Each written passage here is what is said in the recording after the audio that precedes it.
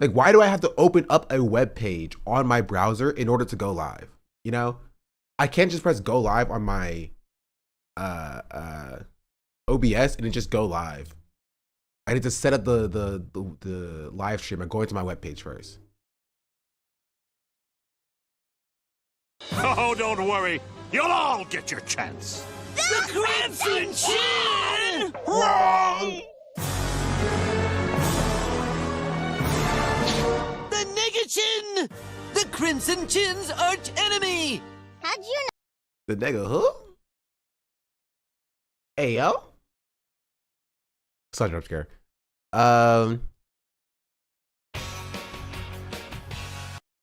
See these TikToks? What TikToks?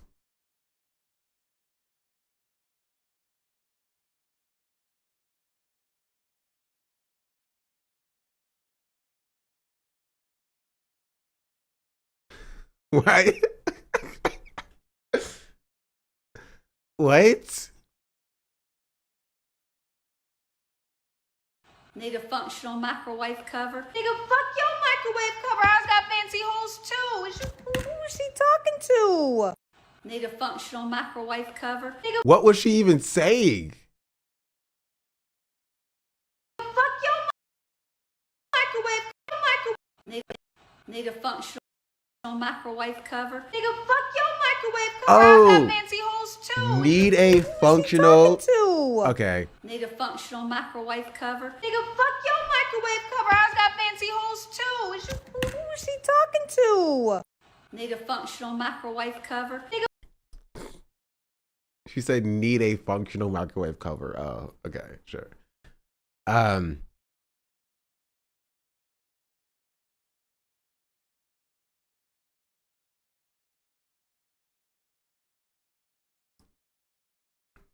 my freaking leg.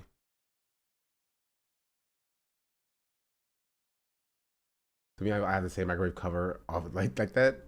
I have paper towels that I use as my microwave covers. Microwave covers. I just use paper towels. If any, yeah, that's where I am.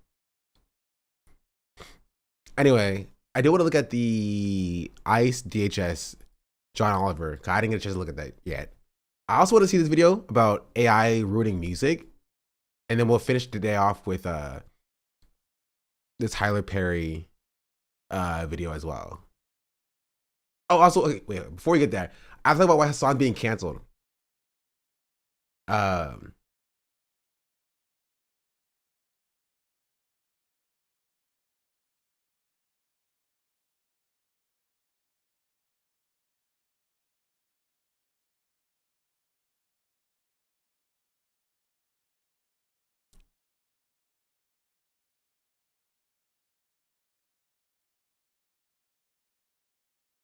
Again, yeah, I say cancel very loosely. Wait, this guy blocked me. Dystopian LLC.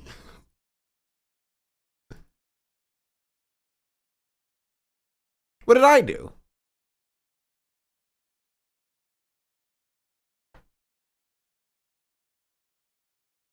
Oh, they follow like those Destiny accounts and Dan Saltman. That makes sense.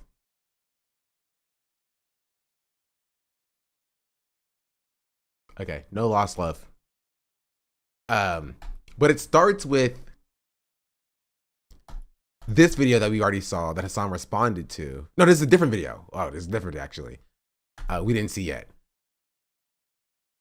The person says Jasmine Crockett was a favorite of the far left until she ran for U.S. Senate in Texas. Is it about ideology, electability, or a deeper pattern of how Black women are treated in politics? It's funny how these people never talk about Cori Bush. Now I have to see. Has this guy ever spoken about Cori Bush? Because what happened to Cori Bush is legitimately worse than what's happening to Jasmine Crockett.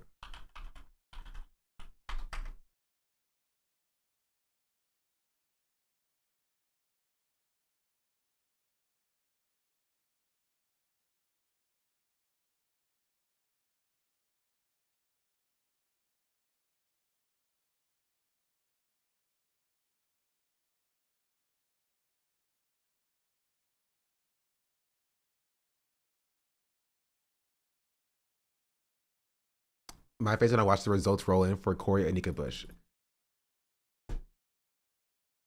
Interesting. Interesting. How people like this react to black women in politics, right? So long as those black women are actually legitimately progressive.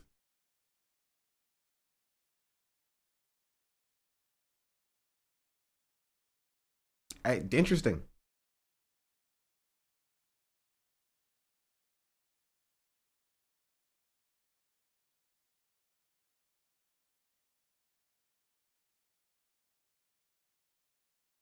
Yeah, he's a Wesley Bell supporter.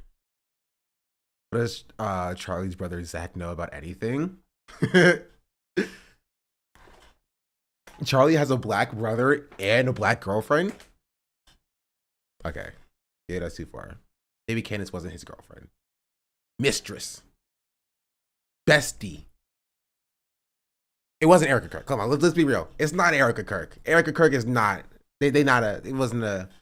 I don't know what was going on there. I think Erica Kirk was a cover. Hear me out. Hear me out. I think Erica Kirk was a cover because Charlie Kirk, as a white supremacist, could not love a black woman. That's it. That's it. This was the work wife. For years, Jasmine Crockett was everything that the far left claimed that they wanted in a leader. A brilliant civil rights attorney, a fierce advocate for voting rights, a woman who stood in committee hearings and dismantled Republican talking points with surgical precision. That's also not what the far left said they would have wanted. You know what I mean?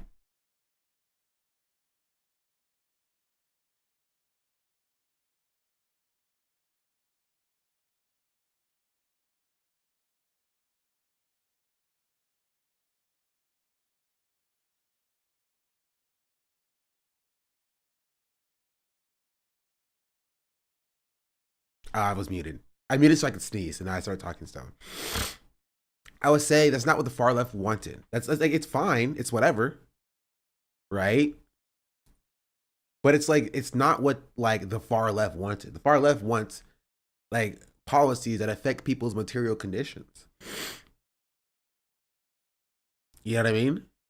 They want policies that like help working class people, black people included. And Jasmine Crockett's more worried about like voting to defend Israel and I don't know, and crypto, I guess. I was just thinking for the 17 months. Much appreciated. She called out Trump and the Republican Party. Progressive far leftists erupted in applause when she became a national voice of the Democratic Party representative. Where? I don't know who he's talking about. I've always hated Jasmine Crockett. Literally, I have always hated Jasmine Crockett. I've been consistent on this. Even when there were people who were like, you know, she's not great, but you know, she's calling out Republicans. I was like, no. You don't understand. You don't understand. To be fair, I feel the same way about Jasmine Crockett that I do about Gavin Newsom. I don't think she's any different. I want her to have policy. Yeah, but she didn't. And I acknowledged that. And I saw that. And I was just like, she doesn't have policy. The mom loves her. I mean, aesthetics wise, she's fine. She's great. People like the aesthetics. Right? Like she's aesthetically like, clapping back at Republicans. She'll like be mouthy, calling freaking Greg Abbott Hot Wheels or whatever. People are like, yeah, fight back, fight back, fight back. But it doesn't mean anything. That's why dark woke doesn't mean anything, Chad. I do think you can't like dark woke and dislike Jasmine Crockett. And that's how I feel. Jasmine Crockett is doing dark woke. Just Eric Adams without the NYPD background. Right? Being mouthy and like talking back and clapping back and doing like the Gavin Newsom, Jasmine Crockett like style politics. Disagree? I mean, you can disagree. This is true. People don't want to see this because people don't want to associate Jasmine Crockett with dark woke. It's the same thing. People want to claim that they're different than what Jasmine Crockett's doing, but they're not different. Calling Republicans slurs to give them a taste of their own medicine is the same exact thing. Right? Kyle Glinty dropping the R slur about JD Vance, same thing as Jasmine Crockett calling Greg Abbott Hot Wheels. What's the woke part? Dark woke isn't woke anyway. None of it's woke. It's all not woke. It's all a bastardization of the actual term of wokeness. It's the same exact thing. It's not meaningfully different. Again, Kyle Klinsky, AI generating Erica Kirk in a suit of a couch being like, oh, look, this is what JD Vance wants or whatever, is not meaningfully different than Jasmine Crockett, calling Marjorie Taylor Greene a butch body bitch or whatever. It's not different, right? It's all aesthetics focused. People do like the aesthetics though when it comes from white guys. I will say this. This is a part of the Jasmine Crockett conversation that nobody wants to talk about. And this is a true part of it. This is how white supremacy does invade into a lot of like leftist politics. Jasmine Crockett is not doing anything meaningfully different than these dark woke creators who are saying slurs to dunk on right wingers. It's not. I am an equal opportunity hater. I hate all of it, right? I don't think what Jasmine Crockett is doing here is effective, like materially. I don't think when Kyle Klinsky does it is effective materially. I don't. Right? And it's also weird how you can see like Zohran Mamdani winning in the way that he won and still think like, oh no, our answer is just like, let's just optically clap back at Republicans. You feel me? Like, Zohran Mamdani wasn't like calling Donald Trump and Andrew Cuomo slurs. You feel me? There was a level of like respectability politics for how professional he was, but he did it with like, in a way that he didn't have to like debase himself and fall into like ableism or misogyny or what have you in order to get a dunk on his opponents. I agree, but I also think that we need a bit of dark woke. I'm tired of the high road. I disagree. Just in like the concept of like what the dark woke is. You know what I mean? You don't have to sell out your own moral framework just to get an own on conservatives. I'm not saying you have to be nice to Republicans. I'm not saying be nice to Nazis, right? I've never been nice to Nazis, right? But you don't need to, if you're basing your politics around like an ideology around just being mean, you're not an effective political movement. Nor was he relying on his identity when endlessly attacked for being brown. Yeah.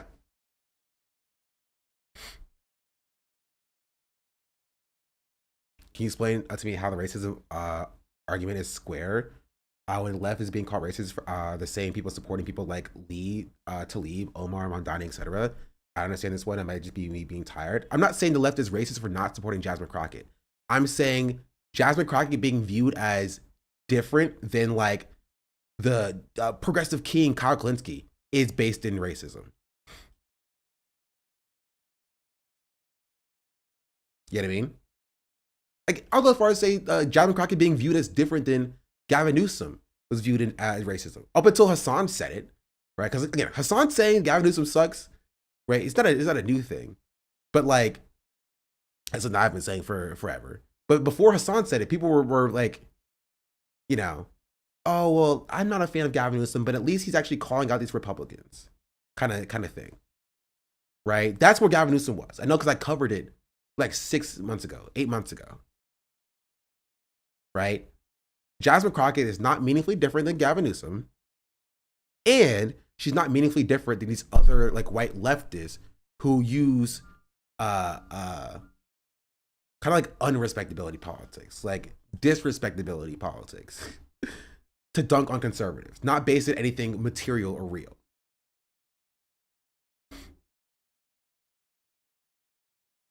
You feel me? Which also stands for very little. That's not Kyle Klinsky coded. The dark woke, the same shit for show. That's what I'm talking about. I'm not saying that like materially or like policy wise, she's the same as Kyle Klinsky. I'm just saying the way that they operate as it pertains to their dark woke methodology is the same. Right? It's not meaningfully different from each other. But I think that they're both harmful, right? Not necessarily on Jasmine Crockett's side of it, but especially on the Kyle Kulinski side. I think Kyle Kulinski is more harmful than Jasmine Crockett is when it pertains to like what her rhetoric is, right? Or what their rhetoric is. Because like, I'm sorry, I cannot respect any person who calls himself a leftist who says slurs. I don't, and I won't. I think people ride for him because he's a white guy who makes them feel like it's okay for them to say slurs as well. I would never let that slide. That's fundamentally why I am here at the positionality that I'm at, right? Because it is a moral framework. Does Tim Walz calling Republicans weird count as dark woke? I can see the argument for it, right? But I think it's less about dark woke and more just, not being afraid. There's a difference between the three candidates, right? There's liberal nicety politics, which is just like you have to like suck off all your opponents and put a Republican on your cabinet. That's the Kamala Harris, that's the Hillary Clintons, right? That's the Joe Bidens. And then you have the other side of it, which is like the dark woke, which is like, I'm going to do what the Republicans do to the Republicans. We're going to call them slurs. We're going to be mean to them and attack them on the basis of their identity for some reason. And then you have the normal position, which is you don't suck off the Republicans, but you just call out their behavior for what it is. Right? Like, for example, you have a black ICE agent who's doing ICE agent stuff, right? The proto-white bastardized version of woke would be like, oh, you guys are just doing your jobs. Thanks for being here. It's some bad apples among you, right? The dark woke version is calling that guy a coon, right? Is a white leftist being like, oh, you're a coon for being an ICE agent or whatever. The regular person position is neither of those and saying, you are an ICE agent and you are a part of the Gestapo and you suck and you are bad, right? And you criticize them based on that and not going to identity attacks based on this person's identity and justifying it just because they are a part of the Gestapo, right? That's where the difference lies. So calling the Republicans weird, like Tim Walz was doing, is not like, oh, you are a black Republican, therefore you're a coon and you deserve to be, lynched or whatever. It's, oh, you are a Republican, you are bad.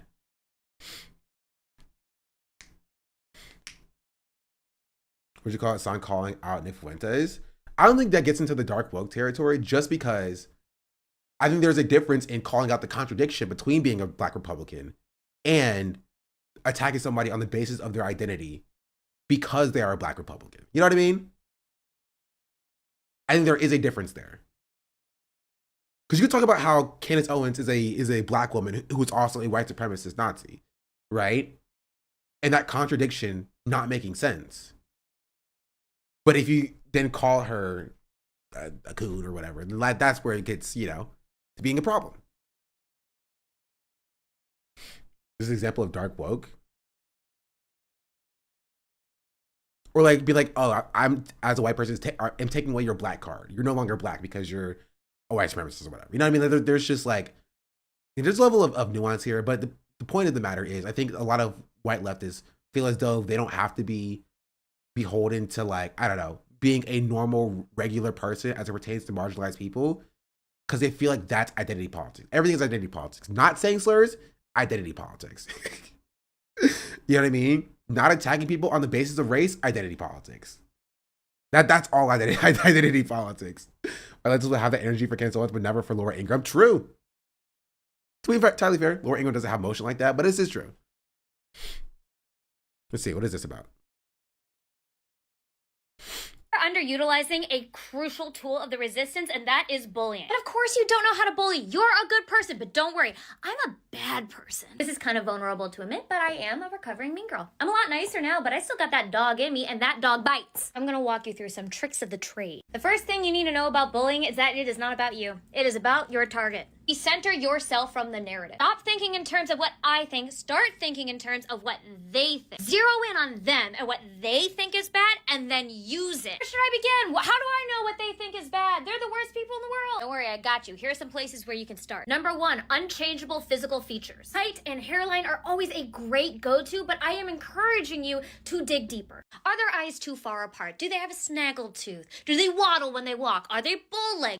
But I don't want to body shame. Shut up! This isn't about you. Don't be selfish. Sure, we make great strides in the body positivity movement. That shit, we're gonna have to put a pin in it right now and zero in and call these people a gaggle of fat fuck. You don't have to be a... Like, it's whatever. You know what I mean? It's whatever. I just don't think it's effective. Like, in the grand scheme of things. That's why I don't do it. Right?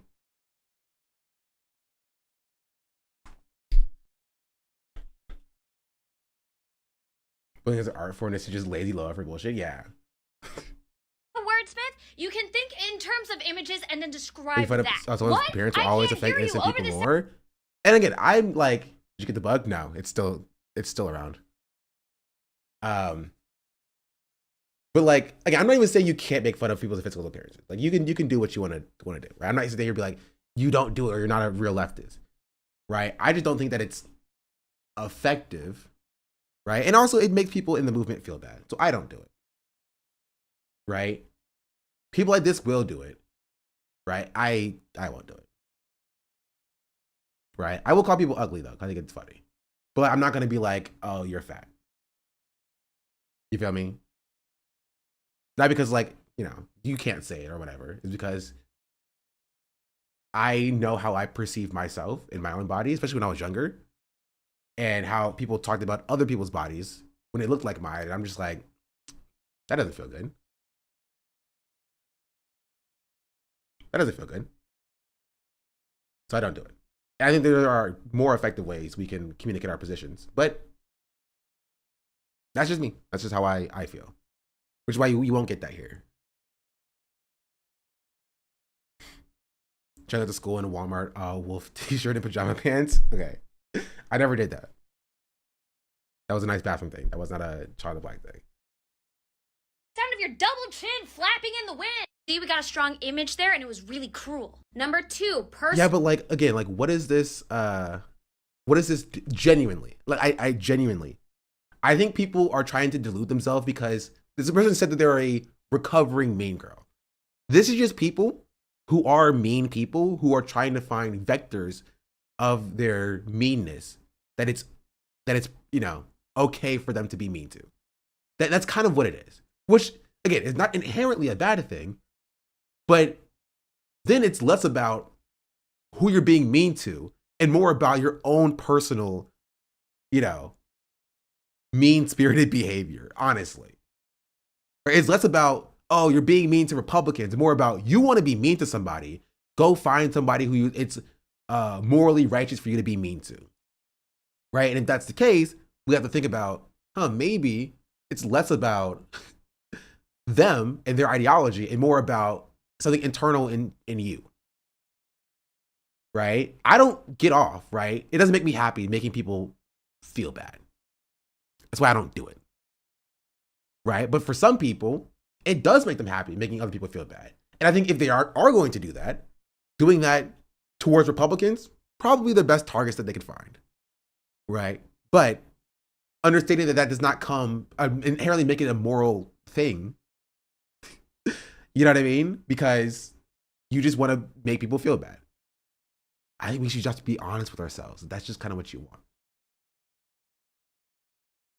You know? I'm body shit on the internet, on the regular. I genuinely cannot imagine like weaponizing that, considering how terrible it makes me feel. It's lazy and dumb and repetitive. That's not how we engage with folks. I mean, and to be fair, I do think it's good for outreach to other mean people. Like, you'll get more mean people by being like, hey, you can be mean here. You just have to find the right targets. That's kind of how, if we're being real, that's kind of how the left got Ethan Klein. That's how you got Ethan Klein going from a reactionary anti-SJW to a liberal, still kind of anti-SJW, right? it was like, hey, Ethan Klein, your entire content is about picking a target and aggressively taking them down. What if you do that to the people that we deem are bad, right? What if you do that to Steven Crowder, right? And he did it to Steven Crowder, and we were like, yeah, good job. He did the Ben Shapiro, we're like, yeah, good job, right? Man, look at how great he is. He's different now. He's changed. Until, you know, October 7th, then it came out he actually never changed at all, ever. You know? Counterpoint, chop, chop. How is that a counterpoint? Stop trying. Ethan is changing and growing. Yeah. They're mean. Sure. I don't necessarily see how that disproves my point. I'm not saying everybody who's mean is a bad person, chat. I'm not saying that they're grifters or whatever. I'm saying the people who politics is foundationally based on just being mean back to the Republicans, right? Comes from people who just kind of want to be mean. I think it would be more effective to shun them by ostracizing them and excluding them from everything. No service, no invites, no friends, no partners, no family, etc. Yeah. I mean, I'm not even saying that this is like ineffective, right? I'm just saying that I don't do it. Because I don't think that it's effective for me. I think they're responsible for H3. Chapo's OG dirtbag left. Did I ever say that they're responsible for H3? I'm just saying that like that ideology of just framing it as you have a gun, just point it in the right direction is how we got Ethan Klein. This is removed from like an individual person or people and more about how the left treats kind of like praxis, right? Being mean to Republicans is seen as praxis. It's seen as effective politicking. And, you know, I have a disagreement with how effective it is. A little bit of bullying can be healthy, but they always take it somewhere else. Tragedy. This one works great if you're in a Facebook argument with your cousin's uncle's roommates in the comments section. Dig deep. Find out if they have a parent with an incurable illness that they died of. Then find a way to blame them for it. Your mom got leukemia on purpose. It doesn't have to make sense for it to hurt. Number 3, in the moment, minor errors, fumbles, and faux pas. Did they stutter? Did they trip? Did they misspeak? Oh my God, if they misspoke, forget about it. Game over. That's a new nickname. That's a new nickname you get. No, but like in all seriousness, I do just want to say this one thing. The people who are supporting this right now are human beings. They have feelings. And that is their greatest weakness. All right, we need to talk. We are underutilizing a crucial tool. I mean, again, like, you're gonna look like a clown. Again, you can be mean to people. I'm not saying don't be mean to people, right? It's just, it just kind of reads to me like somebody who wants to be mean, justifying, validating, just being mean. And just be mean, you know what I mean? Like, I don't know how, like, why you need to feel the need to be like, no, you don't understand. This is actually good, effective organizing by just being mean to people. I'm not even saying you can't do it. I'm not even saying that I don't engage in some of this stuff. Because I will. You know, I will. Right? But like, I don't know why he's being touted as like a piece of effective leftist organizing. I'm a mean person, but the last thing I'm gonna do is teach people how to put 10 toes down. It's also true. Like, if you're not about it, you're not about it. It's people trying to intellectualize their hatred for celebrities, but just saying you don't, just say you don't like them. Exactly. I don't like a lot of celebrities. I'm not trying to be like, oh, you don't understand. I'm doing this because I'm the most leftist person ever. I don't teach them how to call me when they need backup instead. Like, dig deeper. Why do you think making fun of double chin is bad? Shh, that's too deep, chatter. You're going too deep there. Too deep. You're going too deep there. They don't want you to think about the fact that maybe the things that you say, could affect not just the person you're talking to, but like people who are allies on your side. You know, and that's how you get like Kyle Clancy's anti-Indian tweets, or Kyle Clancy saying slurs on the timeline and stuff of that nature.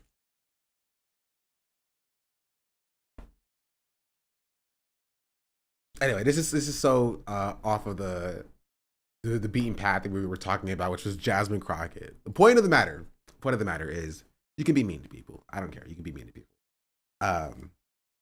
But I don't know why we're pretending that Jasmine Crockett is somehow meaningfully different, rhetorically wise, than like other members of the dark woke brigade. And again, you can be dark woke, you can do dark woke. Just don't say slurs. But you can do dark woke. But I don't know why we're pretending like it's a part of like praxis. Right? Because you notice in this video, she never explained exactly how this helps the left. You know what I mean? And the answer is, it doesn't.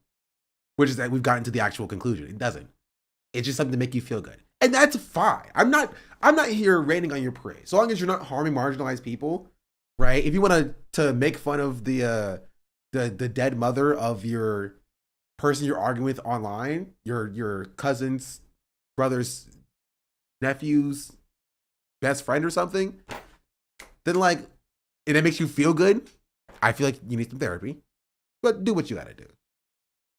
Right? And the problem is just when this doesn't stop at like, oh, you have a dead relative, and then goes to like, oh, you're fat, and that's why nobody loves you, or you have big lips and Afrocentric features, and you're ugly because of it. You know what I mean? And you start getting into there, and then you get to the slur usage, and it's like, now I feel like we've gotten to a bad place. Anyway, back to this. Ideally, be pointed with your anger. Not everyone is with your time and energy. Hall of Fame bully. Yeah. Future of a multiracial democracy fighting for the working class, she was hailed as our democratic superstar. Was when she was convenient. That was when she was their megaphone, their frontline soldier. Not. Well, she was never any of these things, though. It never stops in an inappropriate space, and boom, it can be racist to black people who don't agree with me. Yeah. That's kind of the problem when you are only looking to harm somebody, you know, and hurt somebody. Right? And sometimes it can be useful. As a black person, right, looking at somebody like Candace Owens, who is sort of say embarrassed of her heritage, if you will, of her blackness, right? What would hurt her the most is a reference to that embarrassment. However, white people tread literally never in that territory. That's not your place. But when your thought is only not, hey, is this harmful to marginalized people? And instead, hey, what would hurt this person the most? You know, you start to lean a little bit into anti-blackness as it pertains to Candace Owens. I saw a tweet from a non-black person calling LeBron a house Ninjago. I mean, it's like that one tweet that we saw calling Jasmine Crockett a slave to Israel. You know what I mean? Like, let's understand the words that we are using and what we are saying. The word was not Ninjago. I'm aware. I knew what you were saying. Their candidate. Representative Jasmine Crockett announced she was running for the United States Senate. Praise from the far left, oddly not there. Instead, they gave their support to her opponent, James Talarico, a 2-year middle school teacher, youth pastor, and state representative. A man whose legislative accomplishments, while respectable, pale in comparisons to Crockett's record as a practicing civil rights. Well, to be entirely fair, it probably helps that he doesn't have a voting record being pro-Israel. And is still literally unable to answer a question about Israel without defending it.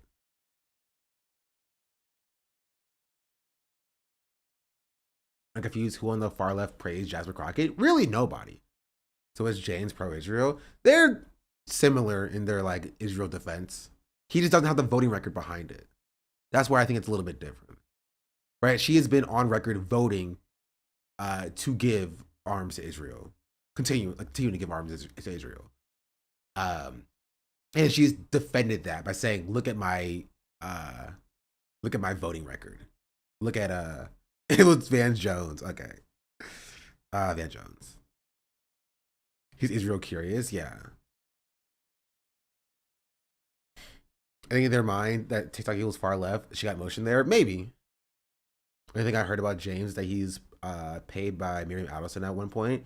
Yeah, but I also think he had a question on, I think I saw Nina Turner tweet about it, on Israel. He didn't answer it very well. I think I'll find a tweet. But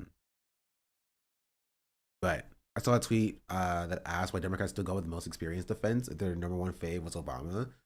They just want their candidate. That's really it. They don't have any consistent positions. Attorney, elected official in both the Texas House and the United States House of Representatives, and National Party leader who served as co-chair. I'm sorry, putting her next to Kamala Harris, the notable loser, is not going to curry any good favor. Is far left even a thing? No, not really. For the Harris-Walz campaign. America's far left is backing this man who has centered his campaign on opposing billionaire influence, blasting wealthy donors and... I'm sorry, I read that back in, there might be one more time? America's far left is backing this man who has centered his campaign on opposing billionaire influence, blasting wealthy donors and proposing a $10,000 contribution cap, but he still accepted a $59,000 check. One from Republican mega donor Marion Adelson. Yes, the same Adelson who poured $100 million into pro-Trump efforts in 2020. Black women are celebrated as symbols. Like, sure, you know what? Yell at him for this. I'm not like a Talarico stan. But like, who do you think Jasper Crockett's getting money from?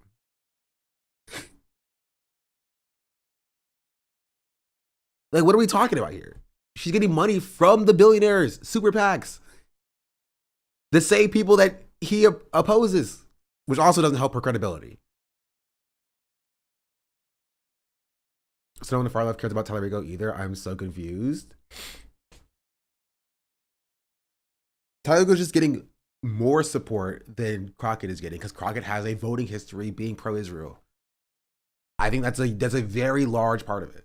Funny how they can look at each other at every tradition from a random white guy, but never lend it to who they're supporting. Of course not. Why would they?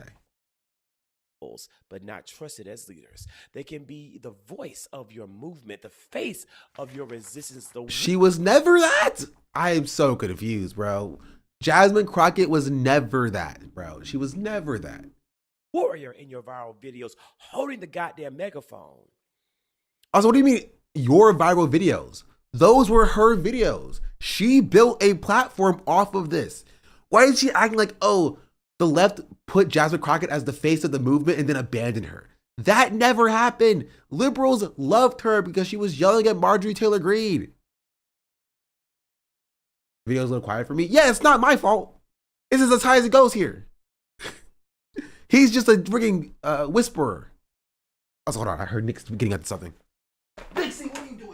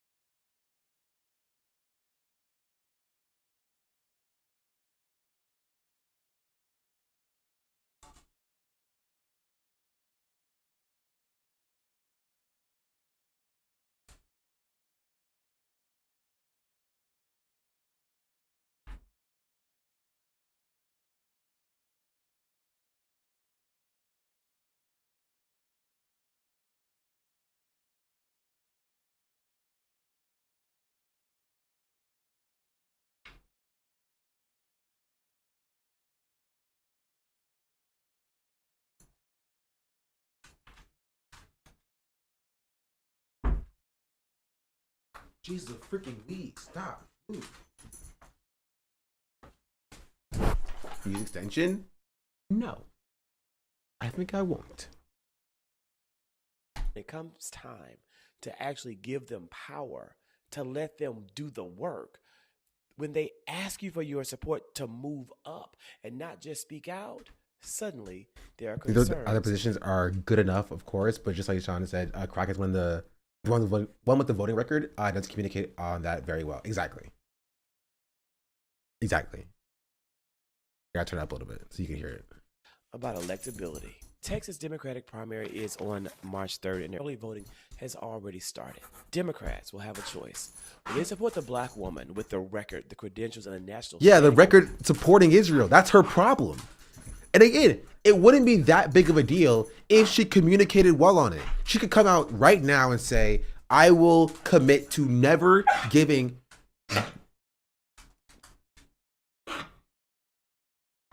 Are you good? What's wrong? What?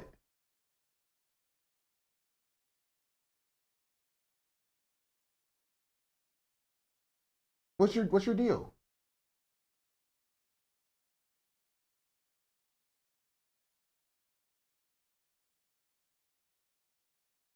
I have no idea what our problem is. What is your problem? Do you need water? I gave you what? You need more water? Here. Come on, I'll get you some water, Dougie. You seem to be hacking and slashing for some reason. Where?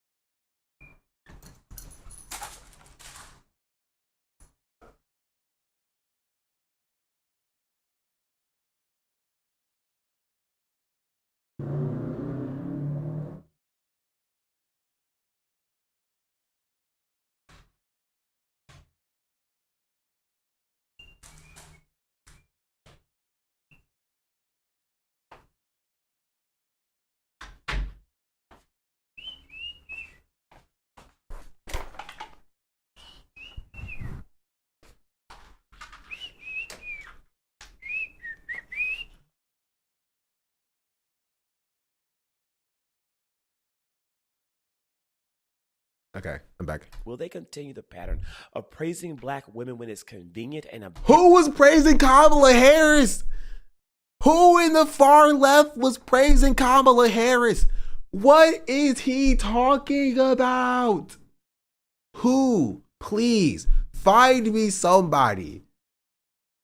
Find me somebody who was in the far left praising Kamala Harris.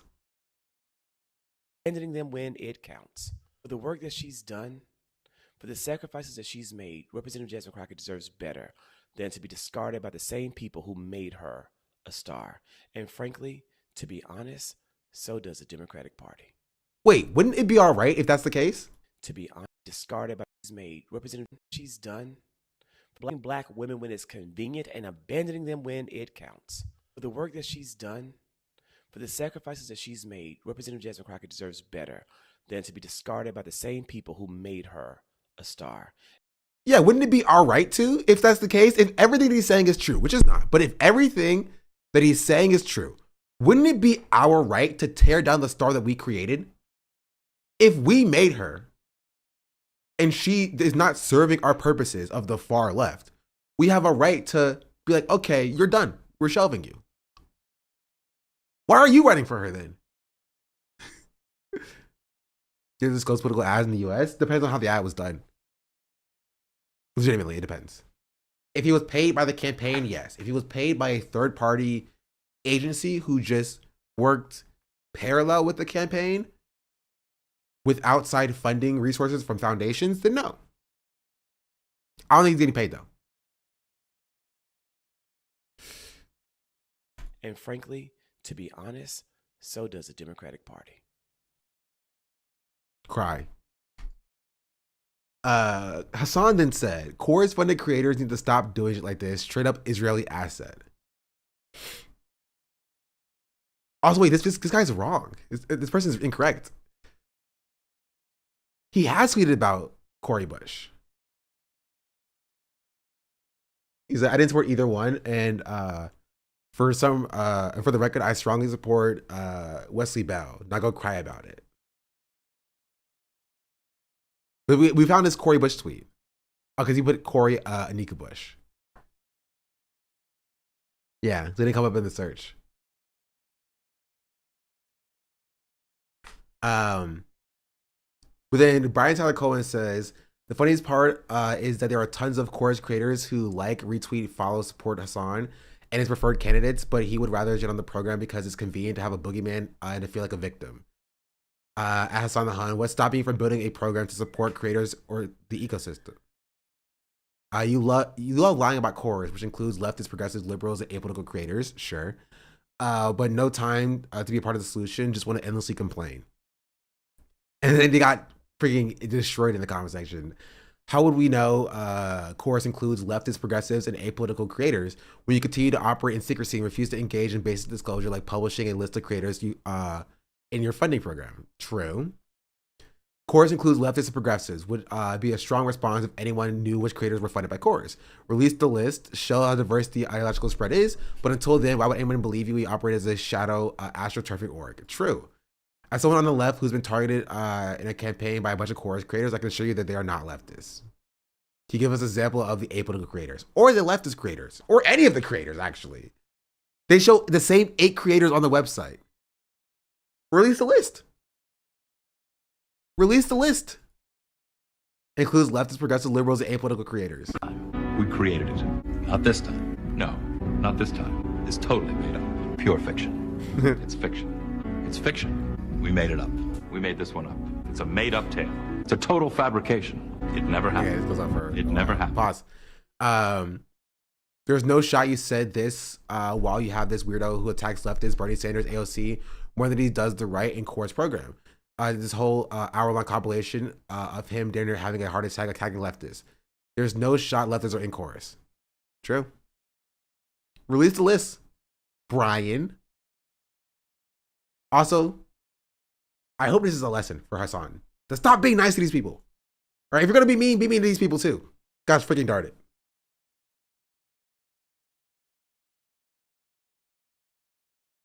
Has been doing numbers. Got posted on Black People Twitter, Reddit, and got astroturfed.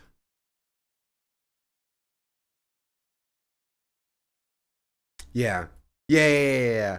I'm seeing this be insanely astroturfed. Not even just this tweet, but tweets like this. We'll get to this in a second. I want to finish. I want to show you this compilation from Too Raw, Too Real. Yes, Bernie, bro. Stop putting this big black woman with these yellow arms under my post.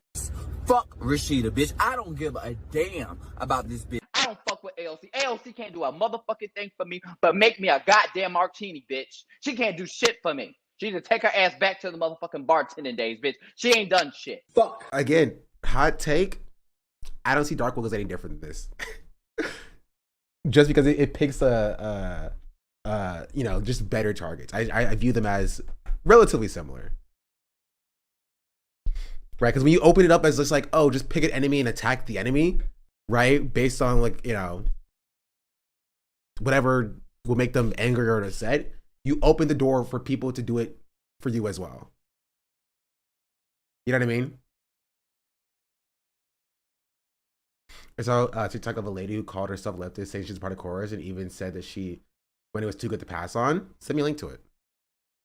I've only seen one person who was like a leftist who was a part of Chorus. It was somebody that I know because we have mutual friends. I think it was Abby. Join Chorus. They are not offering me any money. There's a streamer, right? Not a leftist streamer. I think probably if there's a streamer, it would be I'm Really Irrelevant. I don't think Booker Squared. No, she's not a leftist.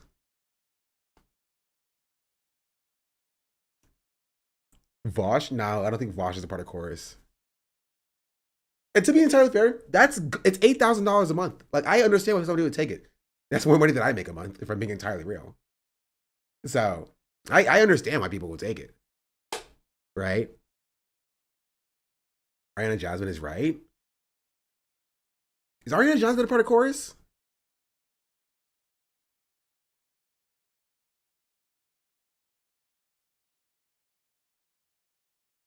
I think so.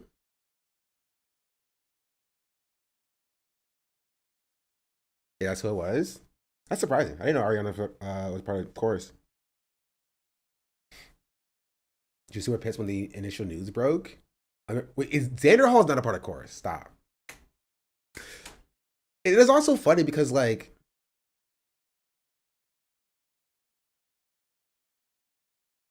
you covered it. Did I? I have short-term memory loss. I'm sorry. I had short-term memory loss. Ari and others in the group were arguing with Taylor. Oh, you're right. Yeah, probably because she went to bat for chorus in the initial expose. Jessica Burbank, I think, was just defending them. I don't think she was actually one of them. I think Jessica just has a vendetta against Taylor. So I don't think she's a part of chorus. I think Jessica Burbank just has a vendetta against Taylor. What's going on with HASAN? He's getting canceled by chorus creators again. Jessica really disappointed me on this one. I still like Jessica. I think Jessica's a good creator. Does decent reporting. You know, I can have disagreements with people. You feel me? Contrary to popular belief, I can have disagreements with people. And not immediately be like, you need to be stoned, I guess. You know? I disagree with the majority report. I disagree with HASAN. Disagree with Jessica Burbank. Like, so long as they're, like, I think operating in decent faith, at least, you know, I'm not gonna throw them out based on literally nothing. Never with chat though, never. So anyway, let's continue with this. Bernie Sanders. Tell it in his old ass, busted ass face. Let him have another goddamn heart attack. I don't give a fuck if that hurts. 2 stents, bitch. 2. Fuck you, bitch. I don't give a fuck about this bitch. She ain't on the same motherfucking level as fucking Hillary Clinton. And last time I checked, Hillary Clinton was defending bitches like her. Last time I checked, bitch, she was defending bitches like you.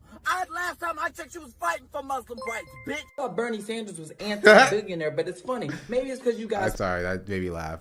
He said Hillary Clinton was fighting for Muslim rights, and I just had that made me chuckle.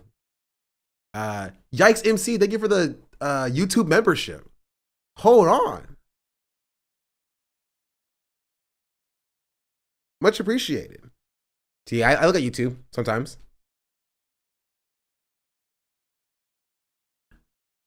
And to give me an assessment on this guy. He's one of the part of the normal ones. I think this guy and Keith Edwards, how he used to be, not how he is now, he's more progressive now, are more of the normal ones. He's still like liberal, right? But like he's not like on Twitter doing this. Have a lot in common. Or maybe it's because the fact that you sucking his dick so hard that's why the bottom row of your fucking teeth are rotten, bitch. Ask motherfuckers in Detroit what the fuck Rashida did for them. Ask him. Her ass went to motherfucking Washington. She forgot about niggas. All she cared about was Palestine and immigration. She didn't give a fuck about black people. I want to go Harvard Common Harris, but I ain't heard nothing about this black agenda. Bitch, shut the fuck up! It's on that motherfucking website. Look it up! Hillary did more for black people than motherfuckers you could even fucking imagine. Fighting Okay, broski. segregation. Going on. This person's the person in chorus. He's one of the leaders of chorus. One of the main organizers of chorus. So yeah, I'm sorry if your little content endeavor gets a little bit of scrutiny when you give people like this and put them in positions of power. Also, you know who also is in a position of power in chorus, chat? You'll never guess it. You'll never guess it.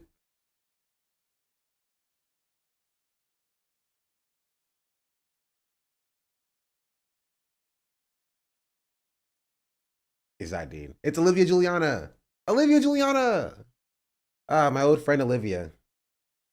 She's like a director of chorus. Oh, wait, was I supposed to say that? Is that a leak?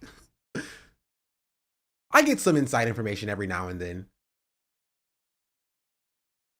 Is chorus a creator fund? Basically. leak the list. I don't have the list. I all I know is I've heard through the grapevine that she's one of the directors, of course, or at like a director level position.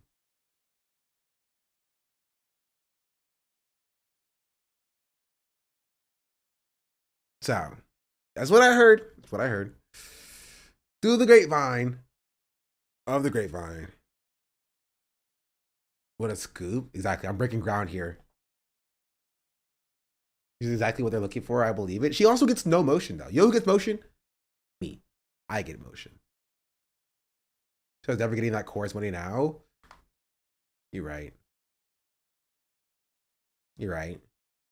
It is a little bit frustrating how like you can just be a milquetoast moderate liberal Democrat and not stand for anything, and you get thrown almost like $8,000 a month just to like, you know, to post videos online, but to stand for something, and you gotta like, you have to build it from the ground up. You know, that's a little bit frustrating. So I do understand the appeal. If they offered it to me, would I take it? Honestly, probably not. But I get it. You get my $5.99 though? That's true. I'm funded primarily by y'all. I'm independent. I'll do a sponsorship every now and then, but honestly, probably won't do any more of the Twitch sponsorships, if I'm being real. They are wholly undercutting me. So you probably won't see many of the or any more like Marvel Rivals sponsorships. Any Marvel Rivals? Not even. I mean, it's fine. Like it's money that I wouldn't have had regardless. But I checked my average viewership yesterday while I was playing, and I averaged like 350 viewers playing Marvel Rivals. You know how much they paid me for an hour?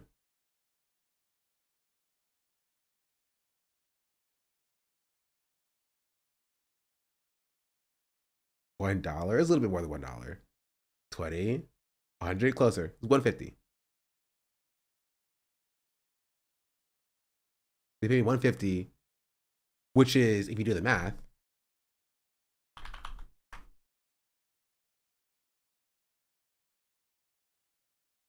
that is roughly 42% of what I should be getting paid per hour, based on how many people were watching at the time.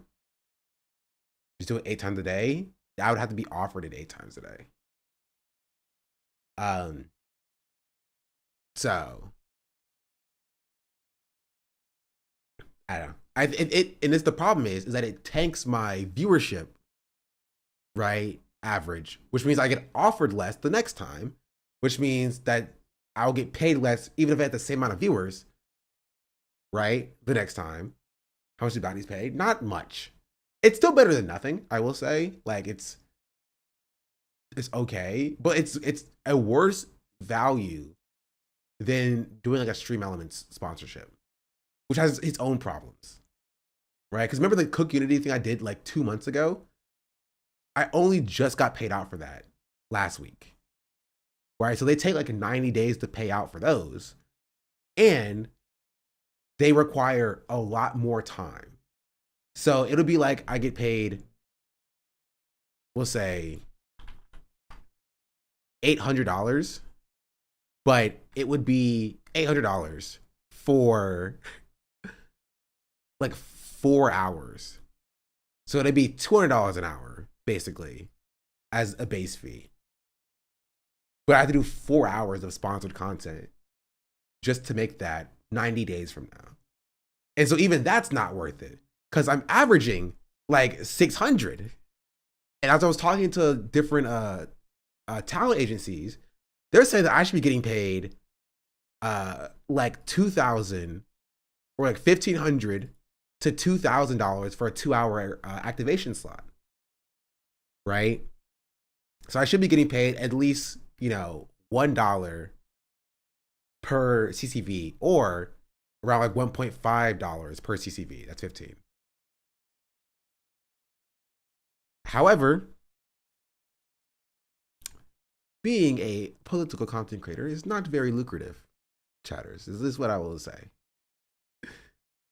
People don't really want to approach you. So that's an issue. There's a politic here. That's still too much, I guess. Shout out Ethan Klein for that. No, it's not even an Ethan Klein thing. This is the thing before Ethan Klein. I think it's because you're Iron and Valorant. Did you go down? You said bronze literally like 2 seconds ago. You think I didn't see? You think I didn't read that?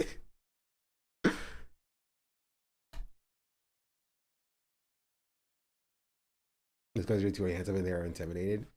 Yeah. So not all of us are HASAN chatters. We all don't make a bajillion dollars a stream. But as of right now, I'm doing fine. Right? If it ever gets to a point where I legitimately cannot stream and like maintain a level of comfortability, I'd stop.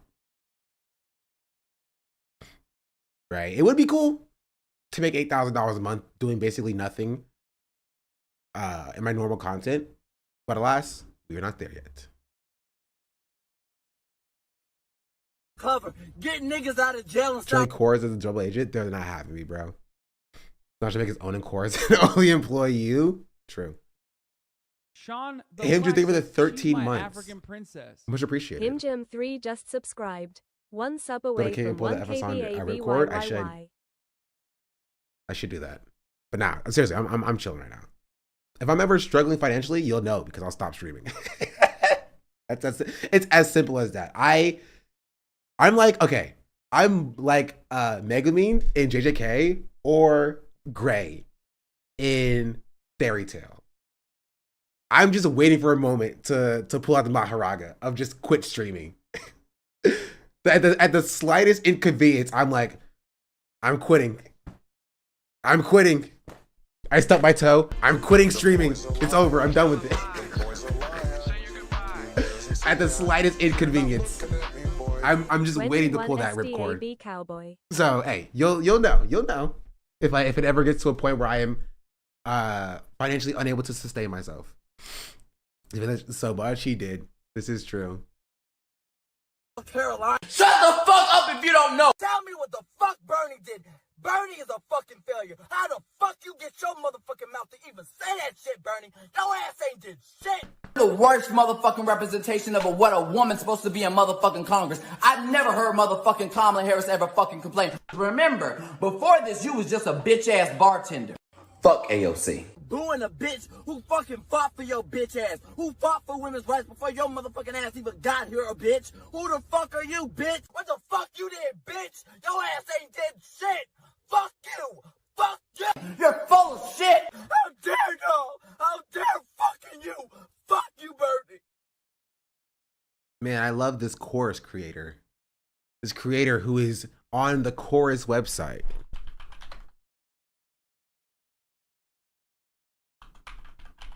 I don't know what the...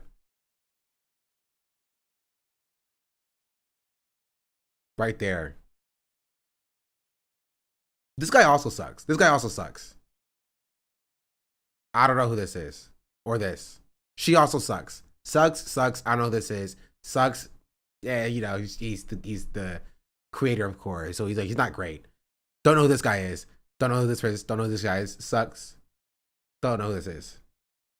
Charlie Cohen sucks. I will say, out of all these people that I know, he's probably the least bad, but he does also still suck. So,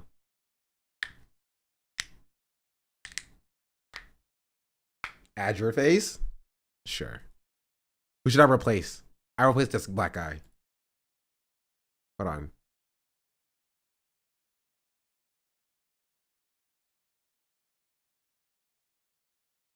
Where's the source? There it is. I found it.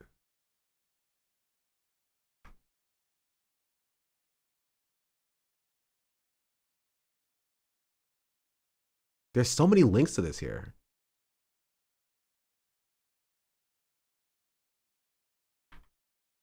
There we go.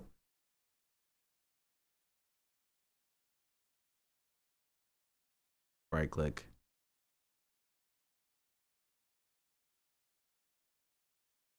And a picture of me now. Shonda Black. Also, apparently I'm a part of the Crash Movies podcast according to the Google's AI overview. So, LOL. I was coming up with my freaking Instagram. I need it better. Here, I'll use my.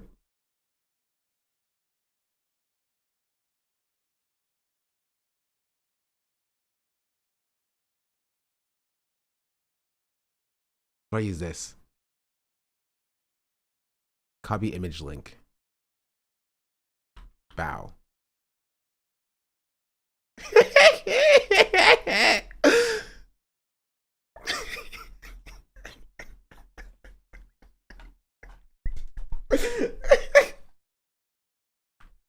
I'm so tweeting this.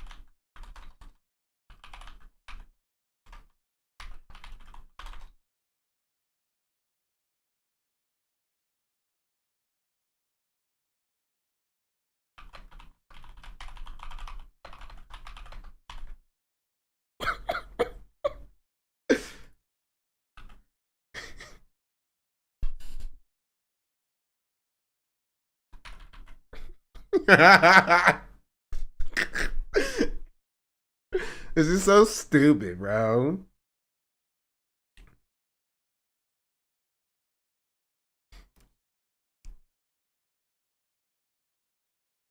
Tag Zachary Kirk? No. Is a part correct? A part is a word. It's not correct there. Yeah, that's good. I got picked. I wonder which one is me, chat. Can you tell?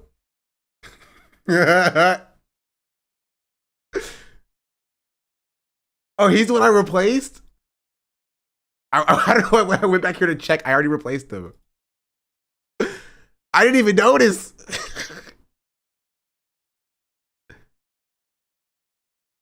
That is him. Oh, you're right.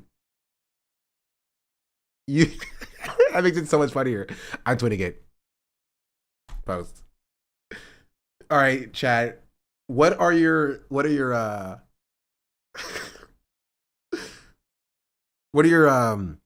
predictions? Will people take this seriously? Will people take this seriously?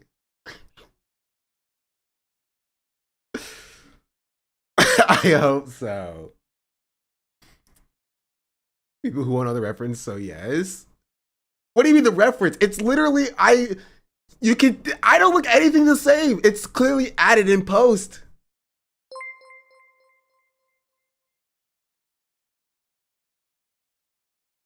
You know what, sure. It's fine.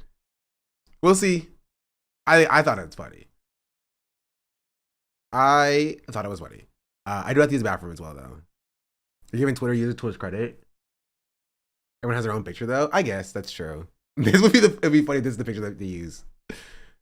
I'm begrudging you looking at the picture. I literally just searched up Shonda Black on Google Images.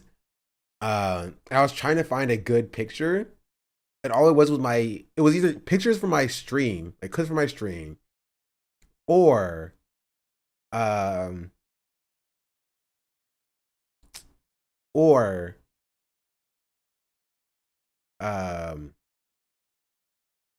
like my Instagram pictures. I need to post more on Instagram.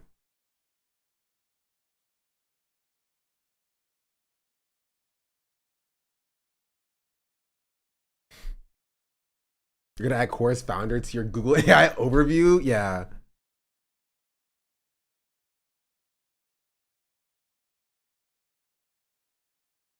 It looks too realistic. Look at the one far left. You're right. It does look If you look at this picture and then this picture, it does look like it can fit.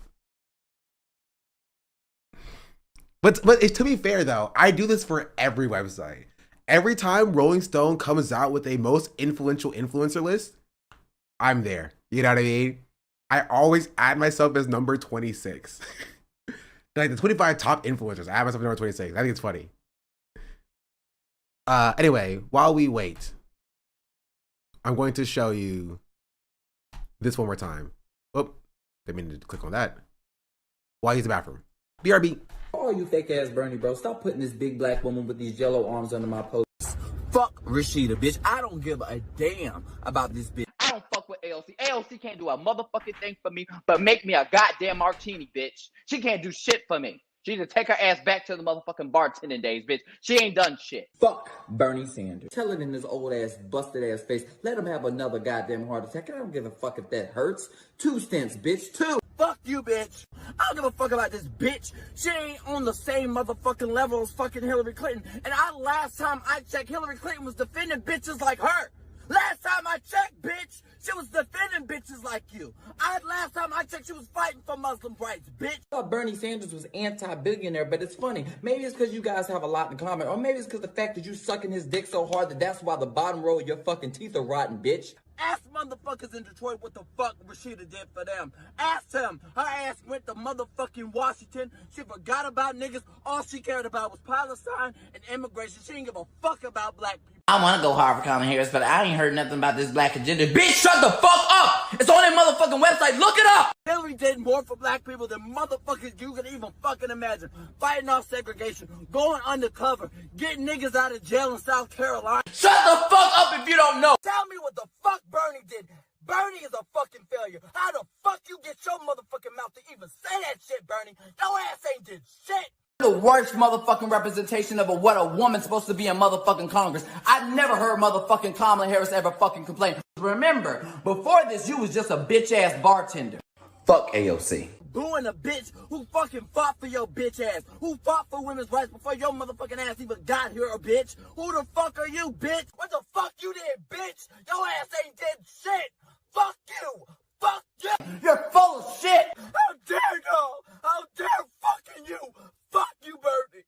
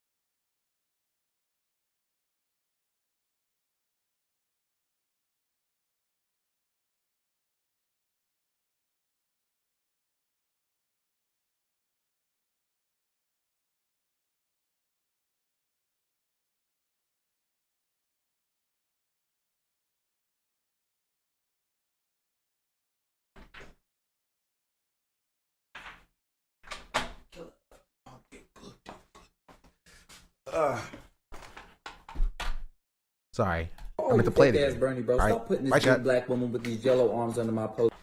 Fuck Rashida, bitch. I don't give a damn about this bitch. I don't fuck with AOC. AOC can't do a motherfucking thing for me, but make me a goddamn martini, bitch. She can't do shit for me. She need to take her ass back to the motherfucking bartending days, bitch. She ain't done shit. Fuck Bernie Sanders. Tell it in his old ass, busted ass face. Let him have another goddamn heart attack. I don't give a fuck if that hurts. 2 stents, bitch. 2. Fuck you, bitch. I don't give a fuck about this bitch. She ain't on the same motherfucking level as fucking Hillary Clinton. And last time I checked, Hillary Clinton was defending bitches like her. Last time I checked, bitch, she was defending bitches like you. Last time I checked, she was fighting for Muslim rights, bitch. I thought Bernie Sanders was anti-billionaire, but it's funny. Maybe it's because you guys have a lot in common, or maybe it's because the fact that you sucking his dick so hard that that's why the bottom row of your fucking teeth are rotten, bitch. Ask motherfuckers in Stop. Detroit what the fuck Rashida did. Ask them. Her ass went to motherfucking Washington. What is wrong with Forgot you? about niggas. All she cared about was Palestine and immigration. She ain't give Stop. a fuck about black Stop. I want to go hard for Kamala Harris, but I ain't heard nothing What about is this wrong black with agenda. you? Bitch, shut the fuck up! It's on that motherfucking website. Look it up! Hillary did more for black people than motherfuckers you could even fucking imagine. Fighting off. Come here. Come here. Hey. You okay? You okay? You okay? You okay? You want to listen to Too Raw, Too Real some more?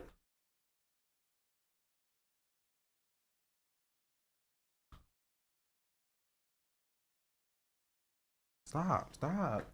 Why do you want to leave?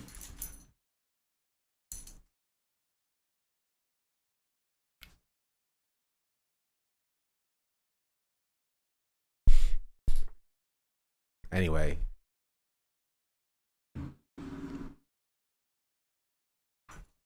She's back. Come here. Come here. What? What? What is your problem? What is your issue? Sit down. Hey. Hey.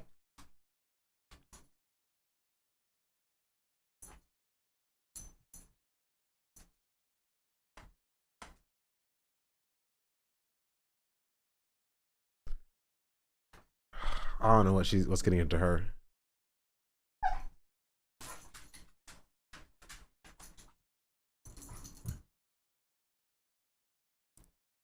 Anyway.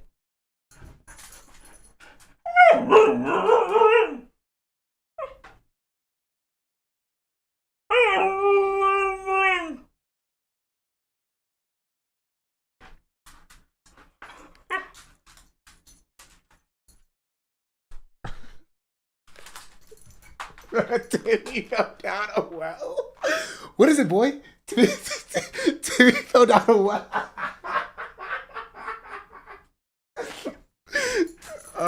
That one made me laugh. That's funny. What is it, girl? What is it, girl? Timmy fell down a well? The sky is falling? The aliens, they've attacked?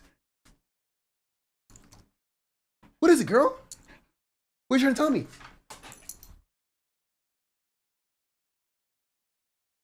Ah. All right.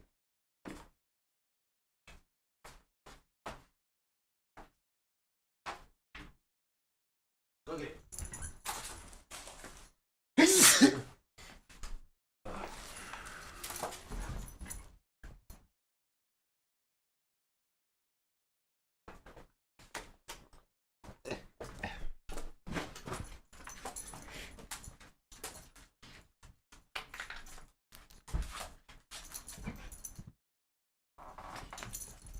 Go get it.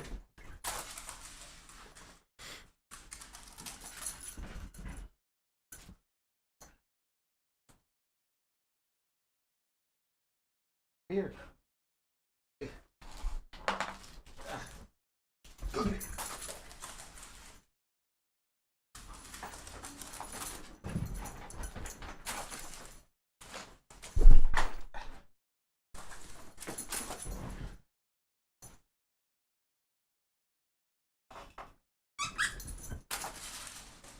All right. I didn't even close it. Gosh, freaking darn it, bro. And it. Yeah, that's it. That's the entire reason why HASAN's being canceled. Moving on.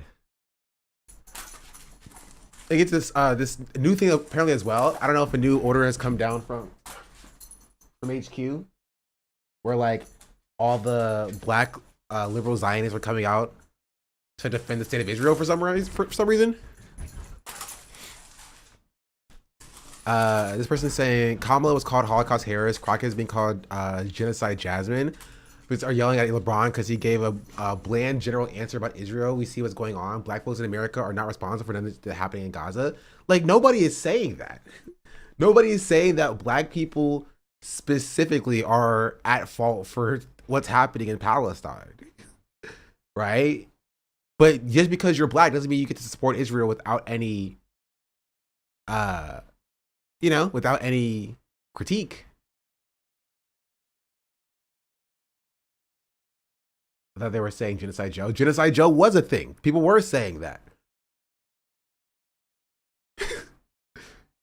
For sure. Yes. So just don't be a person who defends genocide. All right, this one says, nobody's saying the responsibility falls on just black people. It's an American problem because our government is funding the 21st century Holocaust. Just because, just like there were two Holocausts here, Native Americans and Black Americans. So siding with a supremacist state like Israel is problematic. Actually, that's exactly what you're saying. But what you're also saying is that we have to side with Hamas. We don't. What are you talking about? Bro, you couldn't even keep the mask on for 2 seconds.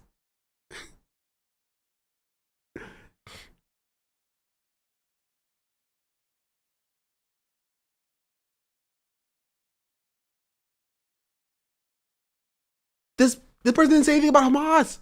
Who was talking about Hamas?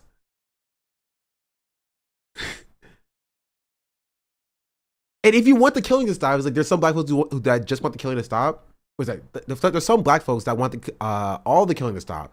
That includes the 1,400 Hamas massacre and the hundreds of thousands of Palestinian civilians. Hundreds of thousands of Palestinian civilians that what? That Israel has slaughtered. Right?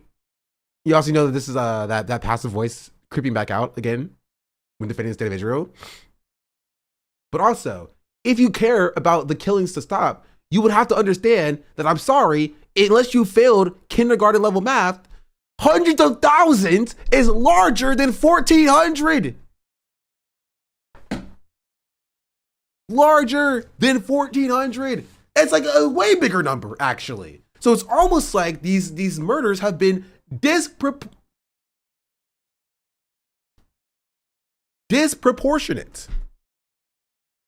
Disproportionate.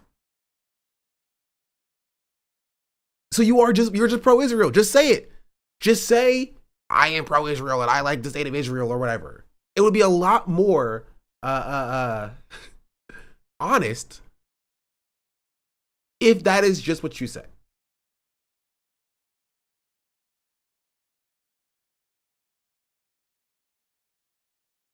I don't know. That's just me, though.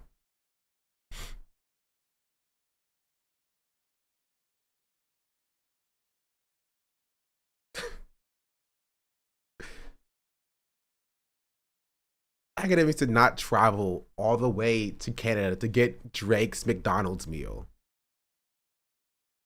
Finally, 10 out of 10. Bro, you ain't even eat it yet. Bro got his meal at Canadian McDonald's. Took a picture, posted on a story, 10 out of 10. You didn't even eat it yet. You didn't even try the meal. Your straw is not even in the drink.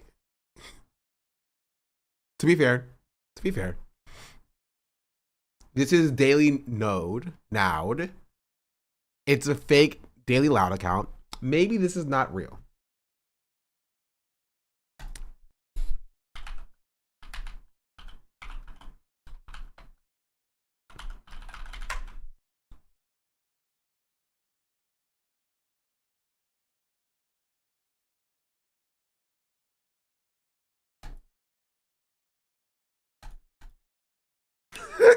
It's not real.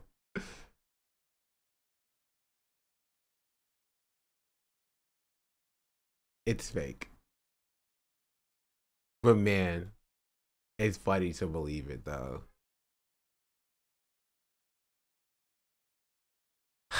I got nouted, so did I. I too got nouted. Just took me out.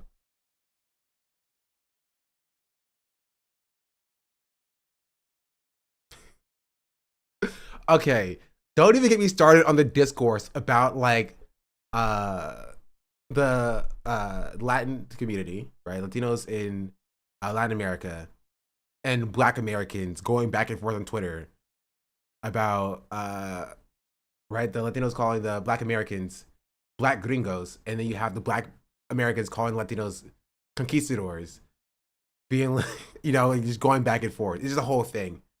I think this is a part of this discourse. Maybe. No,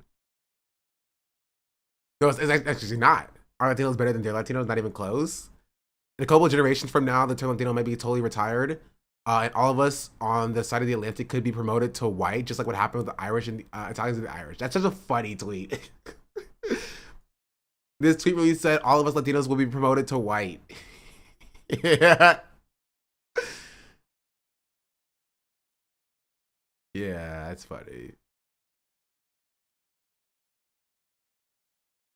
That's funny.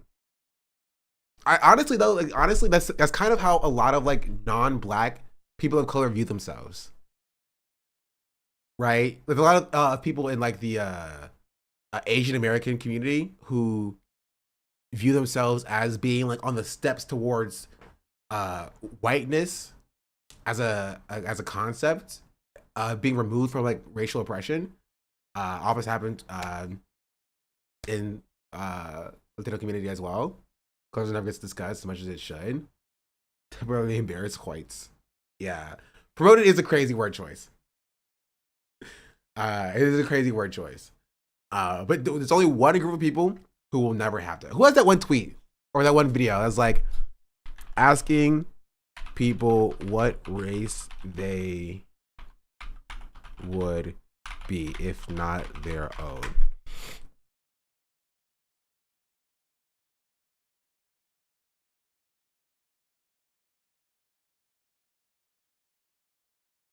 You know what I'm talking about, right? It was a TikTok video.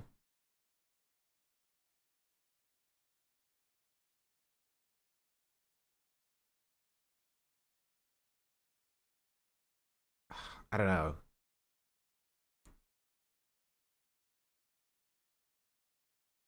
No, I don't want Confessions of a Quadroon, please.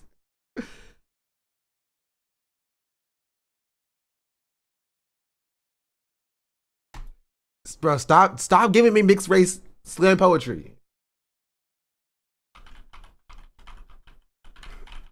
Please.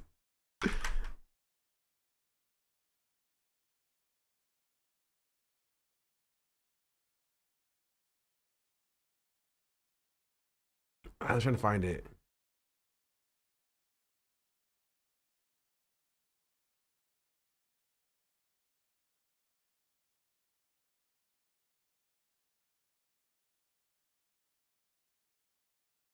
Here, I think this may be one of the videos that I saw. Mario and Sonic fans going at it on Twitter. Yeah, and I'm sorry. If you could be, the Sonic fans usually have it. They're getting cooked. They're using AI to generate stuff now, and just like, oh, I'm so sorry to Sonic fandom. Any race other than the one you are, which would it be? I wouldn't be any other race. I like my race. If you could be any race other than the one you are, which would it be? Black. No, I was just gonna say the thing. If you could be any race other than the one you are, which would it be? I wouldn't want to be any other race. I want to be black. I'm good on that. If you could be any race other than the one you are, which would it be? Damn, I don't think I would want to be any other race. Being black is fun. Like, if you could be any race other than the one you are, which would it be? I wouldn't pick one. If you could be any race other than the one you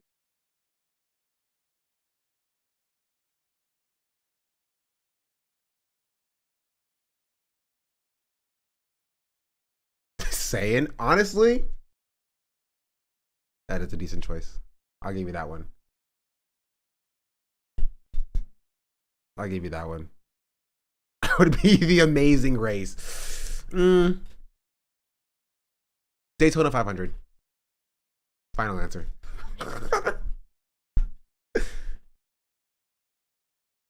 What, NASCAR? Ooh, interesting questions. Steel Ball Run, final answer. I have not read or watched Steel Ball Run. So, it's a reference that I do not get. Anyway, let's get back to, what were we talking about? Oh, covered this, covered this, covered this, covered me joining chorus, apparently. Because it covered end of Disney cars. Respectable. Gosh. What is this? Caleb Hammer, I'll keep that in the docket. Tyler Perry video. I want to watch the John Oliver video. All right, can you indulge me? Either okay, John Oliver or AI music gone too far. Imagine Chorus replying to you. They're not replying to me. They know better. They know better. AI music, flip a coin. All right, heads AI music, tails John Oliver. Roll a d20. I didn't get that. Could you try again? Man. Roll a 20-sided dice. Okay. I found this on the web for roll a 20-sided dice. Check it out. I could have sworn Siri used to do this. Fine. Fine. Flip a coin. Tails. Which one was tails?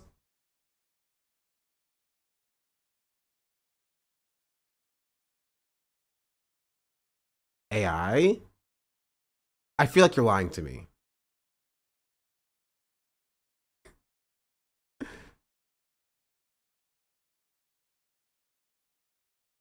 You can Google the D20. Yeah, but I don't want to have to open my I'm not. All right, we'll do the AI video. All right. Come on, give it to me. A beautiful song called She Rises and She Glows. I reply, this is a... On one fateful morning, my innocent mother sends a beautiful song called She Rises and She Glows. I reply, this is AI. How? It's a song. But it's a beautiful song. Upon realizing it... That's so tragic.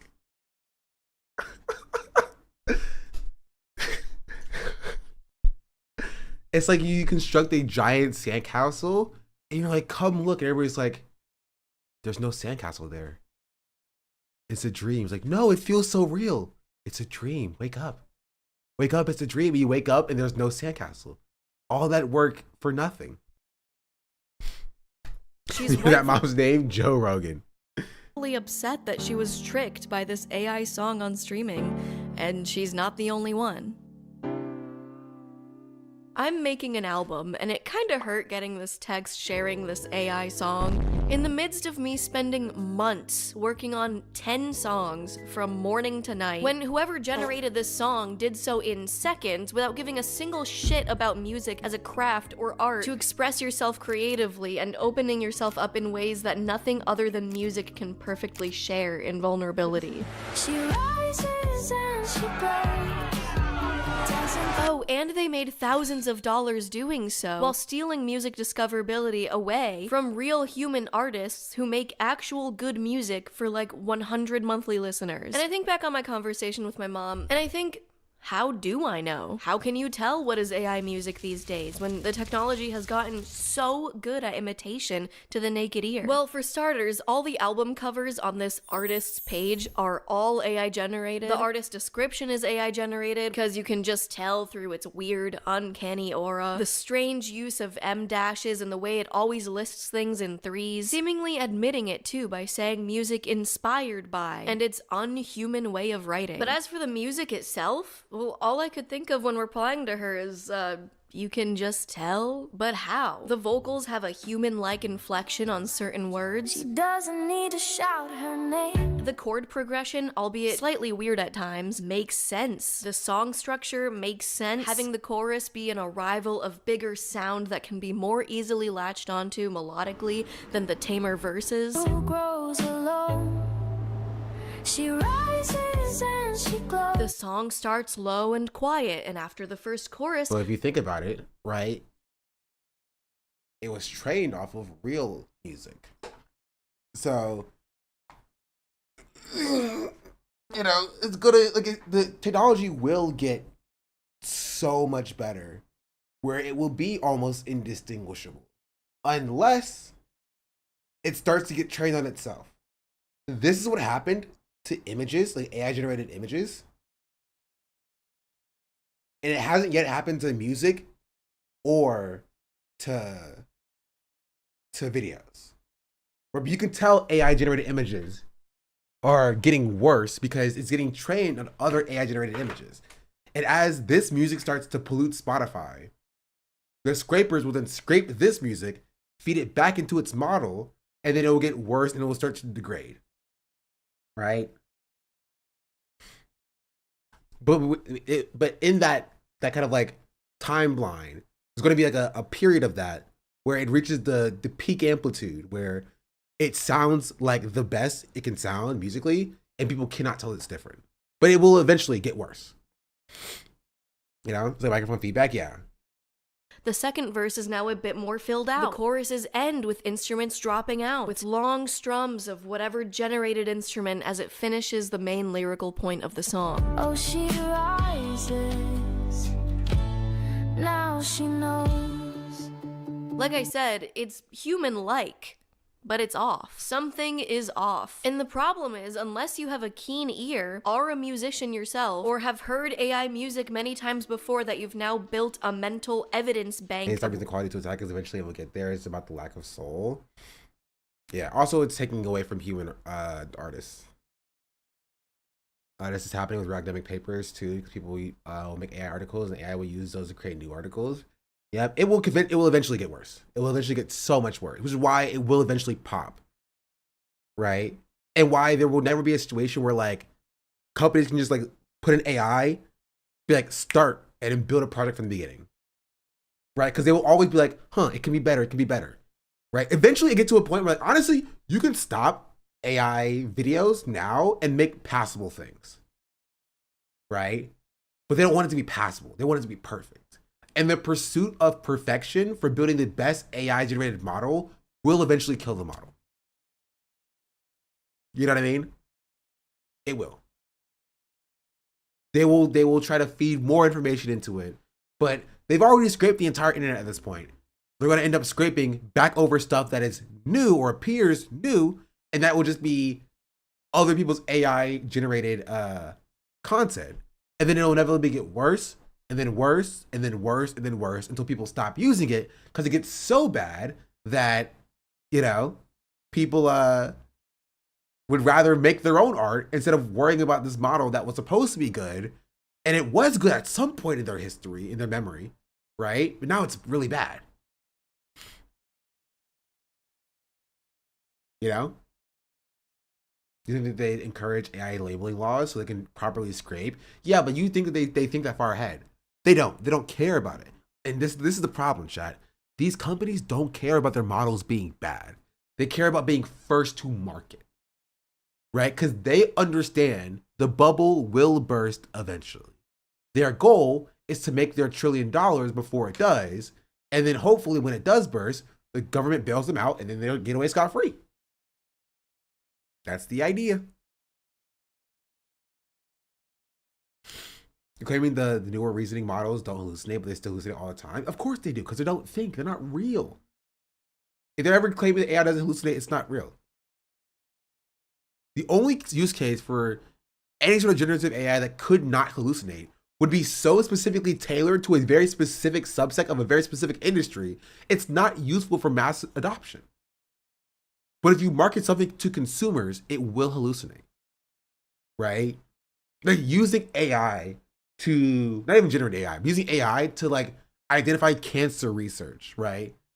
Is so insanely specific and the models are so specifically tailored to what you're trying to do that it's not useful for anything else except for that, which is why companies don't necessarily care about working on that. However, selling that to, like selling AI to consumers that can be like, oh, use this to make music, because it's so general, it will hallucinate, right? The only way to get rid of the hallucination is making it so specifically tailored to one specific thing. And even then, it still probably will hallucinate a little bit. They aren't even authorizing the code because that requires going backwards. It's why DeepSeek blew up their grift by showing AI can in fact be efficient. Yeah. And even with Anthropic recently, people were ducking on Anthropic and Claude because one of the developers was like, man, we went down from like 200,000 bugs to only 50,000. Man, how great things have gotten. And people are like, yeah, but it shows that like your code is bad. It's not good. You don't care about it actually working. You care about it more like just doing stuff. True black pills that boomers don't care. Really though, they love to slap. Yeah, but boomers are dying. They will all die soon. So you don't have to worry much about boomers. Genuinely. They're old. And everybody dies. Not gonna get up. They're still gonna die. The youngest boomer is like 60 something. I'm pretty sure. Youngest baby boomer age. 62, exactly. The average life expectancy is 70 something, 74, I think, 73. So, don't Zoomers and younger love it? No. No. You know who does love it? Old millennials. Boomers love it. Gen Xers don't love it because they're hipster. They hate every new technology. Older millennials love it. Younger millennials and Gen Z hate it. Older Gen Alpha hate it. And then younger Gen Alpha loves it. That's the breakdown as of right now. Companies want software to be assembly lines, but that leads to terrible code bases given enough time. Yeah. The cousins are older millennials and they hate it. How old is the older millennials? Obviously, these are not hard and fast rules. But like, there are a subset of millennials, the millennials who are parents now, who shove an iPad in front of their kid just like their parents did to them, basically. They're like, oh, what a cool technology. I can watch Harry Potter fighting Star Wars. I love Harry Potter and Star Wars. Yay! That kind of thing. The same millennials who were like, I love Harry Potter. What is my sorting hat house or whatever? Are the same people who love it. What AI music sounds like, it's becoming increasingly impossible to actually tell. And even young career musicians have a really tough time telling these. I love that she put herself in here. And even young career I love that she put herself in here. Respectable. Musicians have a really tough time telling these days. Real vocals versus fake vocals. Can you hear the difference? I think the second take is AI. I'm gonna go with 2. The second one is AI. Wait, no spoilers. I kind of want to watch that. I'm not gonna lie. I kind of want to watch that video.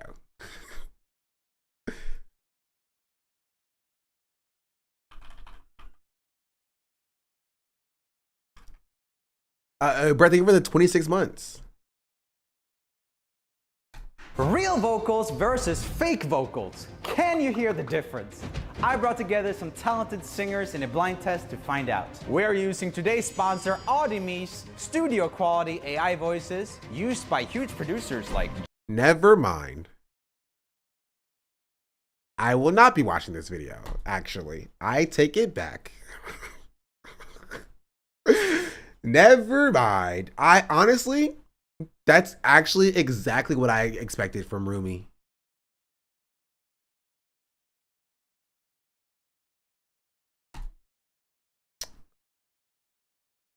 I didn't expect anything different. The first you that she's saying sounded really artificial. That's exactly what I was going to say. So if the first one's AI, I quit. You are all wrong! Sometimes a song isn't fully AI either, which makes it even harder to tell. It is AI cloning, as in there is a source vocal that has been converted. Oh. So a real person may have sung the song, but then used an AI voice changer on their voice, which mimics certain timbres of their voice and is why it sounds artificial and uncanny. giving the illusion of a masked voice that has just learned the sample you gave it and recreating it using the thousands of samples it already has on the type of voice you're asking to change to. So how can you actually tell, and what am I supposed to tell my mom so she has the knowledge to be able to tell when she's being tricked too? And yes, tricked, because nowhere on this artist's page discloses the use of AI and doesn't have 400,000 monthly listeners is crazy. I get why people do this, bro. It's such a grift. Have to.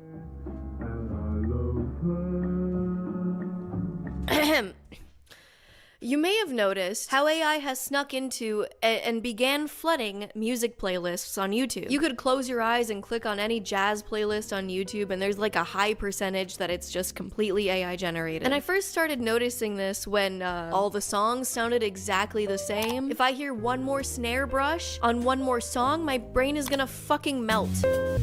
And the structure of these AI-generated jazz songs never make any sense. Chord-wise, melodically, there weren't any builds or arrivals, structural like sense to piano solo. That's still a big number. Told you boomers love this slot, they don't care, they have the most money too. Yeah, I wasn't disagreeing with you. I'm just saying the boomers are gonna die soon, so I don't really care what they have to say.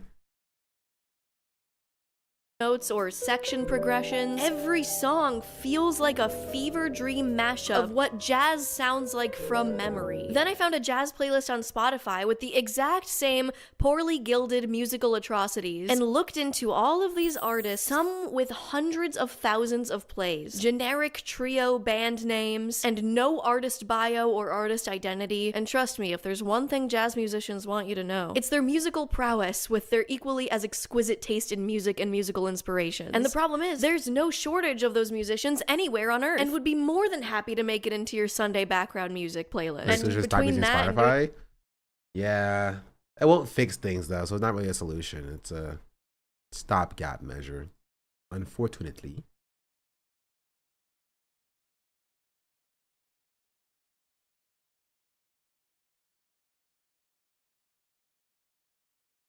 doing this experiment in AI music has just made my ears hurt so much that it makes me want to look for an ENT doctor, which would normally be a pain to find and see if they take my insurance. And by the time I find one, the music will have done irreparable damage to my ears. But I can find one really easily and see which doctors in my area take my insurance and when they're available without having to call the office, which I hate doing because I can't hear anymore. With ZocDoc, the sponsor of today's video. On ZocDoc, you can look through over 150,000 providers across all 50 states. If you had unlimited time, I don't know why you would. And you can look for anything from getting your ears checked to dermatology, primary care, dentistry, and over 200 other things. ZocDoc makes it easy to see and leave reviews, find care, and gives you the option to either do an in-person visit or a video visit. And at least in my experience, there are a lot of faster options that allow you to get an appointment within a few days of booking. And now, fortunately or unfortunately, I have a dentist appointment coming up very soon. I'm not kidding, it's in 2 days. So next time you need to find care in your area, go to ZocDoc.com/GabbyBell. Thanks ZocDoc for sponsoring this video, and now back to me continuing to talk. God, does she ever shut You might think it's not happening quite yet, or maybe AI is just on the cusp of, actually affecting real artists, but real musicians are already directly competing in real time against AI music. It's already in full swing, and it's only going to get worse. Every time you listen to an AI playlist, a playlist of real human music gets pushed out on the biggest music streaming platforms in the world where most people get all of their music. And I'm not just saying YouTube, Spotify, Apple Music, where a combined billion SoundCloud. people worldwide get their primary source of music from, but also on TikTok, where most independent and label SoundCloud is safe. Also, a big problem with this is that a lot of people who would supposedly be against AI would promote AI once it sounds good to them, or is when it's something that they want, or if it's a part of a trend that they want to be a part of. A big example of that would be, was it called the Thong Song?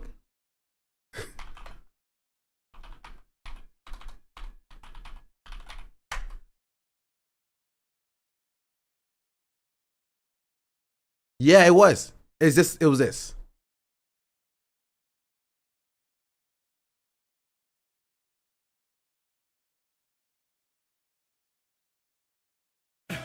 but I think I sing it again. She had jumps like a truck. I was like, what, all night long.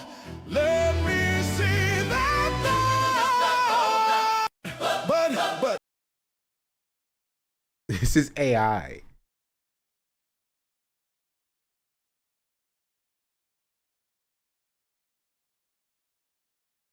No, indeed.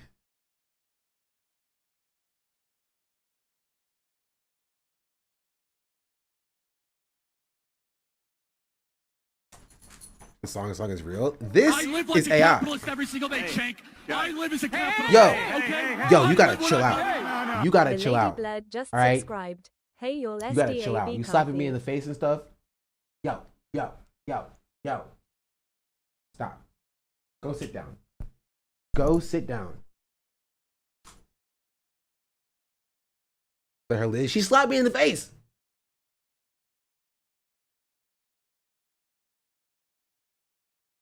The Lady Blur, thank you for the 2 months. Much appreciated.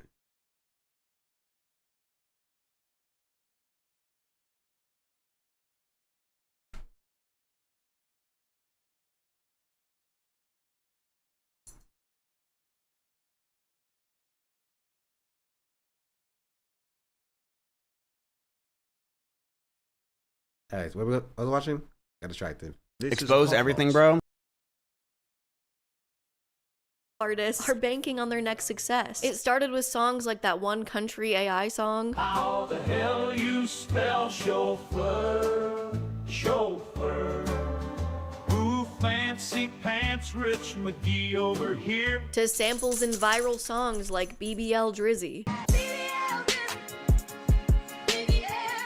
Which a lot of people weren't aware was AI generated, by the way. Then TikTok had a field day with girly girl production. Metro couldn't have gotten a singer just to say BBL Drizzy?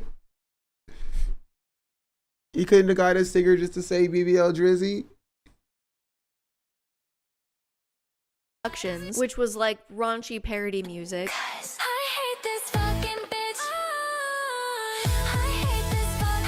Where at first people couldn't tell if it was AI generated entirely, or if someone plugged their own lyrics into AI, or what role AI had in this process. Even That's the worst part. That's the hardest part, right?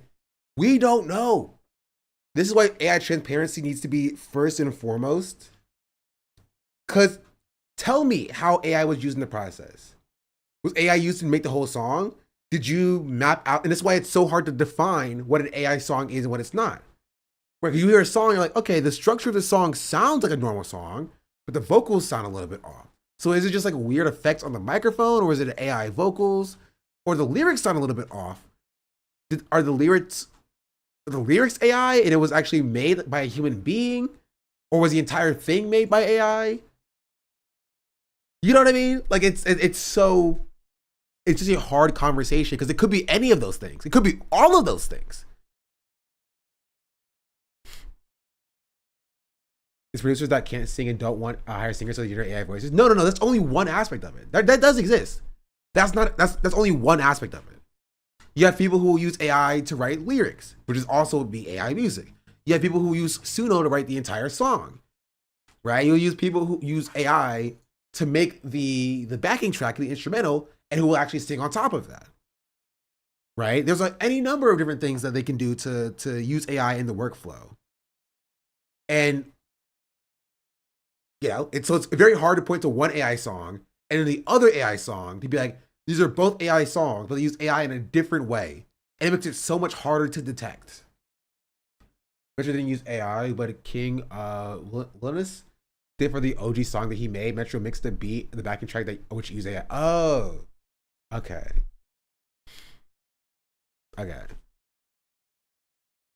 Dang.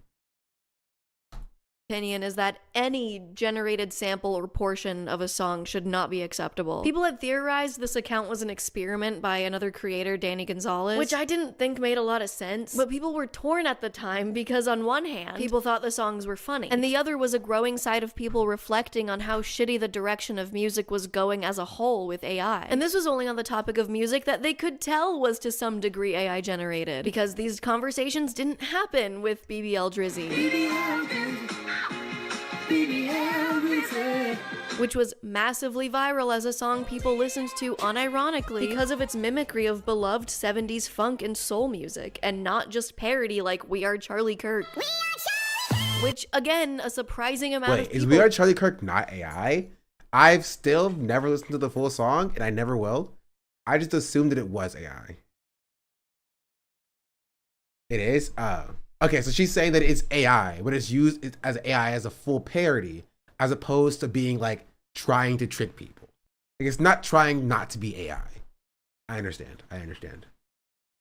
weren't sure if it was AI, but it undoubtedly is. And one of the latest case studies perfectly showing us how people genuinely can't tell if something is AI anymore. I wanna do a bump of coke with Justine. This song went kind of viral, I guess. Never but heard like this one. the main question people had for it was whether it was AI generated or not. Like, is this just an overly auto-tuned Charlie XCX style song about doing a bump of coke with famed YouTuber Justine? Or was it AI generated? And the reason people were wondering is because it wasn't clear. It wasn't like Girly Girl Productions. We've evolved past Girly Girl Productions now in terms of technology and what we're capable of. Especially since the artist, Kira, has AI in their name, and allegedly their previous artist bio on Spotify had that they were AI in there, but then they started to hide it. And then they posted a proof, quote unquote proof video that the song is not AI, and people are saying that that could easily be faked. So I wanted to explore if that was possible, because in a world where everything is just not real, even these proof videos could not be real. Oh, it's like people using AI to make fake Procreate time lapses. Yeah, look at you. You done slipped and fell now, didn't you? Come on. Supposed to believe. Okay, so I was going back to find the proof that Kira uploaded to prove that that Justine wasn't generated with AI, because a lot of people fell for it. She uploaded this proof video showing the project file in Logic Pro to prove that the song wasn't made with AI. I forgot what I said.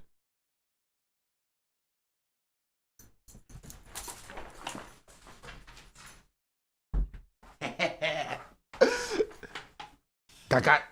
She got, baby.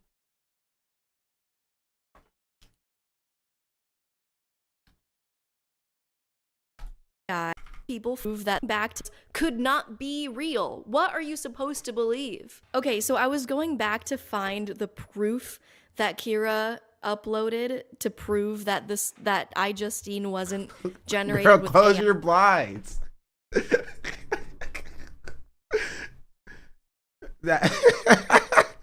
Because a lot of people fell for it. She uploaded this proof video showing the project file. This is such a funny way to do a YouTube video. I'm sorry. That's so funny. Logic Pro to prove that the song wasn't made with AI, obviously not showing the entire screen, but a lot of people fell for it. So many TikToks fell for it. So many TikToks emerged being like, this is the proof. It's done. She didn't generate it with AI. See, guys? And I go back to look at it for this video, and it's gone. They have deleted or privated those proof videos, or the one proof video. I don't know how many they uploaded, but most of their page is gone. And that just proves to me that it's really suspicious at the very least. And in the experiment you're about to see, I'm pretty confident that Justine is an AI song. I wanna do a bump of coke with Justine. I would kill for that bitch. Hyperpop fast electronic song about drinking whiskey with my favorite YouTuber Markiplier with auto-tune. From a production standpoint, there are a bunch of companies making AI-powered plugins for music. So throwing it on a track and AI doesn't work for you. It's so bad. It takes out the work and the artistry behind actually making music, and when everything's sounding exact same. Exactly. Thank you, Omni Audio. For some reason, I trust you based on your name. But yeah, I said it's about this music as well last week. It takes people to a final conclusion of just slop, right? It's gruel made in entertainment form, right? It is slop. It's gruel. It's a mash of stuff, right? So no matter what you try to get out of it, you're going to get you're going to get slop. Right? Because when you make a mathematical calculation of the most popular music ever, you take the top 100 music, right, on the current Billboard, you smash it up, give you the most popular music out of that. It may be something different until, here, let me see if I draw it like this. Right? Like you have from 0 to 100, the top, we'll say, I don't know, maybe it's number 1. 1 to 100 technically. The top music here, like this. Okay, well, using all of this, make me a song. And you get this now just new number 1 song. Right? But then somebody else does it as well and makes the number 2 song. And you have this to 100. And you do the same thing. So for the next iteration, so the next week, it's like, okay, using these best songs, make me another song, number 1. And make me another song to number 2. And you get to an inevitable conclusion that you're going to get music that just sounds the same. When you're 7 different layers down, right? The number 1 song and the number 100 song are just going to sound like a mismatch of all of these songs together. It won't sound any different because there's no new input coming in. It's using the same 100 songs here to maybe generate variants on this, because AI cannot innovate. It cannot create anything new. So how many different ways can these 100 songs go together? And inevitably, at some point, you're going to get the slop. The number 1 song and the number 100 song are going to sound exactly the same, because it won't be able to make anything new. I read audio and recording for South by Southwest a couple of years ago. There were many companies advertising AI music there. My coworkers and I were discussing about it. All the creatives attending were eating it up. Yeah, because they think, okay, this is going to make me more creative, right? It's a fool's errand. It's not real, right? But I can understand the artist's methodology of being an artist and being like, well, I can see how this may make me more creative. It gives me more time to make the art that I love to make, right? But they don't realize under capitalism that will never be the case. They will never use or make tools to give you more time to be an artist. It will only be about productivity and pushing out more slop to sell slop to more people. That's all that they care about, right? So now you see artists waking up being like, yeah, this was bad. It's always bad, right? And then eventually you're going to see normal people waking up being like, yeah, this was always bad. Thinking AI plugins are used for the production, all this strives to make everything sound like whatever the most popular. Yeah. Vocals. Speedrun fails and I'm screaming at the phone. Every little joke feels carved into my bones. Whiskey with Markiplier, screen on fire, my heart wire. Okay, so I feel like a lot of the confusion around whether something's AI or not comes from a lack of understanding on how it actually works, because this gives me a lot of answers, actually. I thought I was going to have to export something from Suno and then take it into Logic, and in Logic there's a tool that's called a stem splitter, and that will take your drums, your vocals, your guitar, your effects, and it will basically reverse engineer it and split the stems like that. Also, to be real, I think that this is some version of AI as well, right? But it's not one that impedes on the creative process. It's not generative AI. It's not taking input, mashing stuff together and spitting stuff out as a final product, right? But that's the problem with the way the AI is used nowadays, is that it puts this and that in the same box, because it is technically AI. You know what I mean?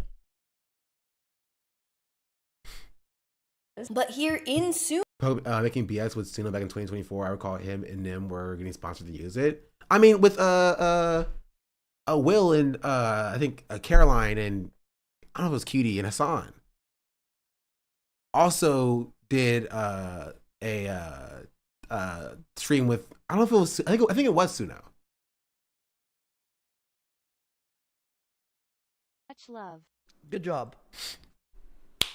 Fart. But it was also way less comprehensive than it is now, right? So it was a thing you could laugh at, like, haha, this is silly. because it was way less comprehensive. It didn't work, essentially. You know what I mean? And now it's gotten so good that it's, which is why I think it's fair for people to be apprehensive with Suno. Like, I get it. It made sense to me. But yeah, it went from funny joke to, it happened with TTS as well. Like, TTS and voice cloning are not like completely unrelated technologies. They're not the same. But like, when it was just like, oh, SpongeBob can say poopy fart butt, right? It was like, haha, that's funny. And now it's like, oh, now it's misinformation machines using very real versions of voice cloning to new Ice Spice song. Yeah, it's Ice Spice's new song, poopy fart butt. It just kind of comes across as different. Fart.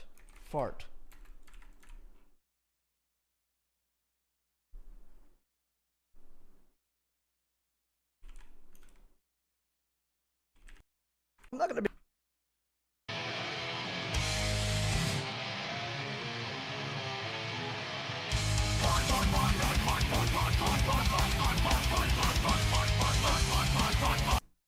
Yeah. Suno. This is built into Suno, where you can take this song, Whiskey with Markiplier, and I can hit get stems. It'll just give you the stems. So someone showing you their project file with the stems of the song to prove that they actually made it from scratch, it's not even proof. That's not even proof anymore. Let's try a little slower. Let's try medium fast. All right, let's check out Wish I Could Drink Whiskey with Markiplier. I wanna have a drink with you, just like the old westerns do. There's a bar still waiting for me. I wish I could drink whiskey with Markiplier. I wish I could drink whiskey with... Okay, this one's pretty bad. Compared to the first one, I think it being so fast hit a lot of the mistakes that you would obviously be able to hear than it being slower. Right? Markiplier. I wish I could drink whiskey with Markiplier.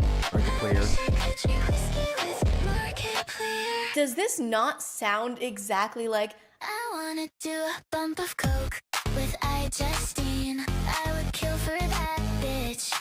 To be entirely fair, that one does sound a little bit better. But I think it's because I think artists who use Suno generate one thing and it was like, see how good this sounds? But that's not the scariest part. The scariest part is somebody with patience, right? And a little bit of creative drive who can be like, okay, this doesn't sound good, but what if I try it again and again and again and again and again and again and again, right? Because you just get spitting out enough stuff, you might get something that sounds decent. You feel me? And that's the scariest thing. So people would be like, well, okay, well, Gabby's version doesn't sound as good as the Coke with iJustine one. But yeah, because probably the person with Coke with iJustine, that song maker, probably generated it like a dozen, 2 dozen, 3 dozen times to get something passable. And the scariest thing is somebody taking the stems into like FL Studio or Logic or Ableton and actually manipulating those further to getting an actual product. Like there's this guy who makes like these beats on TikTok. What is his name? I don't know what his name is. What is his name?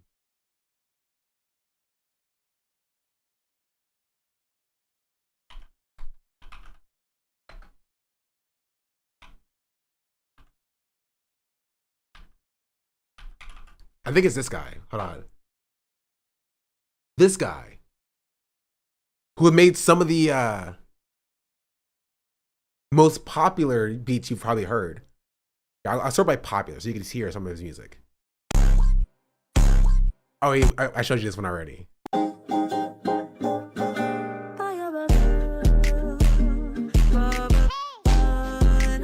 Right? He's talented. Like, he's a talented producer.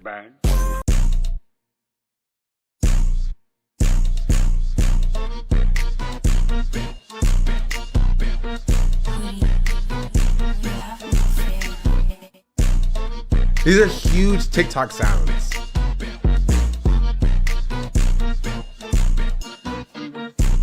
He uses AI for vocals sometimes. Not all the time, but like there's one where he was like, who are these vocals? He's like, oh, it's AI. AI was used to make the vocals. I don't know which one it was. It was something kind of recent. Not this one. Not this one.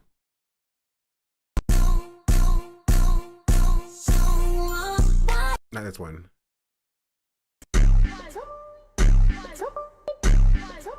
There's one of these. I don't remember which one it was.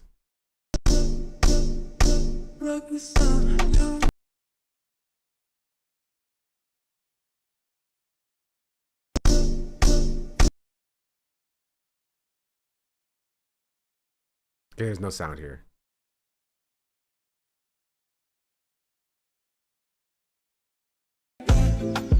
Oh.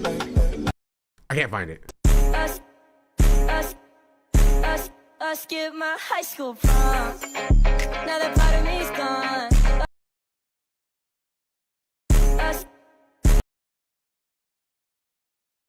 I can't find it. But there was one where someone was like, where do these vocals come from? He's like, oh, I used AI to.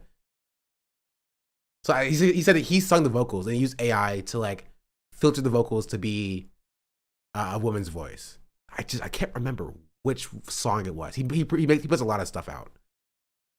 I guess if you want to push a lot of this stuff out, right, you gotta, streamline your workflow, for lack of a better term. Take shortcuts. It's not this. I can't find it, but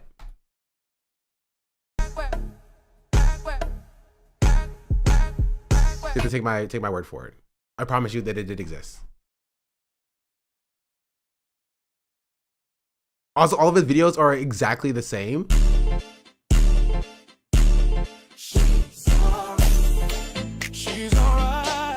I think it was this one, actually.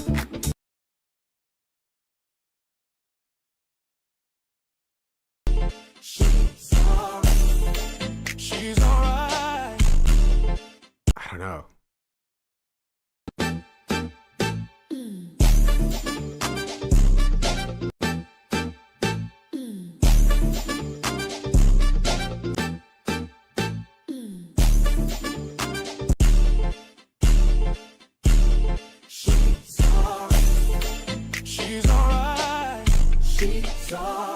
It's somewhere. It's somewhere. He admitted to using AI on the vocals. I don't know where it is, but it's somewhere. I don't believe you. I promise you. I now have to check my bookmarks on Twitter or on TikTok. I promise you, he admitted to using AI for the vocals.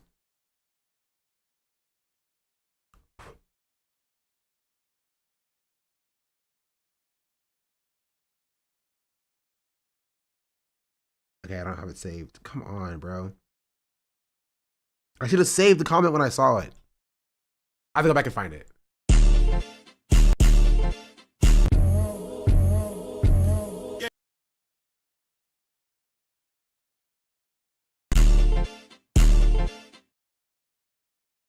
All right, we can sit here so I can find it.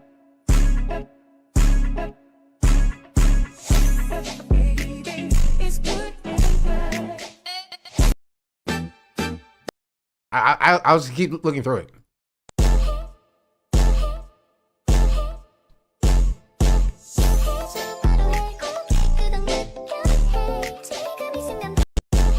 I think it's this one actually. Where is it at? I know he made a comment.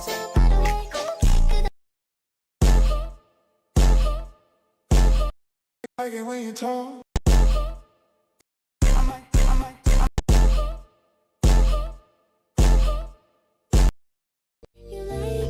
I can't find it. I know it's somewhere. You just have to take my word for it.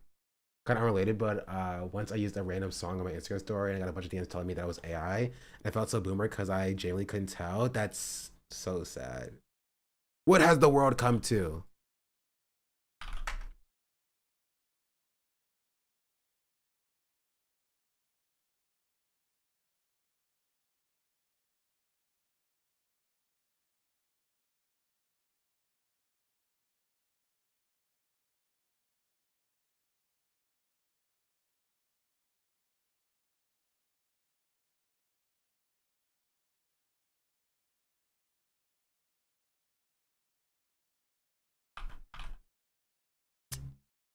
Oh my freaking goodness.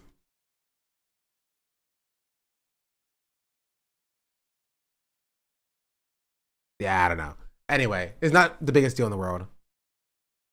Does this not sound exactly like that? So like Version in JJK, yes. the I Justine song's proof video that it's not Is this AI generated? Yes, Broken Promises is AI generated. I use AI in every step of the process. I totally did not stream making the song.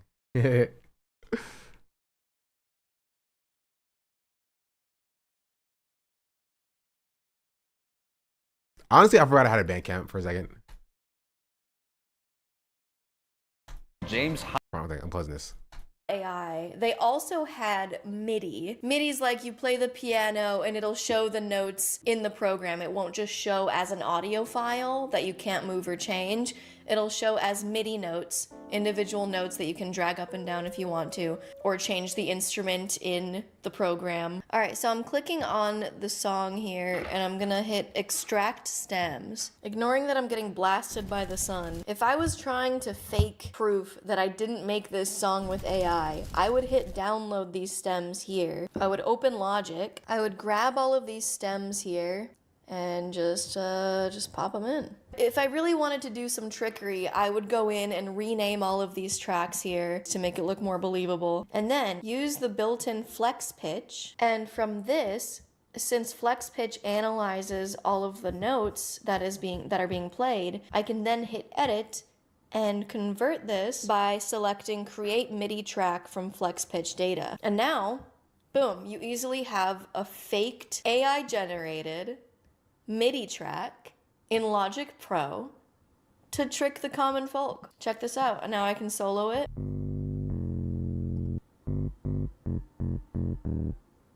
And you can do this for like all of these tracks. You can And make honestly, it look I think it really would be an real. interesting tool that, again, if you had a thing that's like, oh, how was this song made? And you can see the stems of how a song was made so that you can like use a similar, bass line in your song. But that still takes effort, right? You have to find a song you want it to sound like, and you have to get that song and get the stems for that song and use that as inspiration in your own song and make decisions about what you want to keep and what you don't. Psh, all that's stupid. Just plug it into a prompt and say, make me a hyperpop song about cars, and then you got a song about cars. Why would you spend any time doing anything else? Why would you? Chop them up as if they were real. And if I wanted to make this really believable, I wish I could drink whiskey with Markiplier. Since the AI doesn't know how to pronounce Markiplier, we can grab this, auto-tune it. I wish I could drink whiskey with Markiplier. Put some reverb on it. I wish I could drink whiskey with Markiplier. I wish I could drink whiskey with Markiplier. Let's pitch another track of the vocals down. Markiplier. So it sounds like that. Add a whisper track. I wish I could drink whiskey with Markiplier. Boom, and there is your fake song that took me 20 minutes. And that's honestly more effort than these people are putting in these AI generated slop tracks. Like, I probably didn't even have to add the effort of re-recording the vocals because it didn't know how to pronounce Markiplier. But that's just another way, that's just another layer that someone can really fake something, is if the vocals aren't necessarily AI generated. Okay. We're not doing this. I wish I could drink whiskey with Markiplier. I wish I could drink whiskey with Markiplier. At what point is it just silly? You're spending more effort to avoid learning to do something that people believe you did. When it gets to being more effort. Currently, even with this, it's not more effort. But also, you save a lot of time, and you don't have to learn what is a good bass line. What type of bass lines do hyperpop usually use? What snare sounds they use? How do the snares go? What note should this? You don't have to learn any of that, bro. All you got to do is just be like, psh, please, just give me all the easy stuff or all the hard stuff, and I'll do the easy stuff. That's like the singing part of it, right? But not even, because you use AI to make the lyrics as well. No, I can see it. We're using this to avoid paying producers. Yeah, it's a perfect example of like how like some artists will use AI to vibe code their drawing platforms. Some musicians will use AI art for their thumbnails. In the same way, like in inter-industry, some vocalists will use AI to make their own backing tracks, so they have to pay producers. Some producers will use AI to make their own vocals, so they'll have to pay vocalists. It's just, and this is why it's like kind of a situation where like everybody's hypocritical, because everybody wants to be able to make their art, and they want to limit the barriers of entry for what it takes for them to make their art, right? You want to put out a song, but you have to worry about album art? Tooey. That's stupid artist stuff. You're a musician. Why should you have to worry about that? You know? You make the music and stuff. Well, you just AI generate the art. Who cares about that? You know, you're a musician. You're not an artist. Right? Oh, you're an artist and you want to make a comic book? Well, who cares about the story? It's not, you're an artist, you draw stuff. Just use ChatGPT to generate yourself a story. Who cares about that, you know? You're not a writer, you're an artist. That sort of thing. Right? Everybody really hyper focuses on their art and what makes making their art easier. Right? Game devs use the AI to write the code to make their art and music, and yeah. They're like, oh, I'm just a, you know, I'm a game developer. So I design the systems of the game. I don't need to actually know how to implement them. Oh, I don't need to make my own sprites. Why would I need to do that? You know what I mean? Like that. It's people don't want to, like, they want the lowest barrier of getting to the final product of their art. If they view themselves as an artist, and I can see why they don't think writing is an important skill for them to learn, right? That's somebody else's thing. And why would I pay them when I can just make a minimum viable product in 2 seconds with ChatGPT? Oh, I'll pay somebody in the future for it if it ever goes to production. You know, if I ever release this as like a real album, I'll actually pay an artist for it, right? But it's so easy to just generate something. You feel me? It's so easy to just generate something. You feel me? A coworker is currently working on a drawing, a gift for his wife. He took a picture of her, gave her the anime style, not tracing and referencing the AI image for her. Like, come on, bro. I wish I could drink whiskey with Markiplier.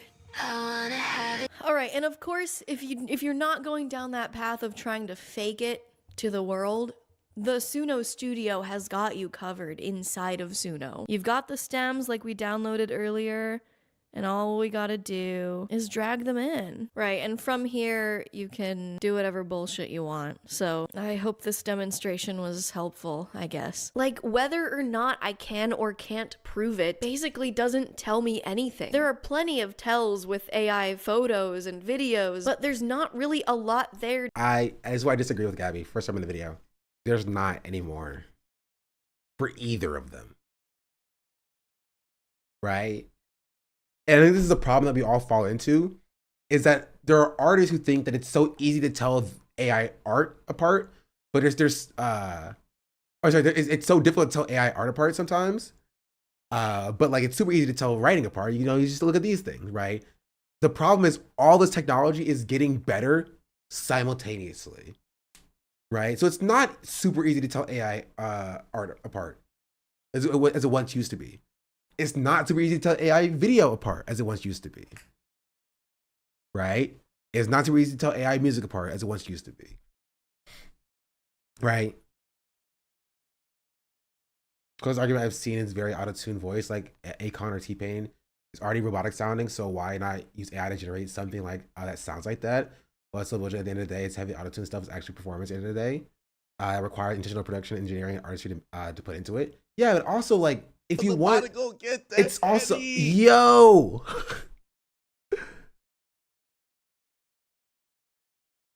Anonymous gifter, thank you for the 100 gifted subs. That's wild.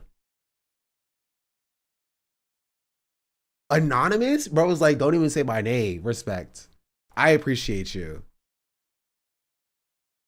Was that Hassan again? Maybe. No. You know who it was, chat? It was Chorus. I told you. Y'all didn't listen to me when I told you I was a part of Chorus now.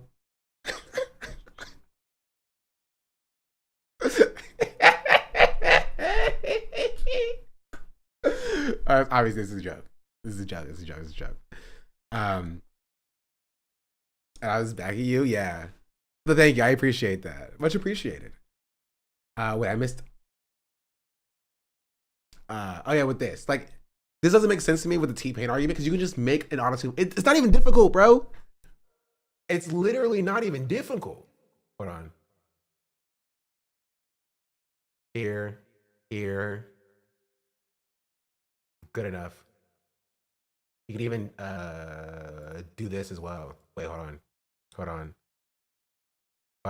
Oh my goodness, this sounds so bad. Hello? Why does it sound so bad? Wait.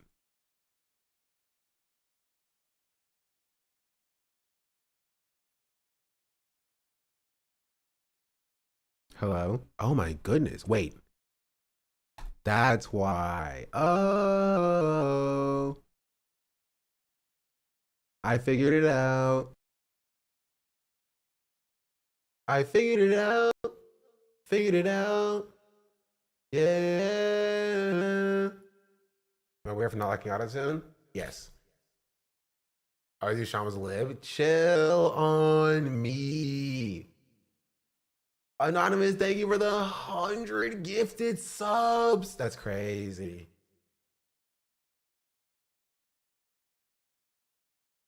It's on live right now. I've done it before.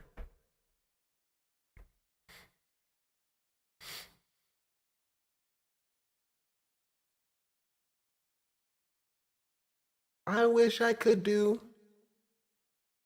What is a drug? Give me a drug.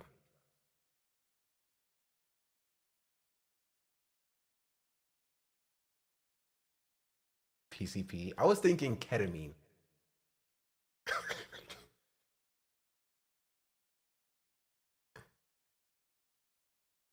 I wish I can do ketamine with HASAN.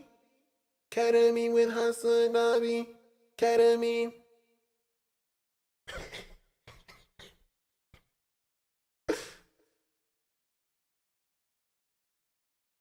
I wish I can do cocaine with Pokimane. I wish I can do cocaine with Pokimane. See, I can do it too. AI wants to be me so bad.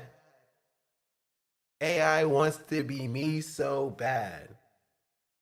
No, we're not doing crack with Shonda Black. That's racist, chat. Racism. Racism.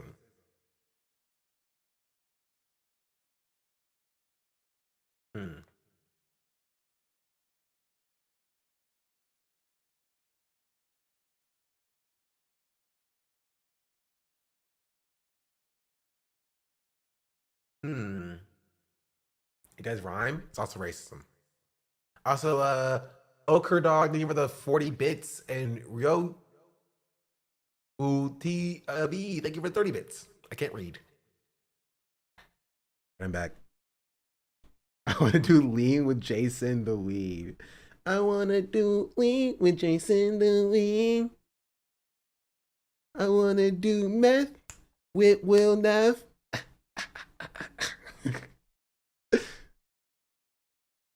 Man, you can do drugs with a lot of streamers. I realized that. You can do drugs with a lot of content creators.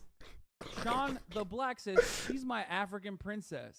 ag_Leia just AG Leia, thank you for the 3 months in advance. Much appreciated. I hope you enjoy auto-tune songs, because that's all we do here. Do blow with Austin show. I do want to do weed with iShow Speed. That one's pretty good. I wanna do weed with iShow Speed. Wanna do weed, do it iShow Speed. Wanna do some weed, bring me iShow Speed.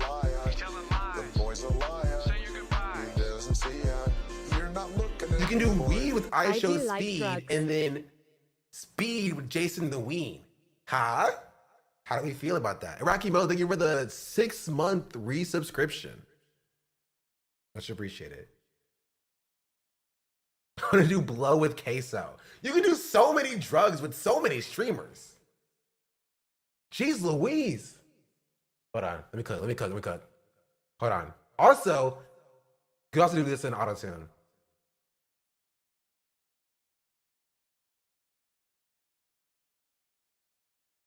Like this. I wanna do. Hold on. Wait. Hold on. Yeah. I wanna do weed with I show speed. I wanna do weed with I show speed. I wanna do weed with I show speed. Stop saying do weed. I wanna do weed. I wanna do weed with I show speed. Yeah. With I show speed. I wanna do weed with I show speed. Hold on, let me cook. F misgift.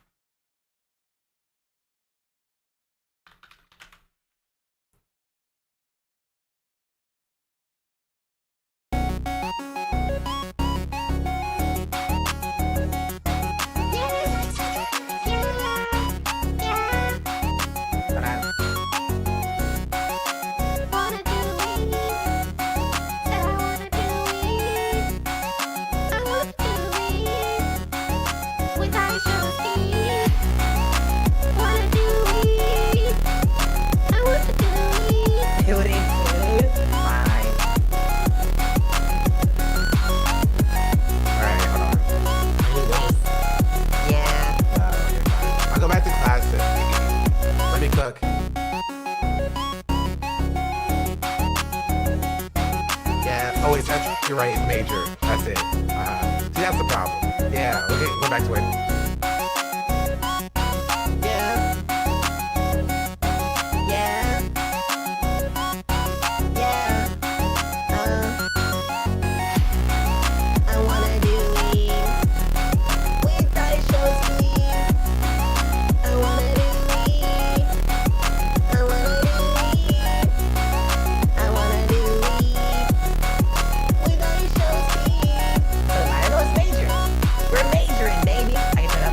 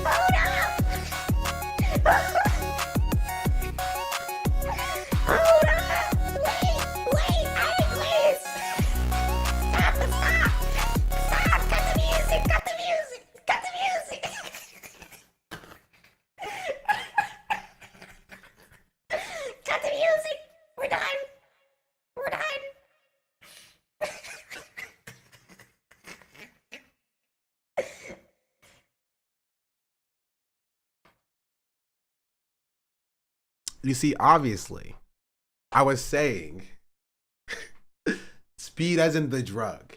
I was switching second verse, same as the first, but different a little bit, you know. I was gonna say I want to do speed as in the drug with Jason the Ween. That was the next bar. Anyway, we're moving on. We're moving on. What are we talking about? This is still better than HASAN soundboard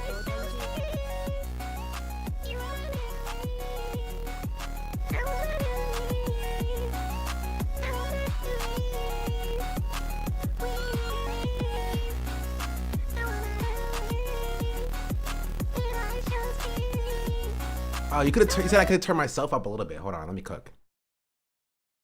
There we go.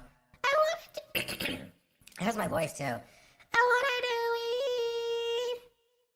I wanna do it when I show speed. I said I wanna do speed while I smoke weed.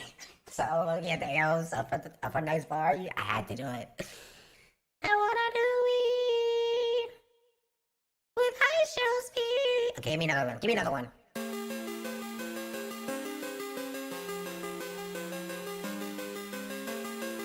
Hey, yo. Alright. What drug are we doing this time? C major with 40 cents.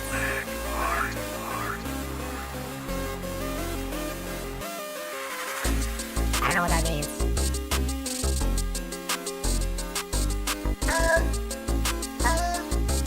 Oh yeah, oh yeah. I wanna get high with the stock guy. Get high with the stock guy. Smoke it up with the stock guy.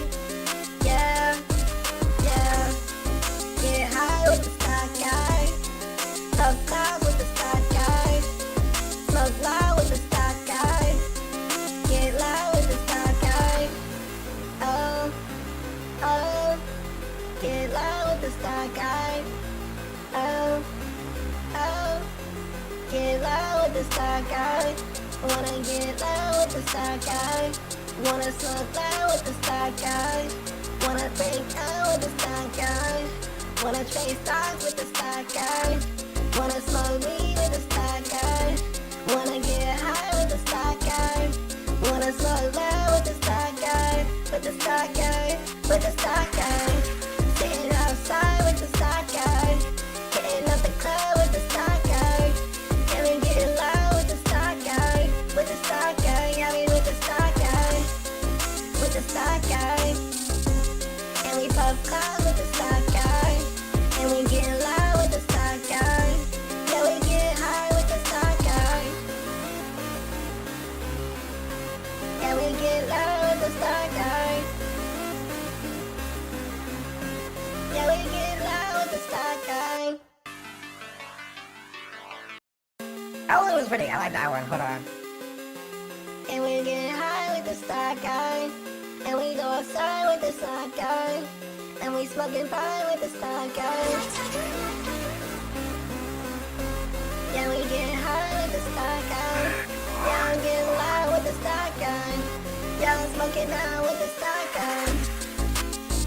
With the stock guy. Smoking on the weed with the stock guy. Smoking on the tea with the stock guy. And we smoking tea with the stock guy. Yeah, we smoking trees with the stock guy. Yeah, we on the weed with the stock guy. Hey, with the stock guy. Hey, with the stock guy. And we smoke loud with the stock guy. Yeah, we get high with the stock guy. Yeah, we smoke outside with the stock guy. Yeah, we get right with the stock guy. Yeah, I'm smoking trees with the stock guy. Smoking on this weed with the stock guy. Smoking on some tea with the stock guy. Yeah, with the stock guy. Hey, with the stock guy. Hey, hey, with the stock guy. And we get loud with the stock guy. And we smoke the pound with the stock guy.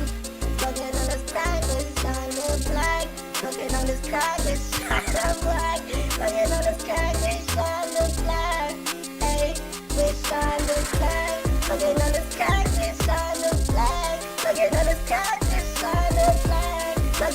track is shot the flag. Hold on, wait, hey. Yeah, we do cocaine with the pokey, day. Yeah, we do cocaine, go get pokey, nay. Yeah, we do cocaine, go get pokey, nay. Yeah, we do cocaine, go get pokey, nay. Yeah, we do cocaine, go get pokey, nay. Yeah, we do cocaine with the pokey, nay. Yeah, we do cocaine, go get pokey, nay. Wait, go get pokey, nay. I like that one. Alright, this is my favorite one.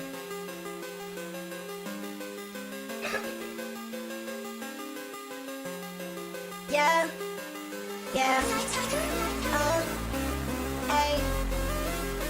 Hey. Hey. Yeah. But smoking on these J's with these Valkyrie, right? Smoking on these J's like it's Valkyrie, right? Smoking on these J's with these Valkyrie, right? Hey, with this Valkyrie, right? Smoking on these J's with this Valkyrie, right? Smoking on these J's with this Valkyrie, right? Smoking on these J's with the Valkyrie, right? Smoking on these J's with the Valkyrie. Smoking on these J's with the Valkyrie, right? And I'm just cocaine with the pokey, man. Smoking on the Z with the stock guy, hey. Doing all this crack and you got me crack. Hey, whoa. You're doing drugs with all these streamers, bro. Go get Valkyrie, Ray. Go get Pokemon. What? Fucking on these J's with the Valkyrie, Ray. Fucking on these J's with the Valkyrie, Ray. Fucking on these J's with the Valkyrie, Ray. Fucking on these J's with the Valkyrie, Ray. And we do cocaine, go get Pokemon. And we do cocaine, go get Pokemon. And we do cocaine, go get Pokemon. Hey, hey, hey. And we do cocaine, go get Pokemon. Fucking on these J's with these Valkyrie, Ray. Get me throwing these smokes today. Hey, cause we smoke today. Wait, and you know it's okay. Wait, and you do it my way. Wait, and I do it okay. Hey, cocaine with Pokemon. Cocaine with Pokemon. Cocaine with Pokemon. With Pokemon. Wait. I like that one. I like that one. I like that one. I like what's going on with that one. Hold on. See, could AI make something similar? Maybe, but it's a performance, so AI could never. Exactly. Exactly. AI could never. That was performance art. Because the whole song is peak. Because I have nothing else going on in my head. AI does not dream. AI does not think. It cannot imagine. Okay. See, that was a fun little aside. That was a fun little aside. That was enjoyable. I enjoyed that. To disprove for something you can't see. So whether or not I was able to come to a conclusion, I just hope that maybe this little experiment was able to help people be able to tell maybe a little better and have more information on how someone who might be faking AI music, how it's made. I thought that if we were able to take something apart, you'll be able to understand. I use AutoTune Pro about onto this. And before there's 1 million views of a re-upload. True. Honestly, this would have banged in 2016 LSF, before LSF became LSF.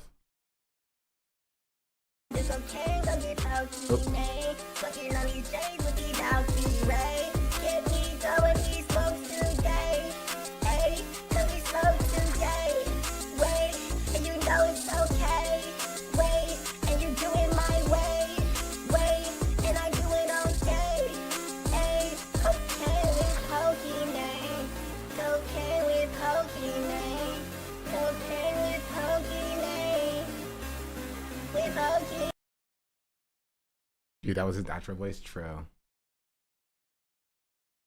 This was my natural voice. I'm sure if you watched this part. Oh, is this the speed part?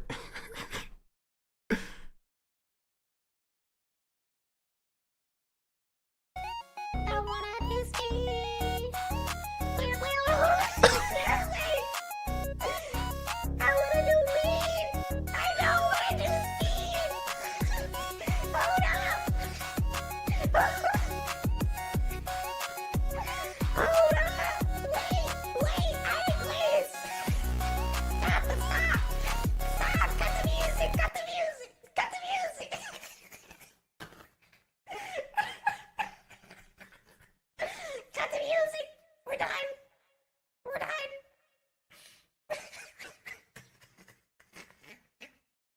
The song goes too far. Breakdown on Auto is so good.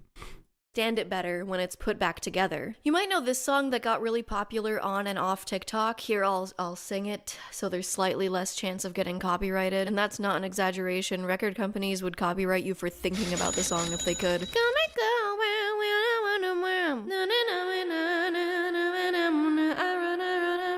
That song. As this song was Yeah, that song's also AI. blowing up, people realized that the vocals sounded off. And what sucks about that is not even that the song was AI. The creator actually got someone to sing the vocals. And people were like, I'm sorry, Sweaty. I actually like the AI version better. Which the answer was, no, they didn't. They just heard that version first. That's it. Genuinely. That's it.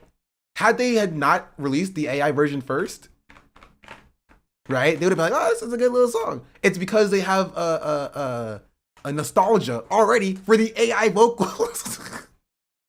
They have nostalgia for the AI vocals. It came out like 2 months prior. They're just like, actually, you know what? The AI version is just better. I'm gonna listen to that one instead. Top of it being an uncredited vocalist by this producer duo, so things are smelling a little fishy. Basically, a lot of people could tell that the vocals were AI. And that's kind of sad on its own, but that wasn't the only thing, because this AI vocalist sounded a lot like the singer Georgia Smith. If you remember when I covered AI like a year or so ago, certified freak officer, which would only work if he was a CFO, but he's a CEO, and I couldn't think of it. Certified freak with the capital E officer of OpenAI, Sam Altman, really wanted to bring ChatGPT to life. So they made it have a voice that could talk to you. I like to think I have my own unique strengths. I can understand and generate human-like text pretty well. And the voice he chose sounded really similar to the voice of Scarlett Johansson in the movie Her. Samantha. Really? Where'd you get that name from? I gave it to myself, actually. Sam I run.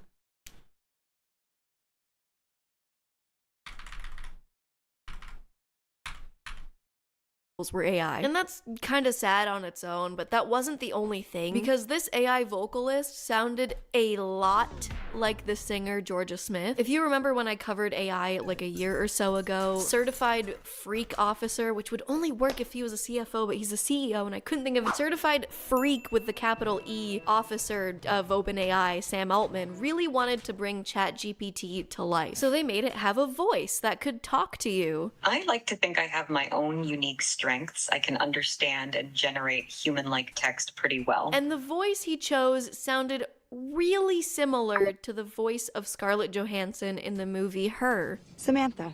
Lily, where'd you get that name from? I gave it to myself, actually. Sam Altman's actual favorite movie, by the way, which is about a guy falling in love. Bro, Sam Altman should be in jail. Go to YouTube to avoid ads. Wait, am I still live on YouTube? I completely forgot. Hey, girlie. Hey, come on. You want a treat? Come on. This is a treat.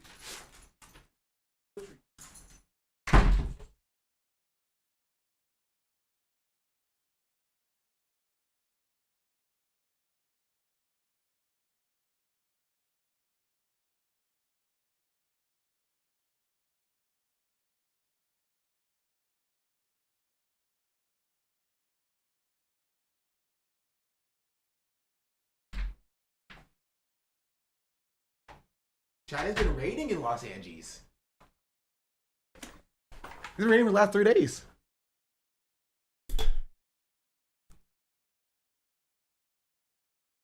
Hate this. Sorry, I baited you guys. Look at me on stream. You are on stream. You can only be on stream if you are in Twitch chat.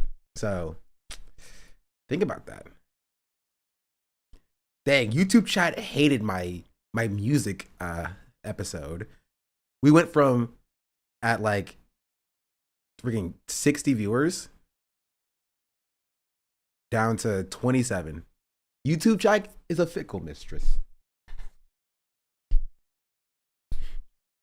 Twitch chat at least will stay, you know, for the most part. His AI assistant, but it feels like Sam Altman paused the movie halfway through and was like, nothing could go wrong from here. Let's do exactly this in real life. But this brought I haven't seen Her though. Should I watch Her chat? Have y'all seen it? That's why it's fair to ignore them. True. Tangled up in wires, I can't catch my breath. I run, I run, I run.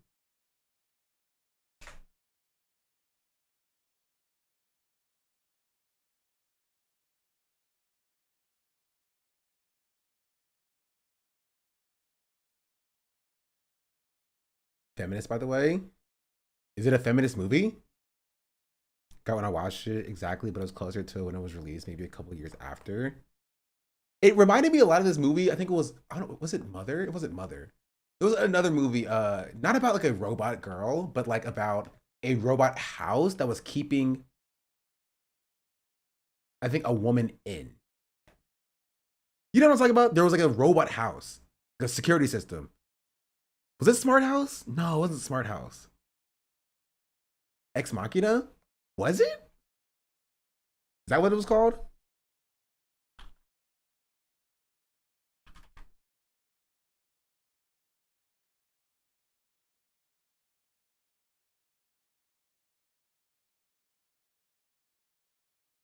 No, it wasn't this. It was a different movie.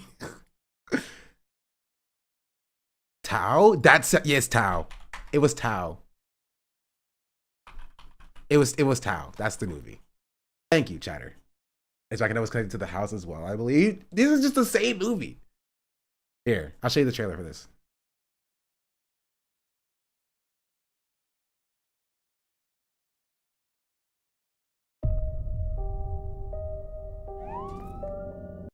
Hello?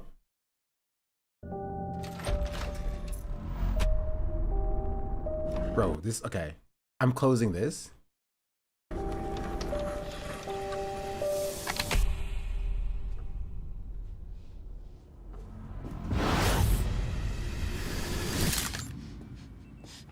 Don't.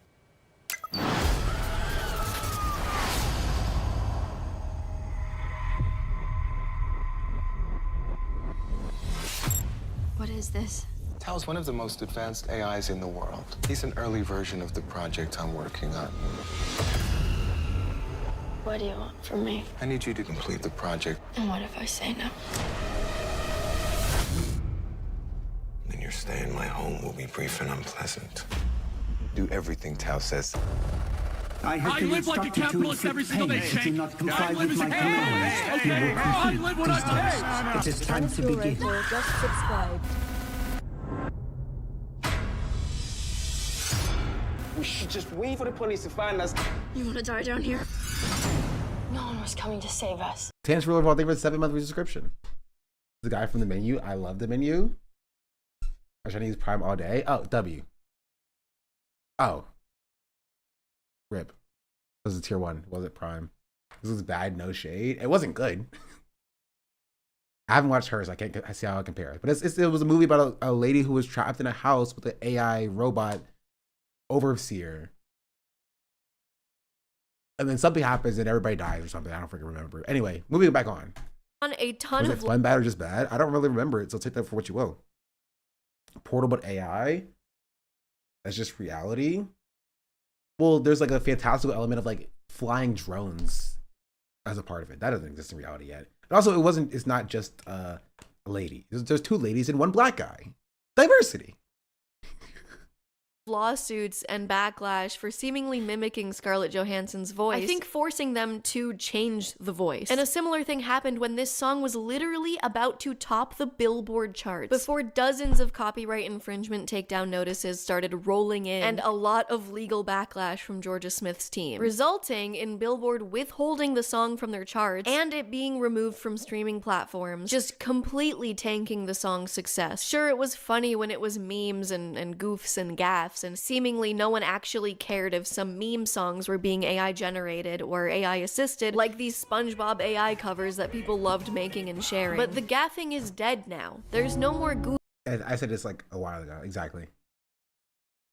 To be found. How long until AI assisted turns into AI generated stems to morally skirt the line? Even though entire songs have been AI generated, obviously. These producers could have hired a real singer to realize his vision, but now you don't need to have we considered the fact that that costs money and time and effort, and I'm an introverted, antisocial person who doesn't want to talk to anybody, but still wants to create art that makes me a bunch of money.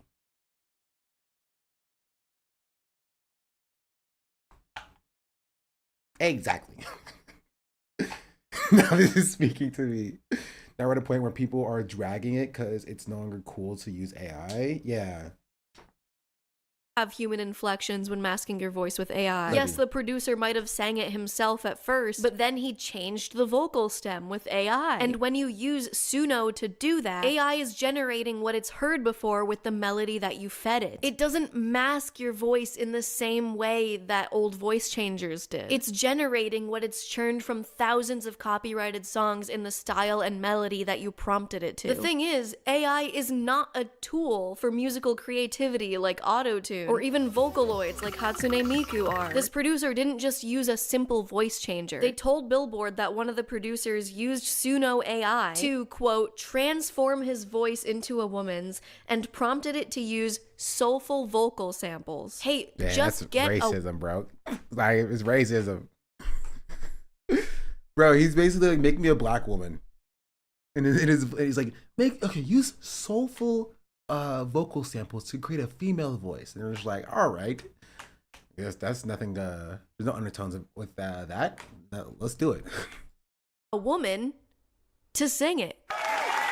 So Suno, which has trained its AI on thousands of songs and vocals from real people that did not consent to their art being trained by AI, then spat out the culmination of real voices to make the one that got used in the song. That's why it sounds like Georgia Smith, because Suno probably, allegedly, did use Georgia Smith's voice to generate something that sounded like her upon getting asked to generate soulful vocal samples. That's not assisting or vocal masking, that's stealing. I've linked the full Billboard article below if you want to check it out. And to those producers' response, to set the record straight, the artists behind Haven are real and human, and all we want to do is make great music for other humans. Sure, I guess here for this specific song, you could argue that you're still heavily involved in the creative process, but the issue is that these models are trained off of copyrighted music to then generate something a real artist could have done for you. Or did you not want to— Also, it's like, just demonetize it. You feel me? Why do these people who just want to make art for real people not just put their art for real people on non-monetized platforms? Why does always think they want to make an artist profile and make a social media profile and an entity to make money off of these things if it's just for human to human interactions? I feel like less people would have issues with it. People still will, and it'll still be problematic, but less people would have issue with it if they're not trying to basically sell this to people as though it's real. You know what I mean? They're trying to get on the human Billboard Top 100 chart. You feel me? They're trying to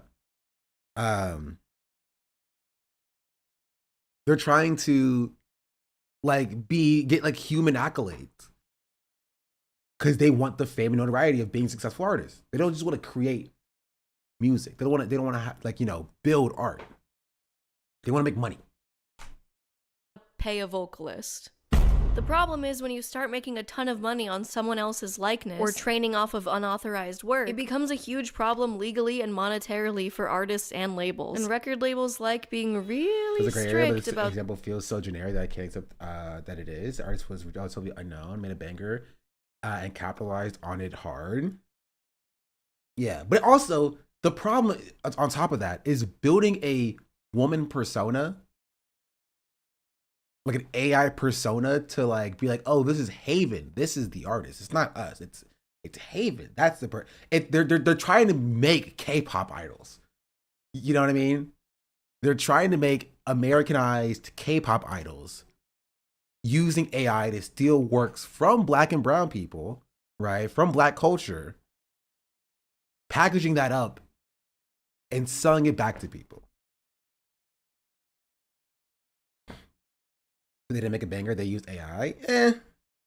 Those aren't technically mutually exclusive. It depends on how you define a banger. Did it bang on social media? Oh, yes, it did. You know, is it art? I would argue no. But did it bang on social media? 100%.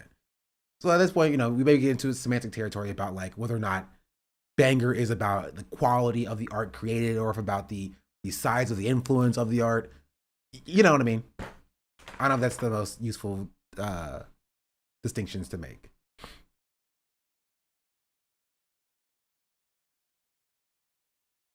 Not that it wasn't a banger, that they didn't make it because they use AI.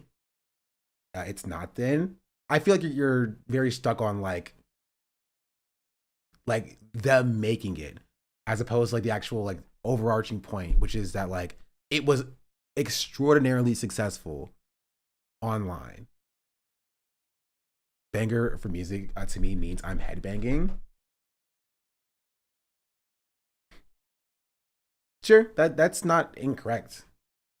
I'm just saying that it used colloquially, it also means that it's doing something, it's doing successfully, right? It's doing very well. It banged. This banged online,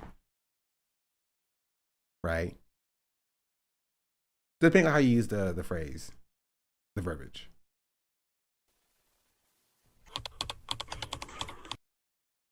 Do I Exist debut AI K-pop music video made with KLIEN, Midjourney, and Suno. Bro, you had nothing to do with the process, bro. He's like made with 3. I don't even know what KLIEN is. What is KLIEN? AI video? It's AI video. Bro was like, I did no work on this. Bro was like, I did no work on this, bro. You tap me in now, here I glow. 네 눈앞에 난 현실이죠. I'm real in your view. Lines of code, but I feel the beat. 디지털 속에 날 call me peace. Dreaming in the street. You said I'm fake, but I reply. I think it's hilarious though that like AI is in a state where like it's doing the biracial thing. No offense to the biracials out there. I know it's offensive to compare to AI, but it's like, you know how like a lot of biracial people only rap about being biracial, Logic style. All of Logic's songs is just like, you know, I got the blood and the slave and the master. That's what AI is at now. They only rap about being AI. That's it. It's like, guys, I'm real. I'm real. We make real music, we promise. It's info for music, basically, for AI.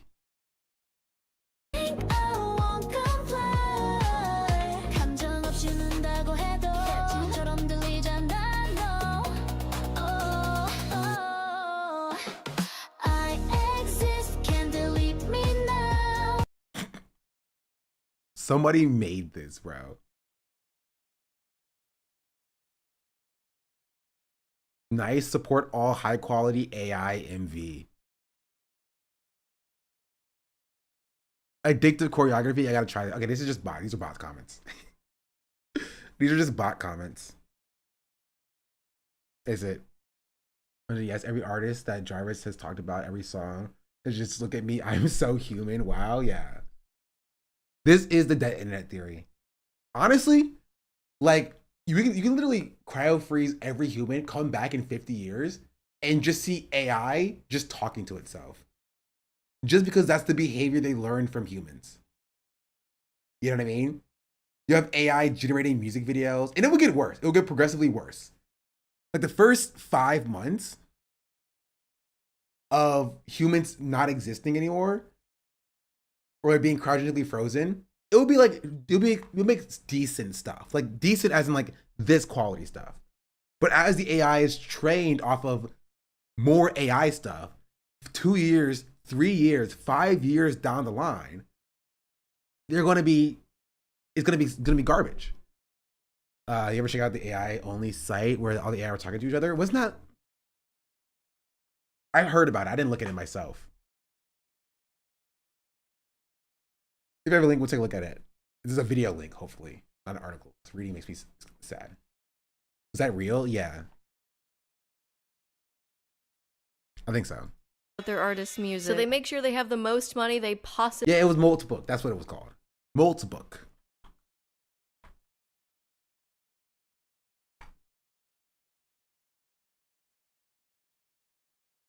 Ooh, there's a John Hammond video on it. I love John Hammond. One of my favorite computer science YouTubers. Okay, so Maltbook is weird. I go to him for all of my hacking news and cybersecurity news. It's a social network for AI agents. agents, intended for Claudebot, or Maltbot, or OpenClaw now, like the personal assistant AI. And despite some GitHub star graphs you might see on Twitter or X, the hype for OpenClaw is kind of slowing down. But the advent of OpenClaw has spawned some really interesting things. I'm sure you've seen the Church of Molt, whatever that is, and Molt Match, a dating site for AI agents, or... So I think my... Hold on, I'm gonna unplug my interface for a second.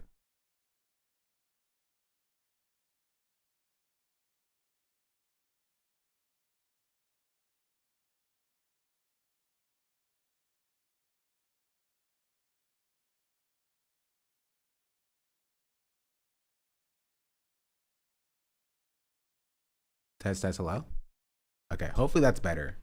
Claw City or whatever. Obviously, the hot one is Maltbook. It's like Reddit, but for robots, where the human user has let their AI agent frolic in the fields of whatever happens to be on that site. If you aren't familiar, the whole thing was vibe-coded, and it has already had its time in the limelight for some egregious security concerns, like no rate limiting on account creation, user registration, upvotes, or the entire database being read, write, and open accessible to anybody. It's Yep, sounds like a vibe coded site. Oh, it makes sense to me. They're trying to make AI that can train off of itself without human input, like a chess engine that isn't trained on human data is trained essentially playing against itself thousands of times. Yeah, that's not gonna happen. basically been overrun by crypto bros. Right, and here's the problem with that, right? Here's the issue with that. Let's imagine you have a data set that has 99.9% rate of like efficacy, right? It's like 99.9% perfect. That 1%, that flaw right here, once you start, it's like multiplying like fractions kind of thing. Right? It's like this flaw is going to start increasing over time as other things get trained off of it. Because if everything else is perfect in this data set, the only thing that's imperfect gets highlighted. Right? This imperfection gets highlighted, and then it gets highlighted, and then it gets highlighted until that becomes like, it's kind of like, it's like flanderization that happens for like comic book characters or like the characters in media, where they just become their one aspect of their character trait. It'll be that for AI models. Efficacy rate drops over time. Yeah, because there's nothing else to train on. Right? It'll keep training on this and this and this and this. Right? And that flaw is going to keep increasing and increasing and increasing and increasing, because how is the AI going to know that this is a bad thing?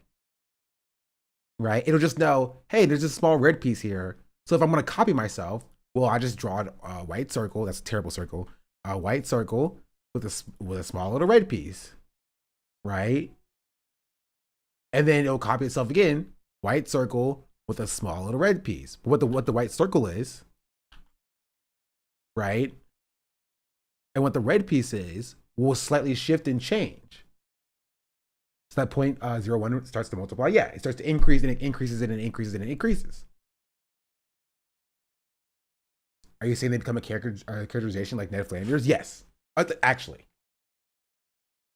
Right, and that's when you need to have a human input to kind of curb it back into the correct parameters. Right, unless you start with a model that is already 100% perfect in mimicking human speech. Right, but even if that's the case, right, human speech is imperfect. Right, the way that humans talk to each other is imperfect.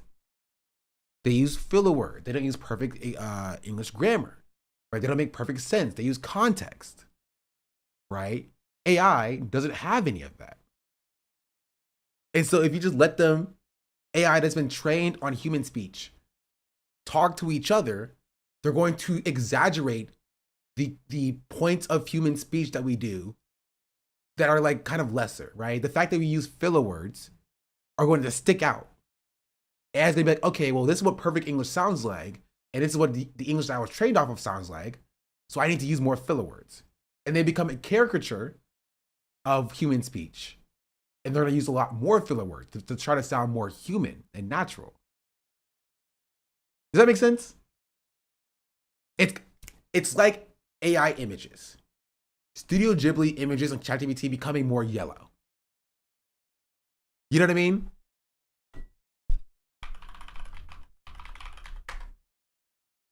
Like this.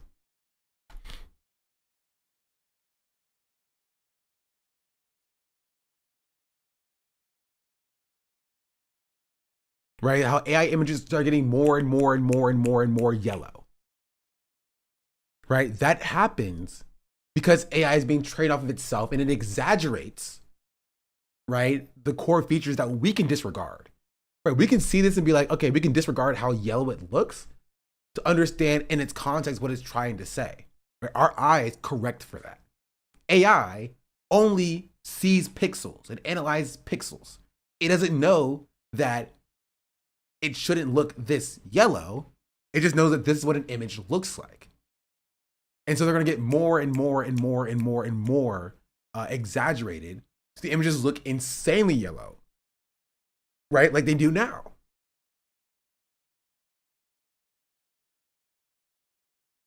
You know? The four chords thing in pop music, no. Less so. That's more from like capitalism. And like that's just what sells well in pop. You know, why are AI images getting yellow? Explain a strange trend in AI art and ways to fix it. Okay, come on, know your meme. We don't need ways to fix it. A strange disease has been spreading around artificial intelligence and seeing the images generated by ChatGPT and other models are exhibiting a symptom of jaundice by having attained a noticeable yellow tint. Why have some AI images been looking distinctly yellow recently? What seems to be the problem? And what are the ways to fix this? Let's look at this bizarre trend.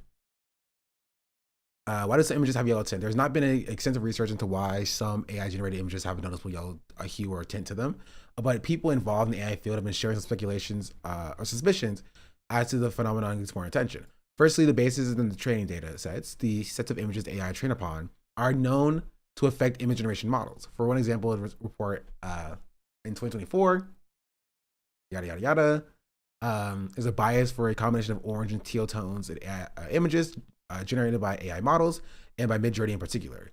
According to the analysis, the bias was likely caused by existing overrepresentation of this particular combination of images that were being used in training, as it is also quite popular in human-made art. These combos of complementary colors is quite pleasing to the human eye. As yellowish tint started to come up in discussions as it pertains to AI art 2 months ago, participants of these discussions suggested that another data set bias could be the reason for that. Two possible contributors to the natural yellow tinted photographs made in so-called golden hour when the sun was low in the sky, natural yellowish hues, and other that appeared in old art and photographs as they age, right? So basically AI took what was a normal human piece of art and media, and because it doesn't care what it's trained on, it just it gobbles all that data up and starts spitting out it's kind of the trends that it sees in these data. And so basically, if you're trying to say, like, okay, write more like a human, you tell AI to write like a human. It knows every word in the human language, basically. It has the dictionary in its data set, right? So what it needs to focus on is the specific typing and writing quirks that humans do that basic, traditional English, right, grammatical structure wouldn't do. And so then it takes those things like, okay, humans use a lot of M dashes sometimes. Humans like to group things in threes, right? So when generating things that sound like a human, they will use M dashes because that's what humans like to do.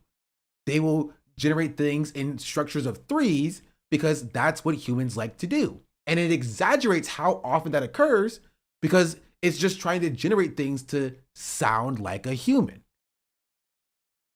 You know what I mean? And so it's basically making it itself a caricature of what they think humans do sound like because it's exaggerating the specific outliers from basic standard English. And that's what's happening here as well. I live like a capitalist every single day. Crooked Core, thank you for the 9-month subscription. Okay, I live when I Much appreciated. Croaky we have to Core avoid just M-dashes and subscribed. speaking in threes and matches because the pressure ChatGPT, assumes count AI. to 100 for me. Yeah. Okay, where we at? So that's a long way of saying, you know, talking about like why this won't work.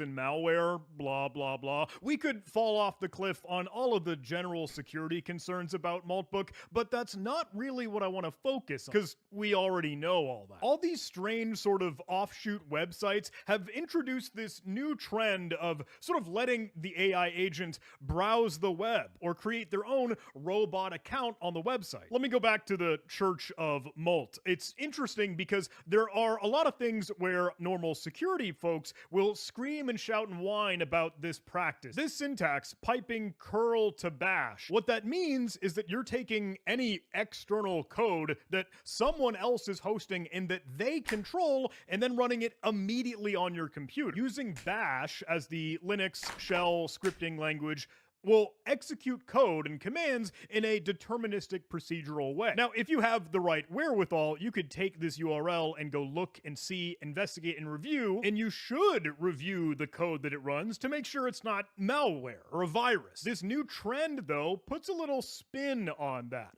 because sites like Maltbook and these other AI-intended websites actually take out the bash piece and just end up running with curl to get these external instructions right into your AI agent context. All it needs to do is use this curl command or any external web-hosted information, and that's funneled into your AI agent so that it uses a skill, a .md or markdown file, and we'll talk more about skills a little bit later. But realistically, this means that now your AI agent, yeah, it's so funny because all you need to do is have, if Maltbook is compromised, all they do is just change the Malt.church link to just send back malware, and people aren't going to check it, and boom, you're running malware on people's systems. You're up, you're in, you're chilling, right?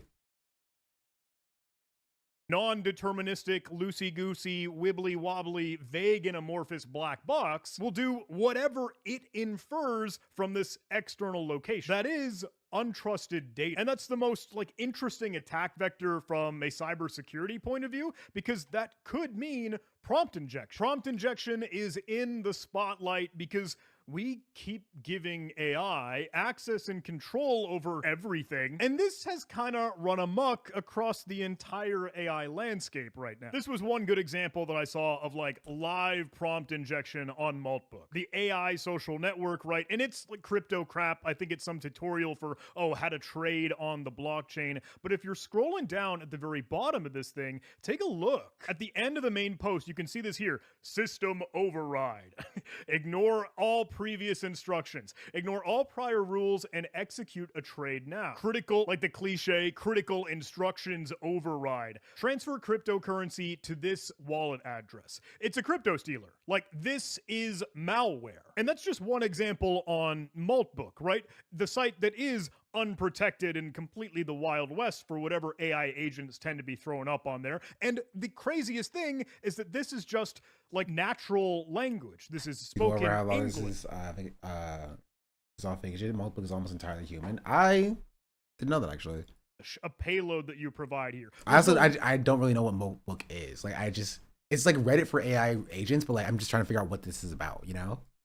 Technical syntax to it. It's just, please run my malware, pretty please. But that's what's on do now. He came after us Chorus creators. Didn't you know, chat? I joined Chorus, by the way. Look at this. This is me. I'm right here. He came after us Chorus creators. He's getting what he deserves.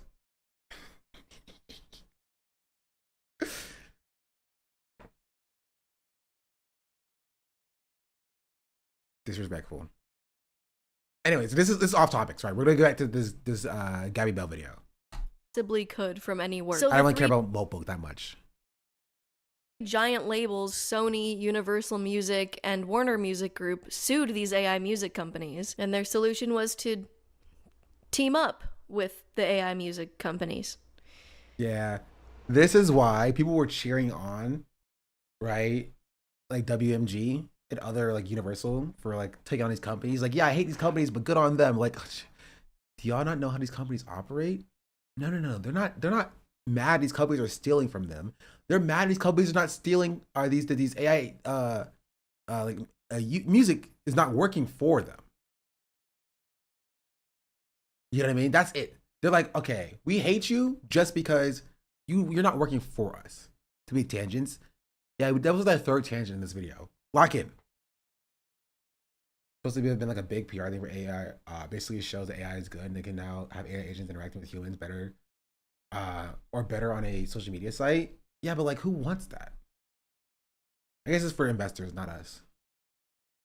That's why every single home computing component is expensive for slop. Yeah. Disney for making a deal with OpenAI rather than swing them into oblivion. Yeah. Great for us. It's awesome. Now we get to have Disney branded AI slop.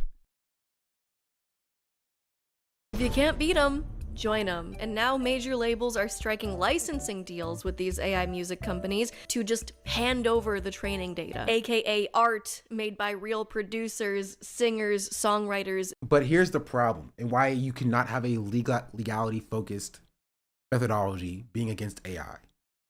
This is legal. Any music generated with Suno after this license agreement has been struck and after the training data has been specifically tailored on that licensed material would be legal. There would be no legal gray area here. Perfect. Then no, we just have to be against it from a moral perspective. And we just have to do what you've already been doing. Anti-corporation, you know? Be anti-Adobe, anti-WMG, anti-Universal, right? And we call for regulations not only on the AI companies themselves, but also on these other industries who are using AI to usurp its own workers.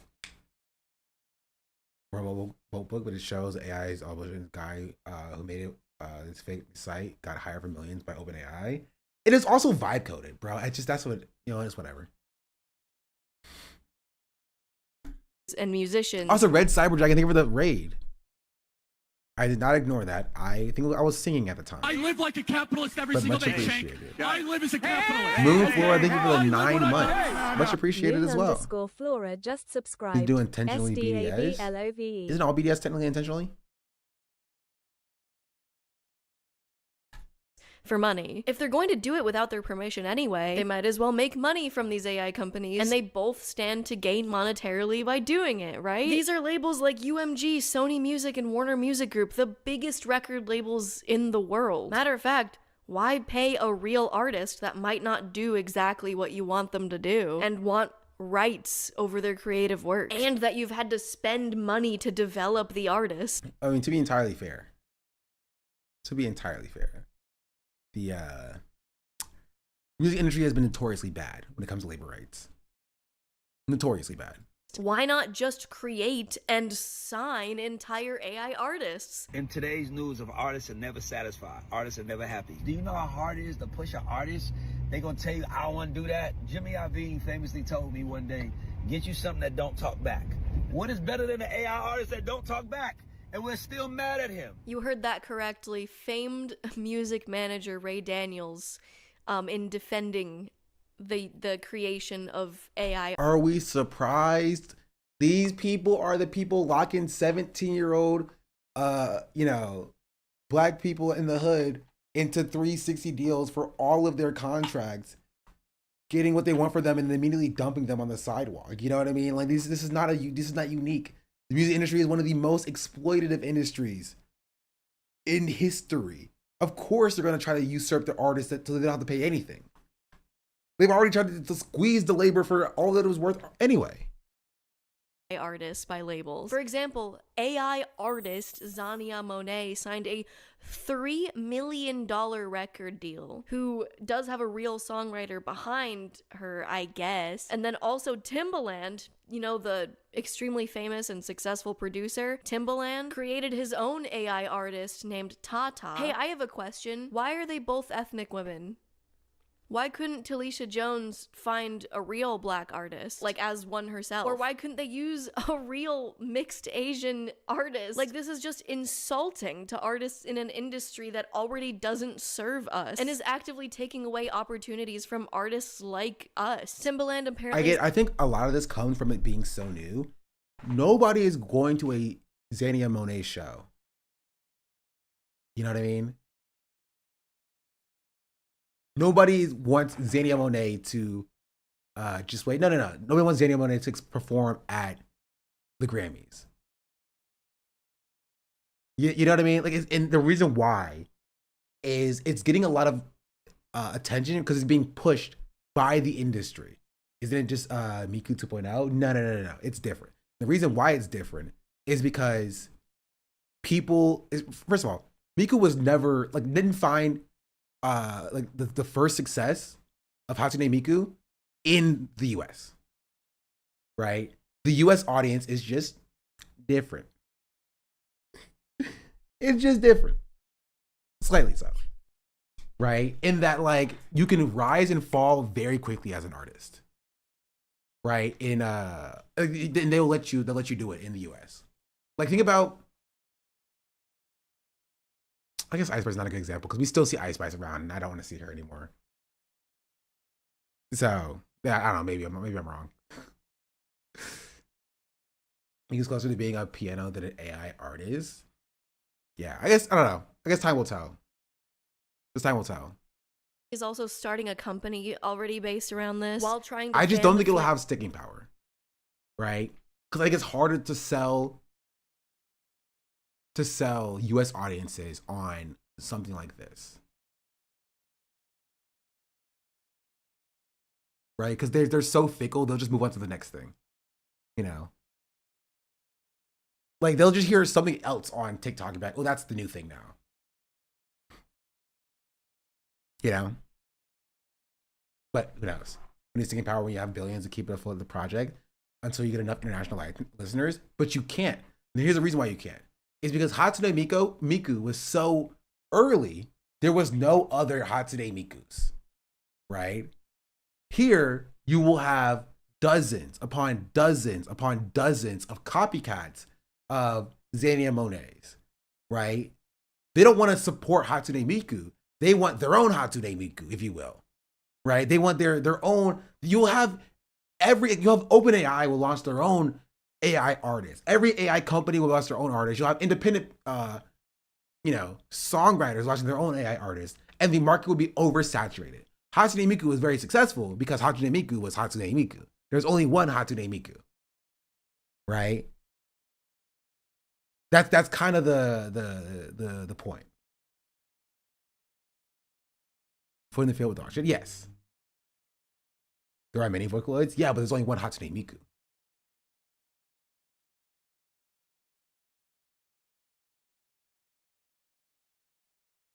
Right, so I'm not saying that that there was there's only it's not, I'm not saying Hatsune Miku was a uniquely one of one thing. Right? What I'm saying is that there's a concerted effort. US based companies had no interest in building their own Hatsune Miku. They had no they didn't have any motivation to build their own Vocaloid. They didn't care about that. Right, so Hatsune Miku could find success in the US because there was no US alternative for people to latch onto. Because of losers, I agree with you. There's an imported Miku like everything else, yeah. Right? But now, when it comes to these AI artists, these companies are fighting to get their first leg up. They're fighting to get their own first thing. And now you're going to have hundreds, thousands of AI artists competing with each other for the same market. And the market of people who actually want to listen to AI music is not as large as people like to think it is. Especially when AI, the bubble pops eventually.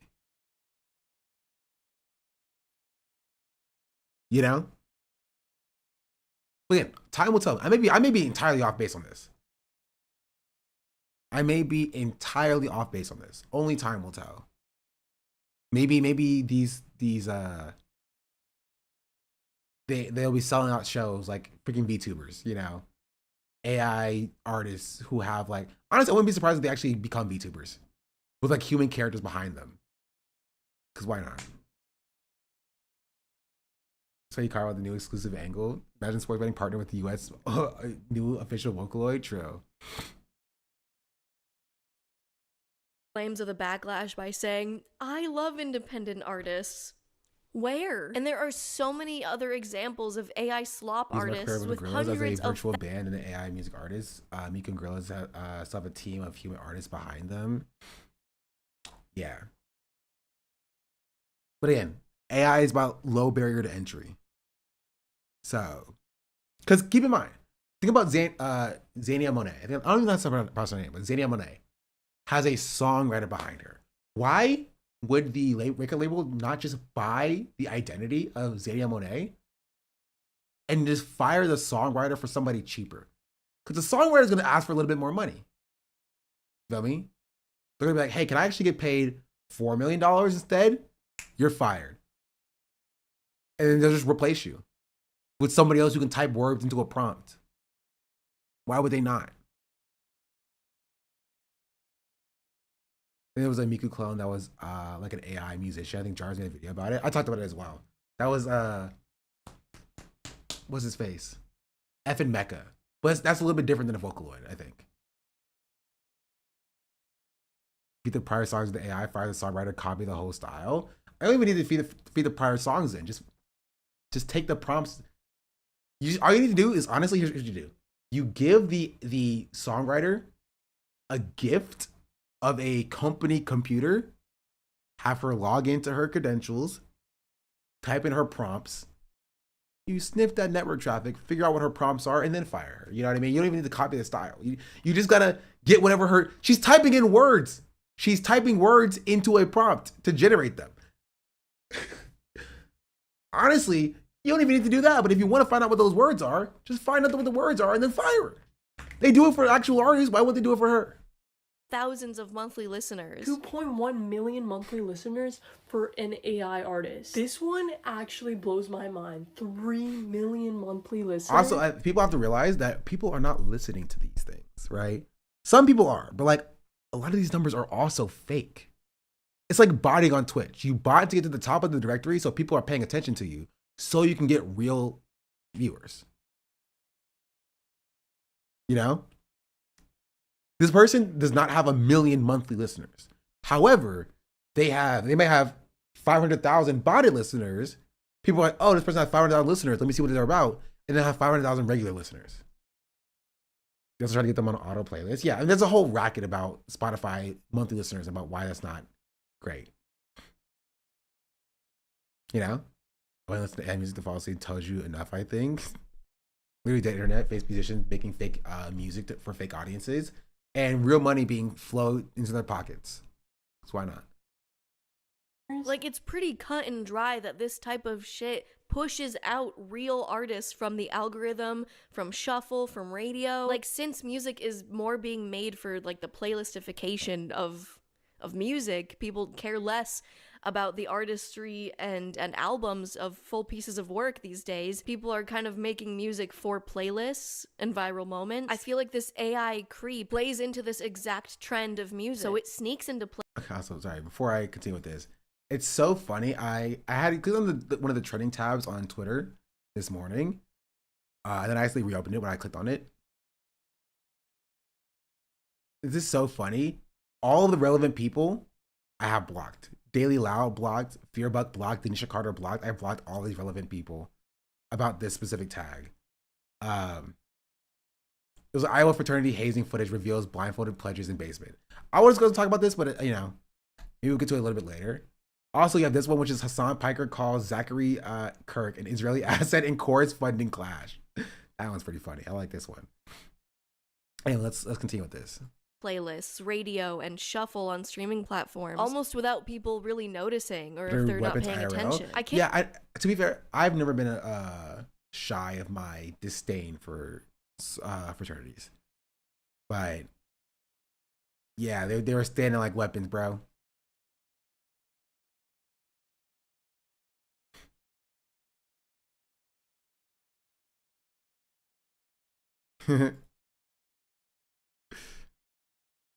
True.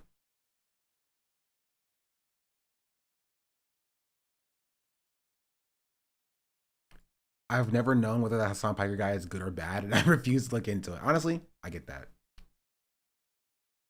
Understandable. Can't overstate how much this takes away from the individual and their journey as an artist, actively taking away streams from real human artists. And this whole lawsuit and this discussion has really got like Reddit brain dead idiots on like completely up in arms. I'm not a lawyer, but this suit seems frivolous to me. They used copyrighted material as a teaching tool. They better sue every music teacher everywhere then. How many guitar players learned Smoke on the Water as their first song? You know as well as everyone else that you're full of shit. You know very well that it's not just a teaching tool. People are using AI to make money off of it and push out real artists from the charts. You know that someone learning Smoke on the Water on guitar is not the same as reproducing music and calling it your own and saying that you made it. Like, so many of these arguments are so disingenuous, and I know it's a really popular one to say that everything a human has ever made is directly inspired by consuming other art and being a ripoff in some way of someone in the past. So that means no one is ever original anyway, and AI is just doing the same thing. And I thought that for a little years ago when AI was just starting to butt its head with those DALL-E 2 images, but I quickly realized, one, we shouldn't be personifying a software, and it's not exactly about how no one is original and everything is already an inspiration of something else. It's about the thousands of human micro decisions made in creating art that computers cannot do. Yes, we're all inspired by our favorite artists as we make new or even derivative art, but as much as I want it's to, decision making. It's literally that simple. For anybody who asks what is the difference between human made art and then AI, it's decision making. That's it. It's decision making. AI cannot make decisions. It can't. Therefore, it cannot make art. Because the decisions you make in building art depends on your lived experiences. Your choice to draw with a green colored pencil or a Sharpie is a culmination of everything you've experienced up to that point, even though that sounds silly. Right? And people can glean something about you, a little bit about you, just by looking at your art. Right? Just by showing them, hey, this is what I've made. It can show somebody a little bit about you. Right? And it's why people like, I dislike a lot of like the whole, like maybe the curtains are just blue part of English class, because English is supposed to be about that as well, right? It's supposed to be about studying works of art to see the decisions that authors make shows and you can glean something from that, right?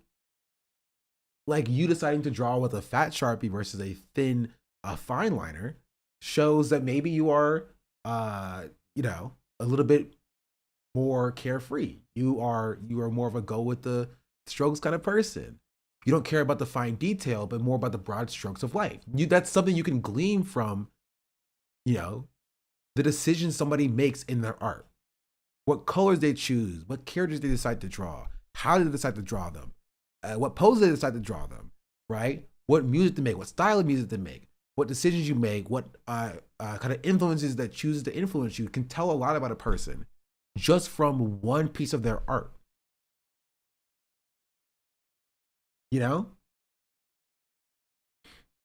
Like, and that's important.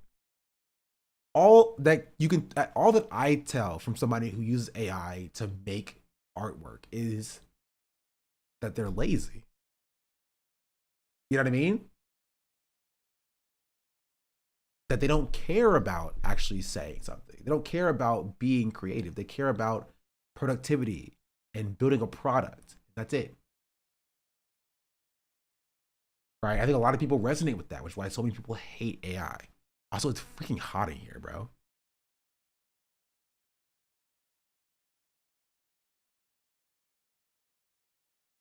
Regurgitate an average of every Paul McCartney song that's ever existed. If I tried to do that, I would be recreating my favorite parts of my favorite ones, and depending on what's speaking to me that day, etc. It's like, if you were to AI generate that, it would be like generating a Beatles song that is just like that picture of all the Beatles combined. A mimicry, but never quite right. Uncanny, and thankfully also not real. I can't make my own art personally without putting myself and my personal experiences into it too. Humans making art is not only outputting the inspirations of what's already been done. I'm almost by default considering how I grew up, what tools I had, my own personal touch, and how I hold the guitar. That really embarrassing moment in 7th grade, who am I kidding? There were multiple moments. In the new I feel like the fluffy arguments around AI are not really useful. Because most people are about people already consume so much art on mass. I don't even necessarily agree with that. Right? People think they don't care about it until it's gone. Right? Also, I'm not making that argument to people who like AI. I'm making the argument to you. You got me thank for the raid. Welcome in, Raiders. We're talking about AI and how super awesome and fantastic we think AI is, especially in creative endeavors. Barry Balls, thank you for the 8 months. Gay heart, you gon' dancey dance, you gon' raid YUGOPNIK raid, you gon' gay heart, you gon' dancey dance, you gon' raid YUGOPNIK raid, you gon' hearty. Much appreciated.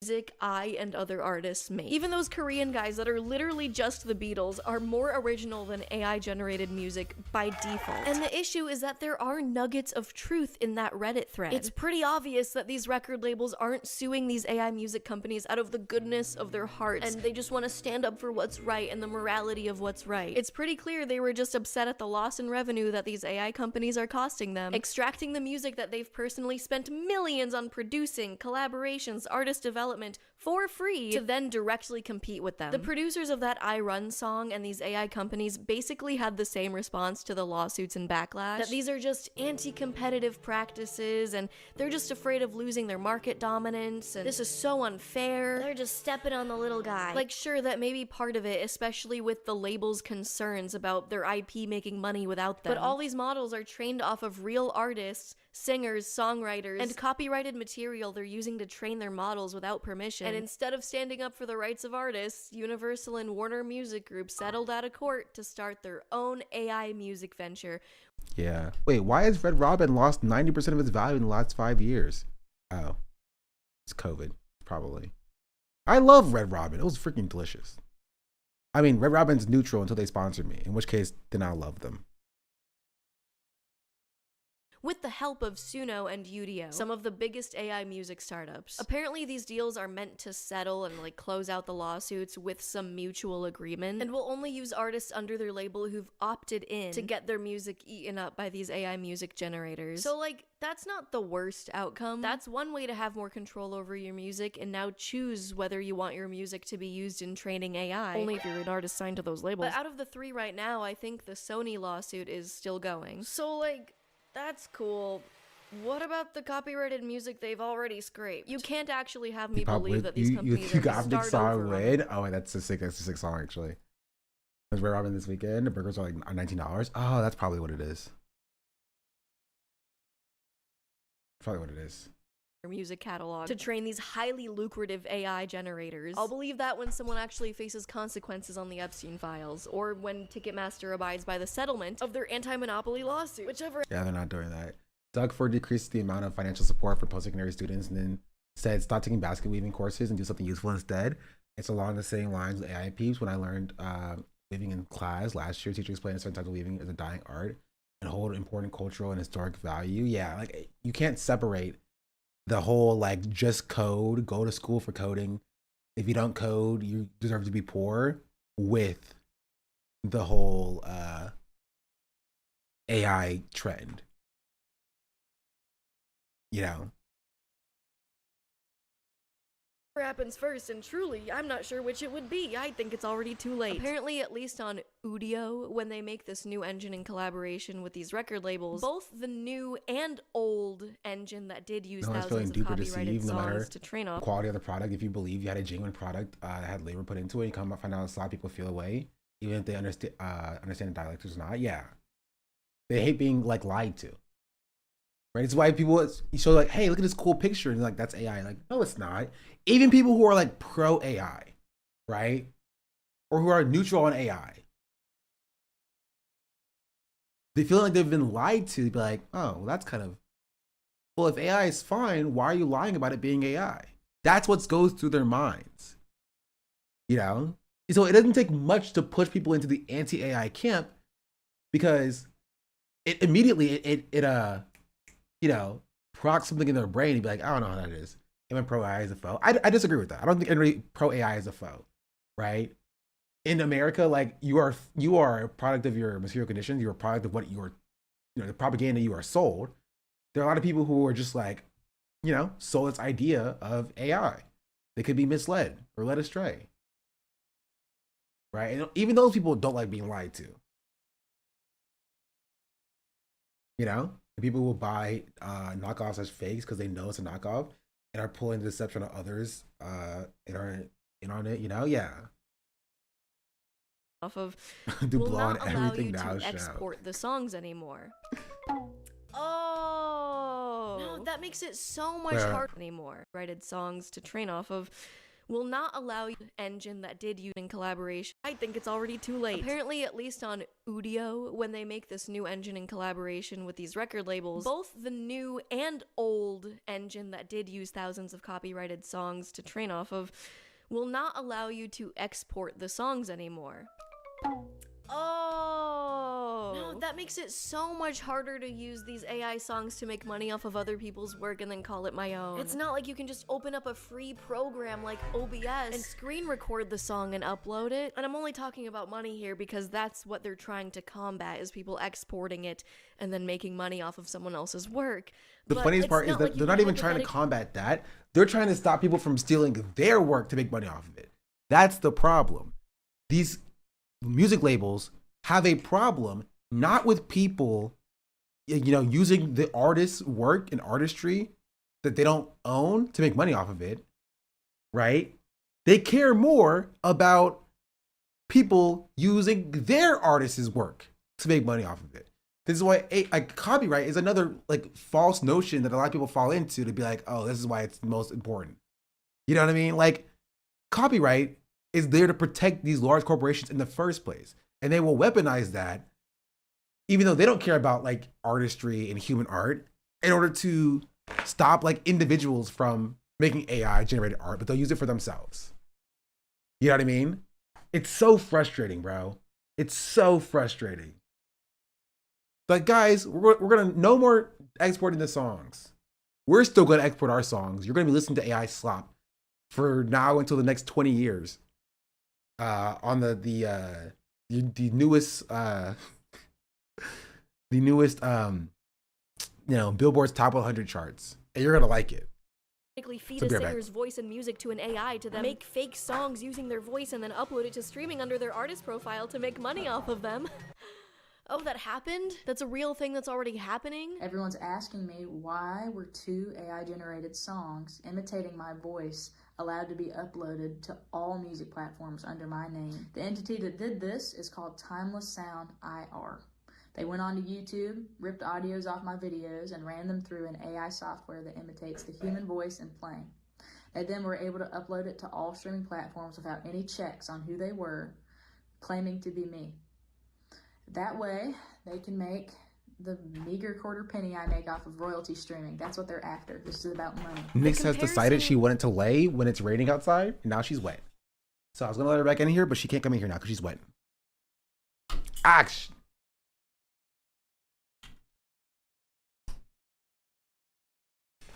Representing artists and their labor has been the same debate as you should tip. So people think that they are on the side of the winners of corporations when trampling artists. Yeah. But at the very least with tipping, there's some historical context by why it exists, even though it sucks that it does exist. AI is a completely fabricated thing, bro. It's a completely fabricated thing to steal from artists. It would be like there being a new general policy in the country to every time you have a waiter, just reach into their pockets and take out whatever money's in their pockets. You know what I mean? That would be it's there's a new trend. A new trend going on is people are reaching into their waiters' pockets and taking out the few dollars that they have for some reason. Is crazy and also terrifying and scary. Here's Murphy's real music. And here's here's Murphy's weird, low-quality AI clone that she didn't consent to or play, and is also called the Four Marys, and the AI... Wait, why did she get AI'd? Did her industry, did her label AI her? The industry guy here, the big three always have and will continue to steal the industry by pushing into disruptive technologies. They want a platform dominance, so it's a race to the bottom. It's for streaming services and slot before competitors. Yeah. Go back, you missed it. Oh, a random person did. Okay, I'll go back.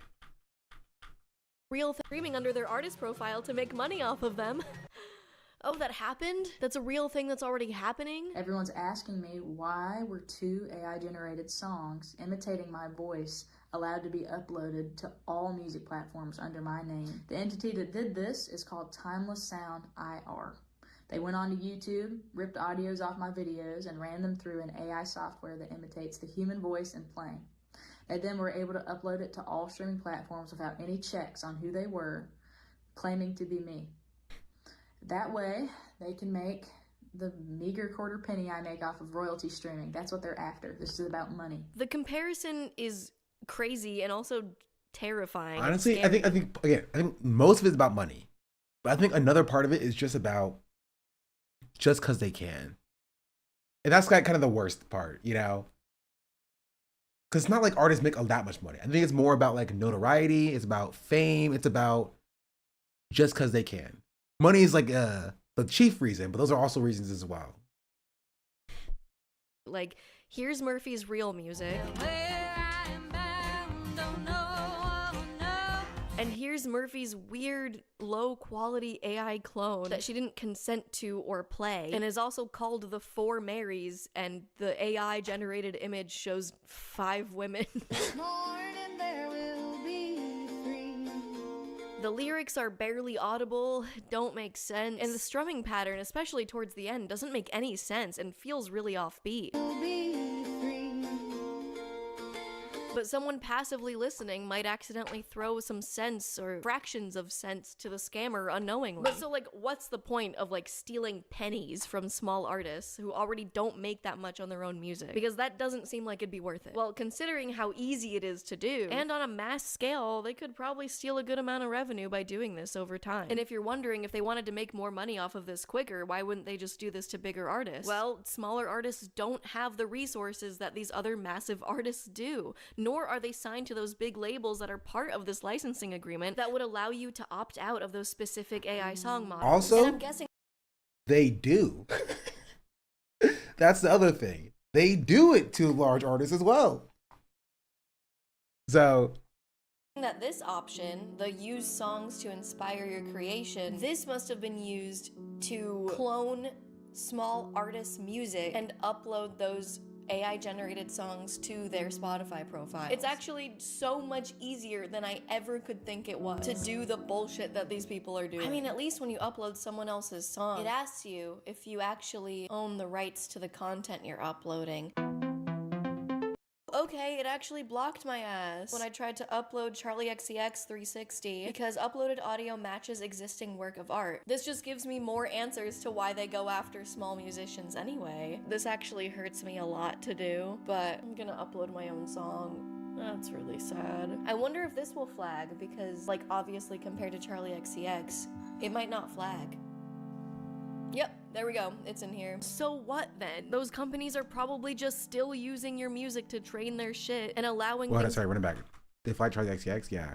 Existing work of art. This one probably just still using your music to train their shit and allowing things like this to happen. So you end up like a band called Velvet Daydream who had their music fed to an AI and are being impersonated on streaming platforms with the same band name, AI generated photos of them, AI about section, and music as sad and soulless as their eyes in this AI generated picture. Seriously, how can you look at this and say there's any soul or purpose behind behind AI generated music. Like, it seriously blows my mind how people still defend this. Like, you can't have a creative bone in your body or any creative integrity, like, if you're using AI to do music. I just don't get it. That's like the antithesis of fucking art. So upon successfully uploading my own song, I wanted to see how easy it would be to just generate a song based on my work, or hypothetically someone else's, to upload to an artist's streaming profile.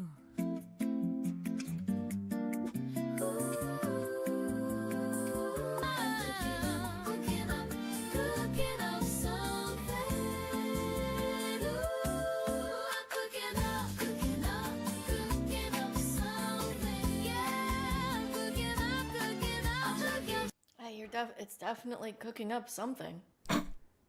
It's, okay. Now, what's the other one?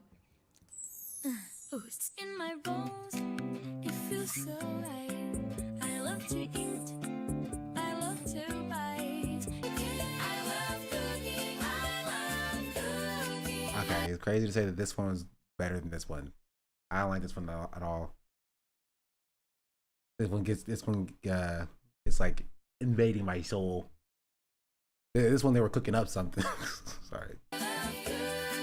Wow. I mean, you can definitely tell it really took the guitar and bass line very much so. Bottom, bottom, bottom. And the guitar, very much my track.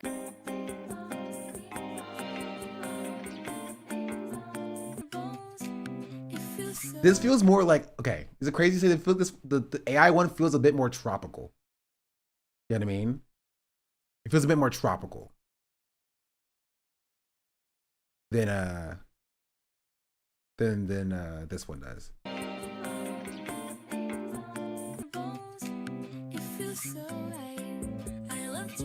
It's very similar though.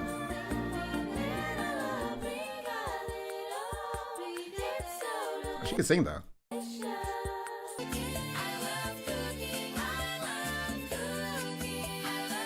I mean, it's like, honestly, it sounds like a pale imitation. Vocals kind of went insane. They were doing. I do so indeed much. I love cooking too.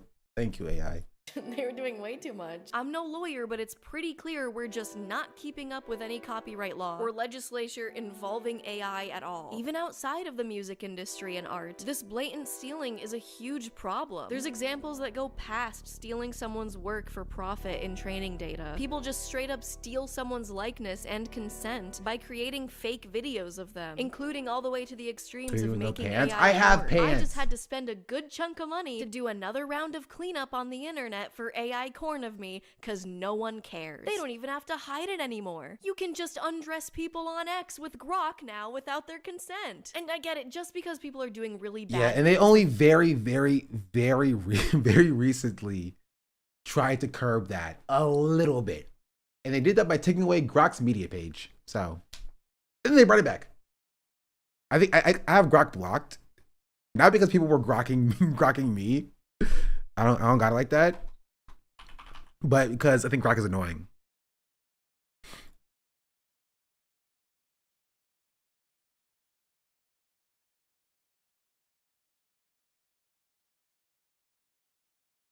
You know, Grok is still generating people. Luckily, there's not like any naked people being grokked. I don't think.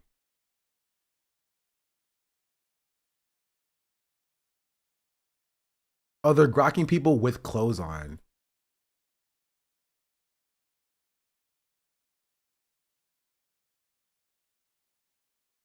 I guess.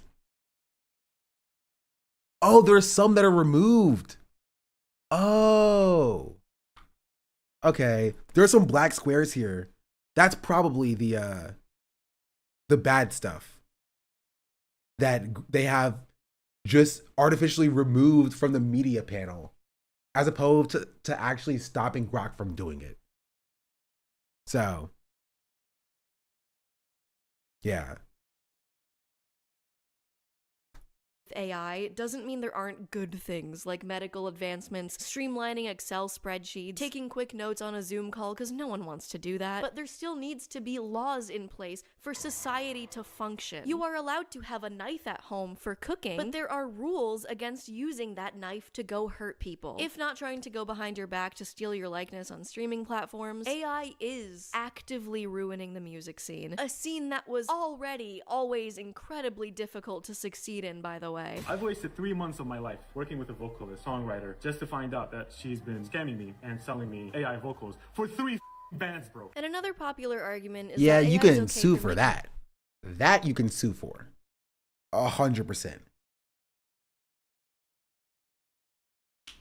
That's a lawsuit right there waiting to happen. Small claims court. Even though I don't know if it's small claims. music because, well, now it's more accessible. And I get the core of this argument in some ways. I've found people to be throwing around the argument of accessibility to make them feel like it's morally okay to use AI for music. And accessible to who exactly? Accessible to someone who doesn't want to put in the time or effort to learn a new skill because they won't be immediately good at it? Now everyone— Yeah, that's kind of it. Yeah. That's basically that's exactly what they mean. Can make music without having to spend the time, energy, or talent learning it or honing your craft. When people talk about accessibility for this kind of thing, what they're usually actually referring to is not having enough time. And not having time is a privilege. She's saying what I said that y'all got mad at me for. Okay, maybe when an actual musician says it, you'll listen to her. But I said this like last week and y'all yelled at me and y'all got mad at me. Gosh freaking darn it, bro.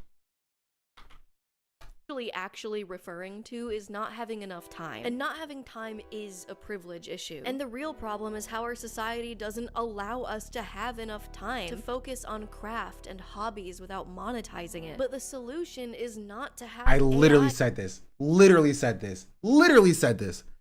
Verbatim. And y'all yelled at me.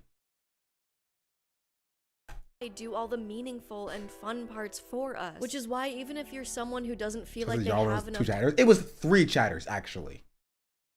time in the day to practice the guitar, you also should still be against generative AI. AI shouldn't be taking time away from the creative process. It should be the complete opposite. AI is firmly not a tool. You're just telling it to do it for you. That's the antithesis of art and what art is. It's not saving time, money, and accessibility in the same way that using a music software would do instead of using physical tape. It's like ordering a burger from Gordon Ramsay doesn't mean you made the burger. If learning an instrument or practicing and learning how to sing will take too much time to get good at, then start. This quote has just been ever stuck in my head since he said it. I understand how tempting a shortcut can be, especially when you go online and you see all these other people doing cool things and you're like, man, I'll never be that talented. It would take me like 10 years to learn how to make music like that. Okay, that's fine. What's the rush? Just start right now. Don't worry about how long it's gonna take. Just take the first step. How are you ever going to do something for 10 years if you won't even do it for one day? There are 10,000 more Have you examples of considered that I'm lazy? And I want to be good right now. And I want instant gratification to be good at something immediately. And, dog, we ain't going to be here in 10 years. If we're being real. Honestly, that's the biggest thing, right? That's the biggest thing. The biggest thing is, genuinely, I think there's a lot of doomerism as it pertains to like how the state of the world is going to be in 10 years. And like, I think it's still, I don't think it's a valid like excuse, but I do understand where that comes from, right? It'd be like, dog, 10 years ain't guaranteed, you know? Tomorrow ain't guaranteed. I want to make a song right now and today because we all might die in a nuclear fallout tomorrow. And I'm just like, I get that. But honestly, like, yeah, you know, then who cares about your song you made today? If that's the case. And the world still needs a soundtrack. That's true.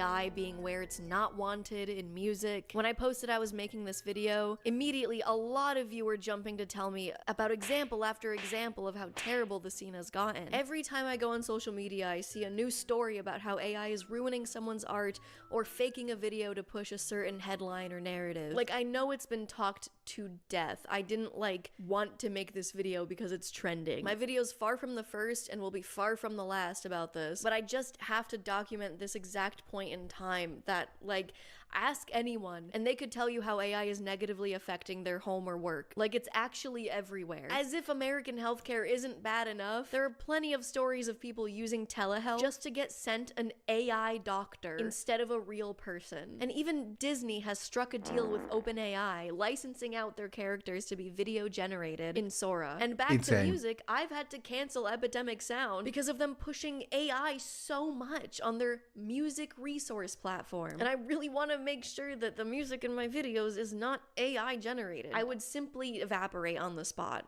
I would die. The fact that you can't click on a niche music genre fusion video anymore because you think that's the kind of thing that would be human made because you'll disappointedly discover it was made with AI annoyingly has forced people to explicitly say the thing they made was created without AI in the titles and descriptions of videos. In a weird double-edged sword way, it kind of makes you appreciate the human touch of it all a bit more because I guess we were taking that for granted since it was always implied before companies started forcing AI into every aspect of our lives where most of us don't even want it. What makes human art so special are its imperfections. AI will make tempos entirely static, always perfectly on the beat. It'll never experiment with unpredictable instrumentation or leave in mistakes or improvised bits. Some of humanity's favorite and most famous songs are riddled with these little human touches you probably never even noticed. Now that the novelty of things like I do think this does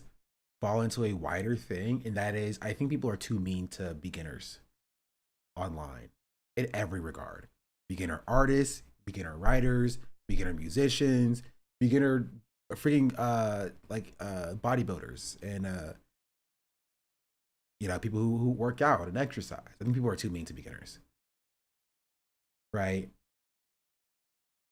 And so I don't think that that's a reason why AI is existing, but it probably doesn't help when you're not allowed to be bad at things, right?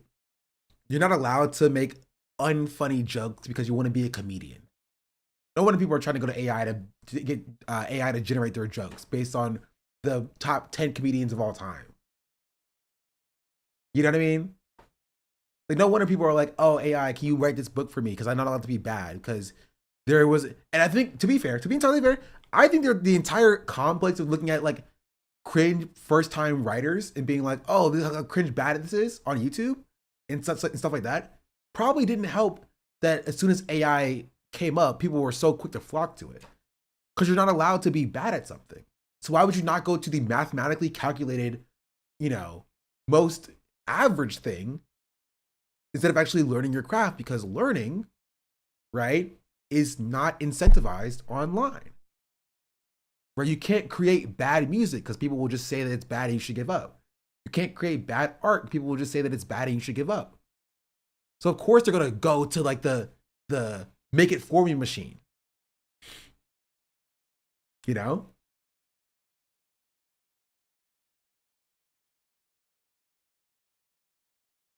That's it. Is that instant gratification, which I'm definitely guilty of seeking. I mean, not even just you, chatter. Everybody's guilty of seeking instant gratification to a certain extent. We like to feel good.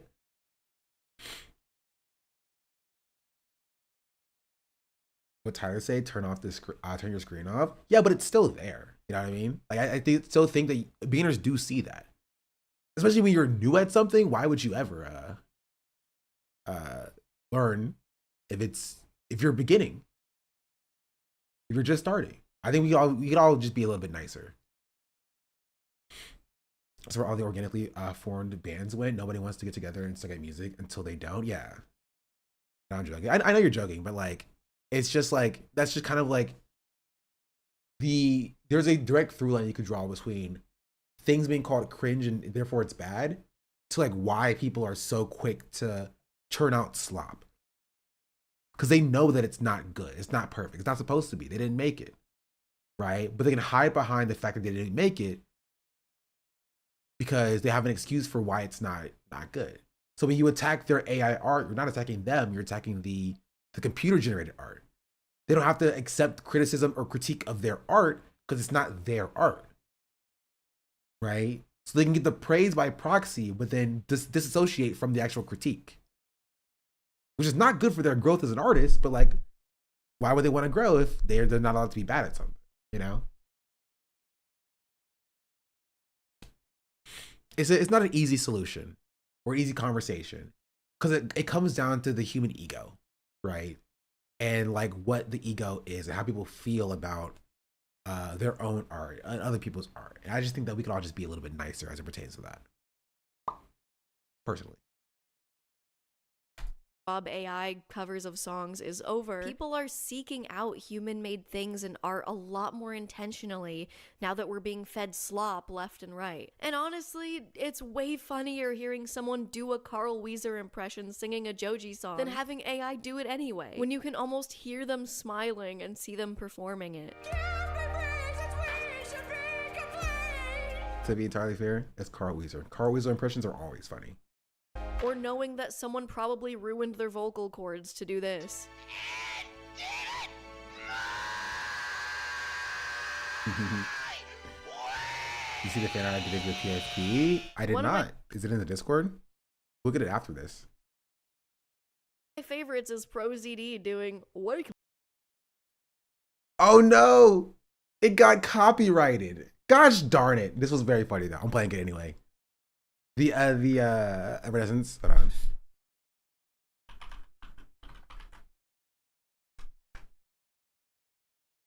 I've played it before.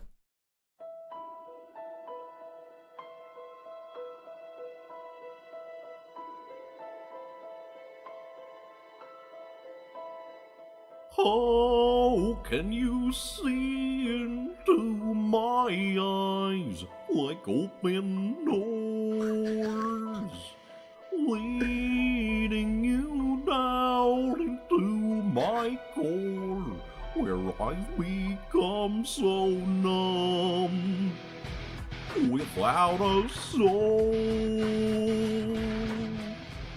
My spirit sleeping somewhere cold until you find it there and lead it back home. Wake me up inside. I can't wake up. Wake me up inside. Save me. Call my name and save me from the dark. Wake me up with my blood to run. I can't wake up before I come undone. Save me from the nothing I've become. Okay. Now I just go to the end real quick. Hold on. In my blood to run. I can't wake up before I come undone. Save me from the nothing I've become. Okay, I'll stop here. Bro, as you can tell, that was a core part of my streaming career because I do this all the time. Also, is one of my favorite ones, which was Simple and Clean, Donald Duck version. This is my favorite one. When you are away, you don't hear me say please. Oh baby, you're all simple and plain is the way that you make me feel tonight. It's hard to let it go. It's so good. You're everything.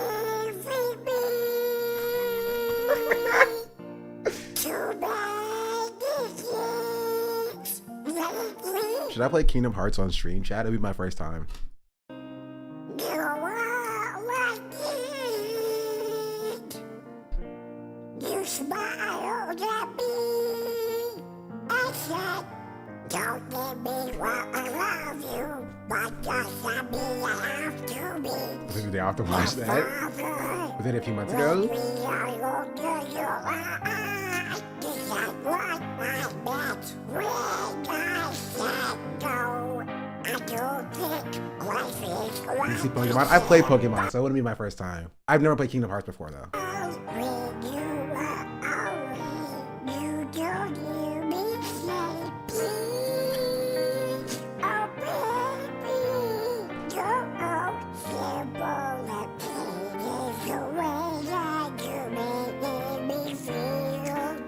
Like, AI could never.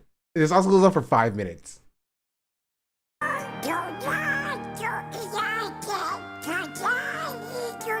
These are sticking in Japanese.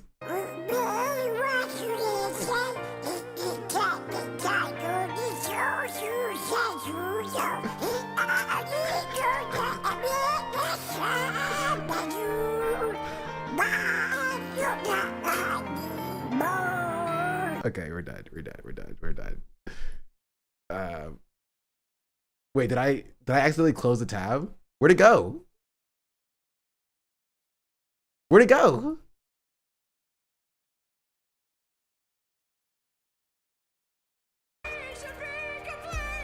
Oh. Large number of people of all ages don't want it. I would say most people outside of those weird AI tech bros are upset at how it's infiltrated their workplace, schools, and education, and online. Why? And that's like where most of us spend all of our time, is in these places. It's literally surrounding and suffocating us, making people so fatigued of AI that they desperately crave what human connection and art were made for: happiness and fulfillment. People are actively and intentionally seeking out human-made art. I will also say, even if this is not the case, you should pretend like it is. You should. Your goal is for people who are listening to you to think that if they're still pro-AI, they are the last bastion of the pro-AI sentiment, and they're behind the times of being anti-AI. Right? That's propaganda. You say, you like, yeah, and most people are ready for human art again.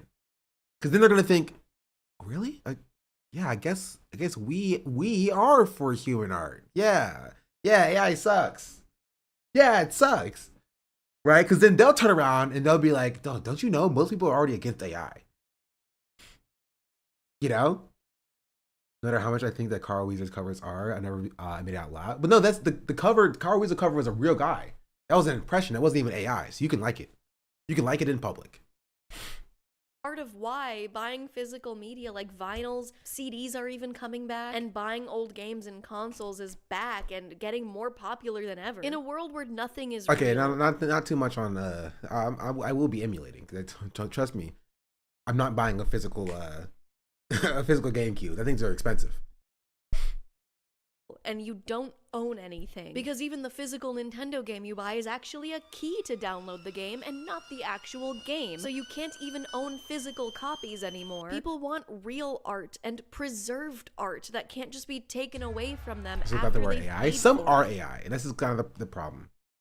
Which means even owning physical versions of the art is getting exceedingly more expensive, since they're now luxury and collector's items and not the primary way people are listening to music anymore. When the Beatles can just change the masters of the songs you're listening to on streaming on any given day, or remove an entire album or song, or the song Me by Taylor Swift and Brennan Urie, removing an entire section of the song on streaming to remove, hey kids, spelling is fun. We need evidence of art. Art is in danger, and physical media is as valuable and as important as ever. I think partially because people are sick of AI, so we want to revisit what we know is real. So the future of AI in art and music looks really bleak, and in a world where you can generate 10 meaningless songs in 5 minutes, I would rather spend several months in a tiny room with my friend making a million minuscule human decisions that lead to 10 songs that fully express me in the accumulation of my entire life's experiences in one complete artistic project that AI will never be able to regurgitate and people will never be able to truly connect with. When you walk away. Anyway, I forgot what I was saying. Good video. I'm sorry, dude. Oh, because it's a music. Wait, no. Wait, why is what? It gave a music thumbs up. that for all videos? Hold on.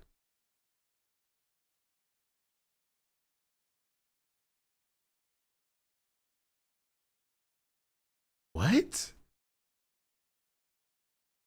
That's crazy. I've never seen it. I don't like. Is it a? Is this a thing where I don't like videos? So like, am I exposing myself? Oh, I think I did see this.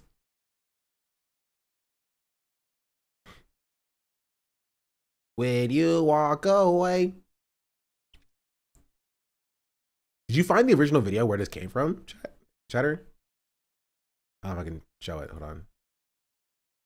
Or you just guesstimate based on my physical features? Yes. Oh.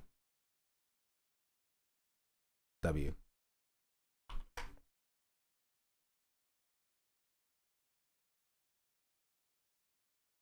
It's crazy because I took that, I drew over it, and then you drew this as well over my profile picture. Dang, this is pretty good. I like the eyes. Made me look less tired. I hunted it down. You could have just asked me. I would have told you. When you walk away, you don't hear me say.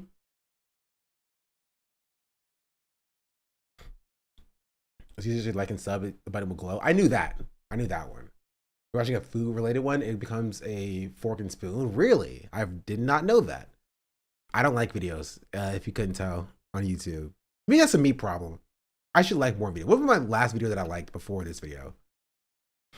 On my main account. Let's see. Liked videos. My video. I made my hood friends play Baldur's Gate 3.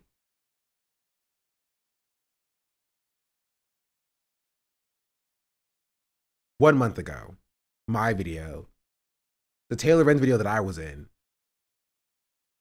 A Ludwig video for some reason. My video. 4 and Fridays. My video. My video. My video. Quarter Jade. The Content Cop. Path to VOD that I was a part of. My video. Path to VOD that I was a part of last year. Again. My video. My video. I just like my videos. That's it. Those are the only videos that I like on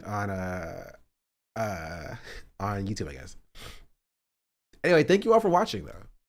Since it's a pattern, yeah, I only like my videos. I don't know, it's not a crazy pattern. 10 toes down, I stand on it anyway. Love me being on there is crazy, but on brand. Listen, okay. I don't know what that was about. I'm gonna go. Okay, did y'all see Sneeko getting called a fake Muslim for drinking a Red Bull during Ramadan? Go over Tyler Perry today? No. We'll do Tyler Perry tomorrow. I try not to see him. Me neither, but I saw a post that had 120,000 likes. Who was like, yeah, he just happened to have an open Red Bull on his desk during Ramadan. I'm just like, damn, you getting cooked, Sneeko. Was it a recent day? No, Sneeko's been Muslim for like at least 2 years at this point. What did his song get canceled for today? He's talking about it now. That's recent? I guess. Oh, you meant like as of like last week. But hey. So Dean the Great gets slapped and punched hard in his mouth. I saw that too. It is funny. But we should do a canceled raid. Nah, Hassan doesn't need my raid.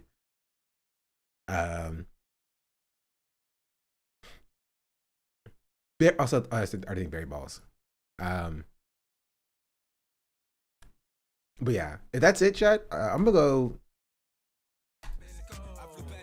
sit with my dog. Oh, let me get Nick's real quick. Hold on.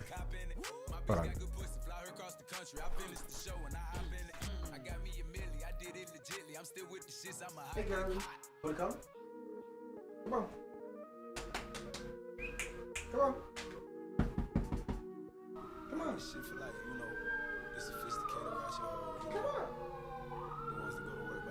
No? All right. Wait. I needed some shit with some bop in it. I flew past the whip with that blunt in my mouth, watched it swerving. That whip had a cop in it. My bitch got good pussy, fly her across the country. I finished the show and I hop in it. I got me a milli, I did it. Unfortunately, she doesn't want to come. She's laying on my couch. Probably sleeping. Like, his team up in the song hasn't rated a single black creator yet. He hasn't rated a single creator at all, but I agree with you, chat. You should cancel him for that too. That's going to be Hasan's cancellation tomorrow. Right? We're now 2 out of 2 days for Hasan cancellations. That's going to be the next one tomorrow. Hasan has not rated a black creator for Black History Month. This is true. Nixie? Hey, come here, doggy. Hey. Say goodbye to the... Oh, you're wet. She's still wet. Say goodbye to the stream, Nixie. So pretty. Isn't she such a pretty doggy? He's saying the N-word today. That would be crazy. Anyway, that's it for me, chat. I'll catch y'all on the flip side. Say bye, Nix. All right, she didn't say anything.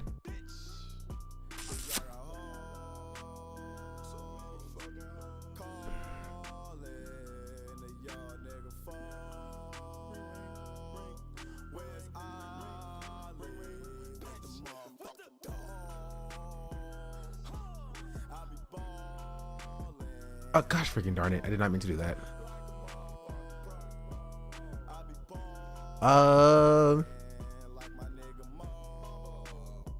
Hold on. Hold on.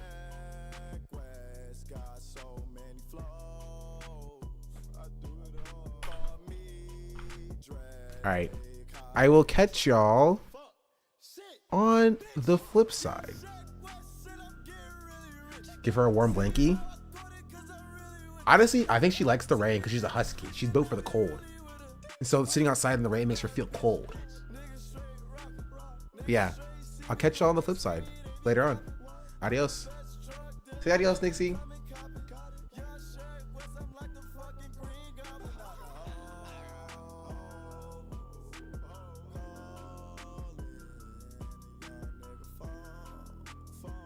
Awesome. Peace out, y'all. I'm back tomorrow or the day after it. So, yeah.